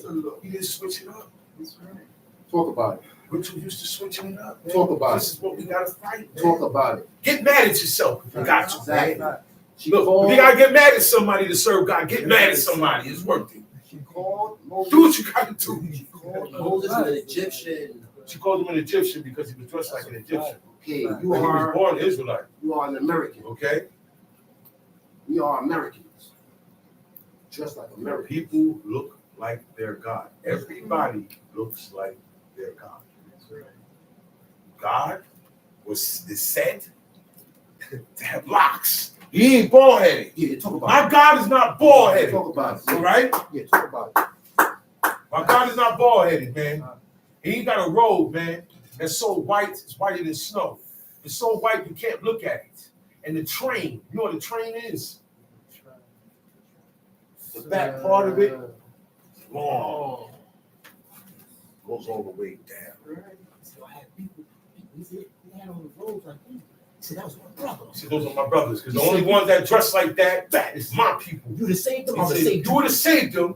I'd have saved them like two. See, you couldn't keep your mouth shut. He said, yo, man. He said, yo, how was you? What's they dress? He said, oh, they wore robes like they all wore robes like they were sons of kings. That's right. He said that was my brothers. Those are my brothers you killed. Nobody dressed like that, man. That's how we know. Because we different. So I'm going to ask, all right, what was he doing? Oh, yeah, that was my brother. We're the only ones that move like that. He had to tell me his name. Tell me. Take therefore good heed unto yourselves. For you saw no manner of similitude on the day that the Lord spake unto you in Horeb out of the midst of I fire. ain't seen no similitude. You ain't seen nothing. I don't want you making nothing and saying it's God. You got to, no. You dealing with the true and living God. You don't need no statue. You don't need no painting. Because he's live. Just, no. Just so holy and powerful. The way you was created, you can't look at him with these eyes, with these fleshly eyes. The only way you can look at him is in the spirit form. You can't look at God in the fleshly form. You understand me? Because it's already put out there. He said, no man see me. Okay? No. That's it. God said it, and that's it. That's why he didn't show Moses what he looked like. He said, I'll let you see the back. I'll let you see it. You stuck with it. Lest you corrupt yourselves and make you a graven image. That's how you corrupt yourself. That's the first level of a person corrupting themselves. He said, make you a graven image, the similitude of what? Of any figure. Of any figure. The likeness of male or female. The likeness of male. So likeness, image, statues, symbols, they all go together, right or wrong? Right. Okay. That's right. Talk about it. Okay. Talk about it. It said the man Micah had a house of gods. What made it possible for the narrator to say he had a house of gods? What was in his house that made it a house of gods? Oh, okay. That's what you got to read. When you read this thing and they make statements like that, that's what you look at. So what made, he said he had a house of gods. He said, so what made him have a, how you know when you got a house of gods? You know how? When you got likenesses. Likenesses of any form. Likenesses of pictures, paintings, sketches, likenesses of statues, likenesses in this. Talk about it. Okay? Talk about it. Bob Marley's picture. I got Bob Marley's picture up there. Lion of Judah. No. Because he ain't got nothing to do with Lion of Judah. He got nothing to do with Judah. That's that Selassie stuff, man. And that's a man. Selassie, that's a dude. That's a dude. He wasn't even born in Jamaica. He was born in Ethiopia. And they took that. And ran with it. Rastafarians. See, man has made up their own way.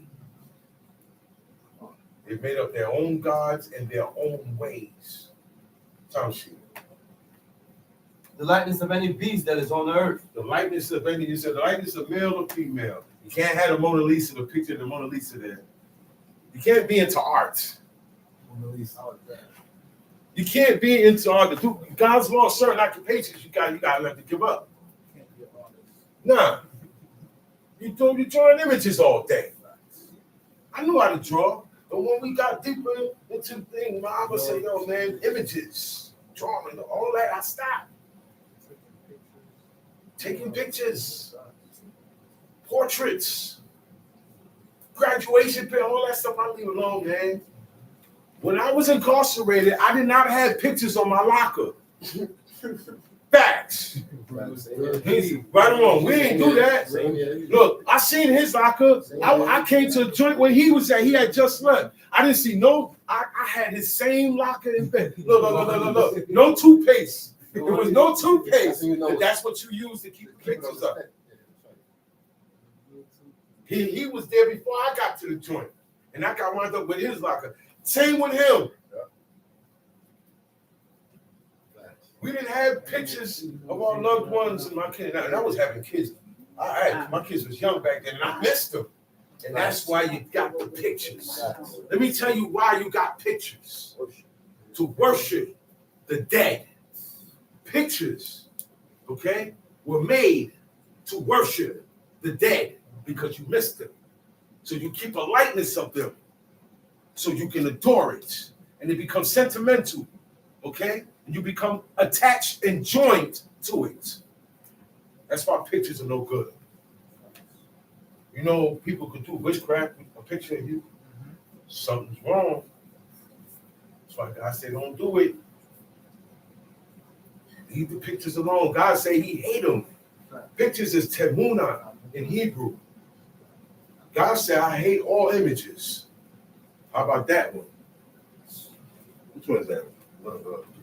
Deuteronomy 16 at the end. He said, I hate all images. But we love all images. Something's wrong. Time sheet. The likeness of any winged fowl that fly in the air. The likeness of any eagle. The bald eagle is America's symbol, which was also Rome's symbol. We don't have a symbol. We have a sign, and we live that sign, which is today, which is the Shabbat day, which was made separate, consecrated, and hallowed by God. Right. We live our sign. We don't wear our logo and symbol like everybody else. We live it. Our stuff is live. Tattoos got started that way, worshiping of the dead. Before the pictures, you put it on you. I put my dad here. I put the tombstone, I put the date. You don't make yourself a Matzepa. You are the Matzepa now. You are the tombstone now. We didn't do that. We didn't have tombstones, okay? With the person's name engraved in memory of. We don't do no in memory of. You know what we remember? The Shabbat day. You know what we remember? The statutes, God's commandments, his judgments. That's a graven image. Those are graven images. That's right. That's right. Those are graven images because you got to do this. That's right. You know how much money, you know how much money making tombstones is? Look. My ex, man, her father owned a tombstone making shop. And I needed a job. I was on parole at that time. I needed a job bad. And he said, man, you my son-in-law. Come, you got a job. I said, I can't do that. And it looked to him like I was being, I didn't want to work. It looked to him like I didn't want to work. It looked to everybody like I didn't want to work. But I said, nah, certain things I don't do no more. Or I never did. And I ain't going to start. The things I never did, I will not start. Right. That's DOA. I can't work at a church. No. Clean the church. I'm a painter, right? But I can't go in the church and paint. Yeah, talk about it. I'm not going in that church and paint. Talk about it. I'm not going in no place that worships deities, devils, demons. Talk about it. If the Most High's name not being worshipped there, it better be a regular place, like a school or a store. But once people come there to worship, I don't want to rent that place and have a masiba there. Okay. Yeah, talk about it. Right. Okay. Yeah, brother. All these things we got to cut out. Yeah, brother. That's right. I don't just pick everywhere because what? The Sonics use this same place. Okay? Yeah, I remember. Or use the church for basketball practice. Yeah, use the church for basketball practice. And the church is involved in a lot of things. Look, I was in a program. They put me in a program because I wanted to stop smoking weed. I said, man, I'm not, y'all took everything from me. I'm not going to stop smoking my asset, man. For real. No, for real. I'm not lying to y'all. So they put me in a program. They said, since you don't want to stop, you're going in the program. Now, in that program, you gotta make a meeting every day. Guess where most of those meetings are at? In the church, man. AA meetings, NA meetings. I didn't know this. I'm walking all right. The closest one is right here on St. Mark's in Rochester. I walk over there, hurry up. All I gotta do is just really get signed in and sit down. When I look, I'm like, yeah, I don't see the building. It's the church right in front of me. I'm not thinking it's in the church. For a government building. I'm looking for a building, right? So I'm looking around. Like, some say, just look and see what that had. It's that same address. I said, man, they're gonna put me back in jail. That's why I had a problem. That's why the parole officer was always coming in bagging me up. I'm like, yo, I can't be going to these places, man. They looking at like, what? You what? An Israelite? Never heard of that. You trying to get out of it. Yeah. That's how they look at it, because they don't know this. They don't know these things, man. It's strange to them. So they think you making it up. They ain't never heard it before.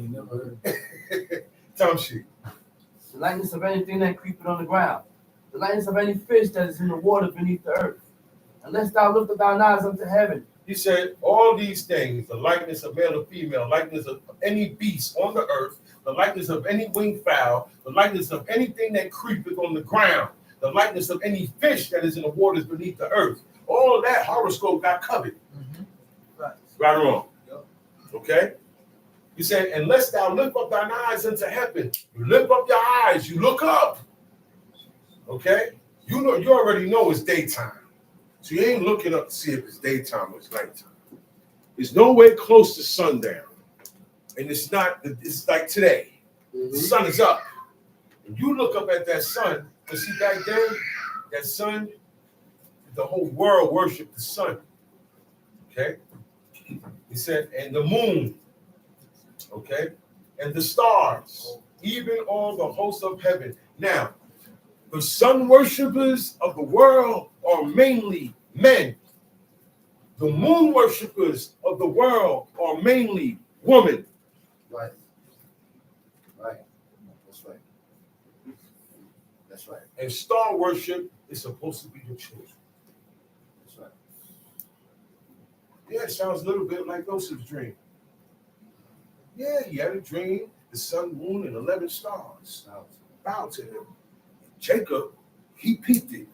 He said, what, me and your mom's? Because I'm daddy, that's mama. So that got to be sun and moon. I'm the sun, she the moon, and the stars is Yah. It's the children. Right. But in paganism, that's really what it is. Right.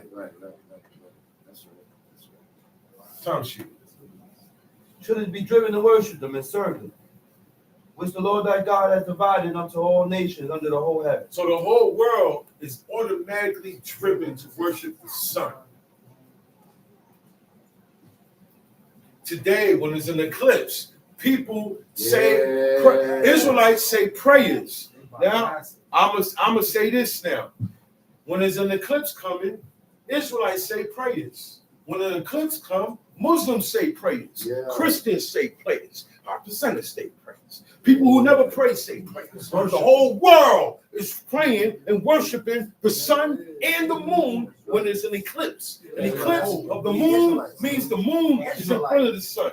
Eclipse of the sun means the moon is in back of the sun. Either way, they wait until that moment to pray. God ain't enjoy God's creation. God tell you what to enjoy. Say that again. I can't enjoy God's creation. These are the things Israelites say. I can't enjoy God's creation. God tell you what to enjoy.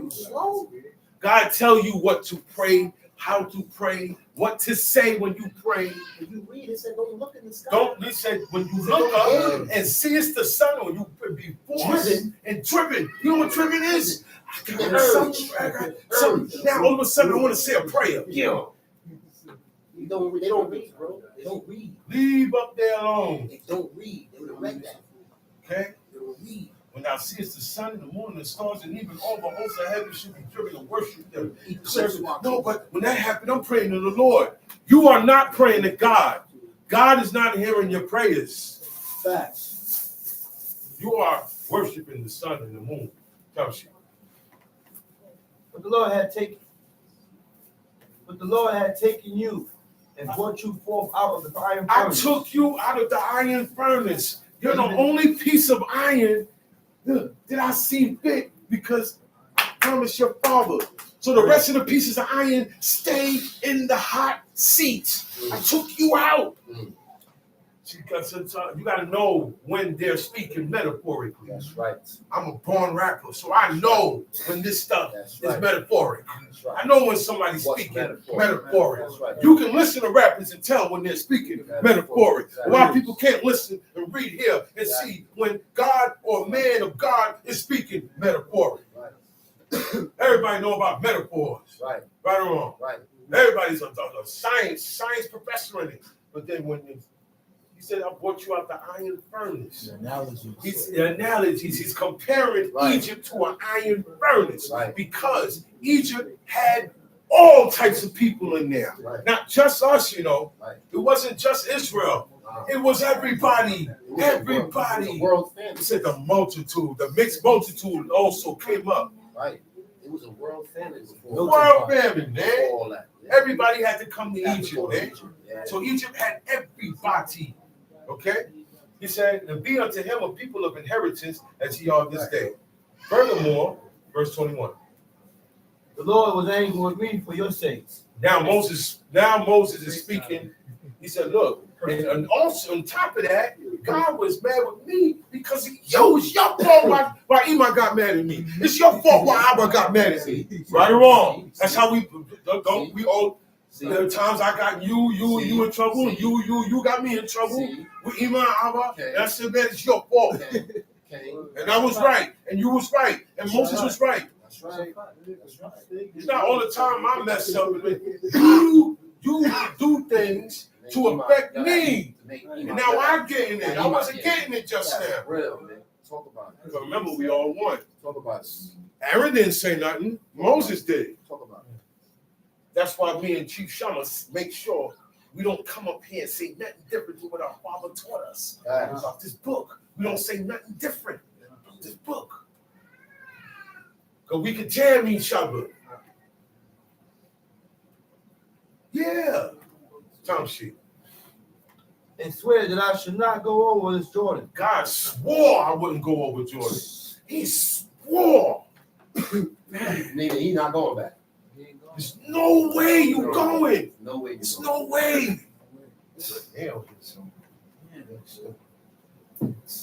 There's no way. No way, son. He swore, son. God swear. That's He knows it's going down. He ain't got to swear.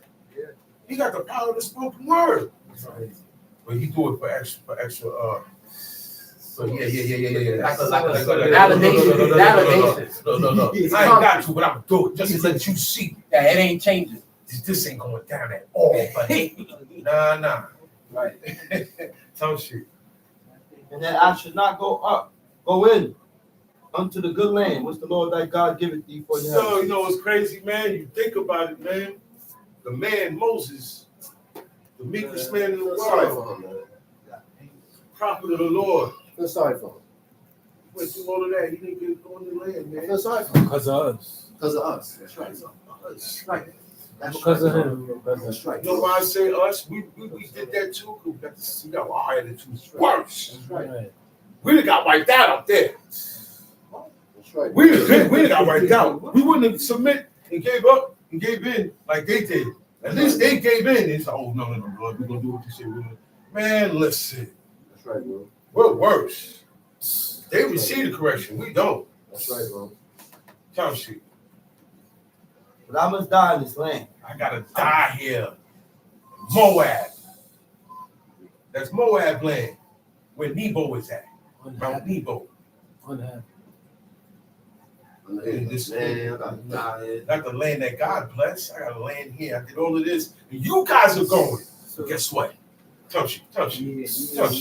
I must not go over this, Jordan. Uh-huh. You shall go over. Uh-huh. Possess that good land. Uh-huh. Take heed unto yourself. Watch yourself when you get over there, because I know you guys, you turned on me for nothing. Nothing. You turned on me for nothing.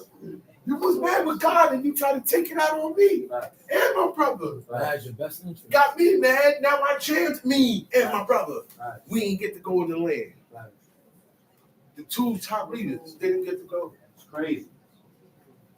The ones who That's how the heights of discipline is, though, for ones that are in high places. with high God. places with God. That's right. You can't make a mistake. See, the Sharp people and of speedy you sharp and speedy judgment for them go in high high places. When you in a high position amongst the people, you can't make no mistake. Maybe you can, but not me. No. Not the officer. We can't make no mistake. There is no mistake. There's no such thing as mistake. Mistake gets you killed. Did the priest make a mistake and drop the offering? No. Or did the wrong offering? No. They make a mistake. There's no mistake. They wasn't that wicked. So we make too much mistakes. We forget a lot because we so damn wicked. Shalom Aleichem. Shalom.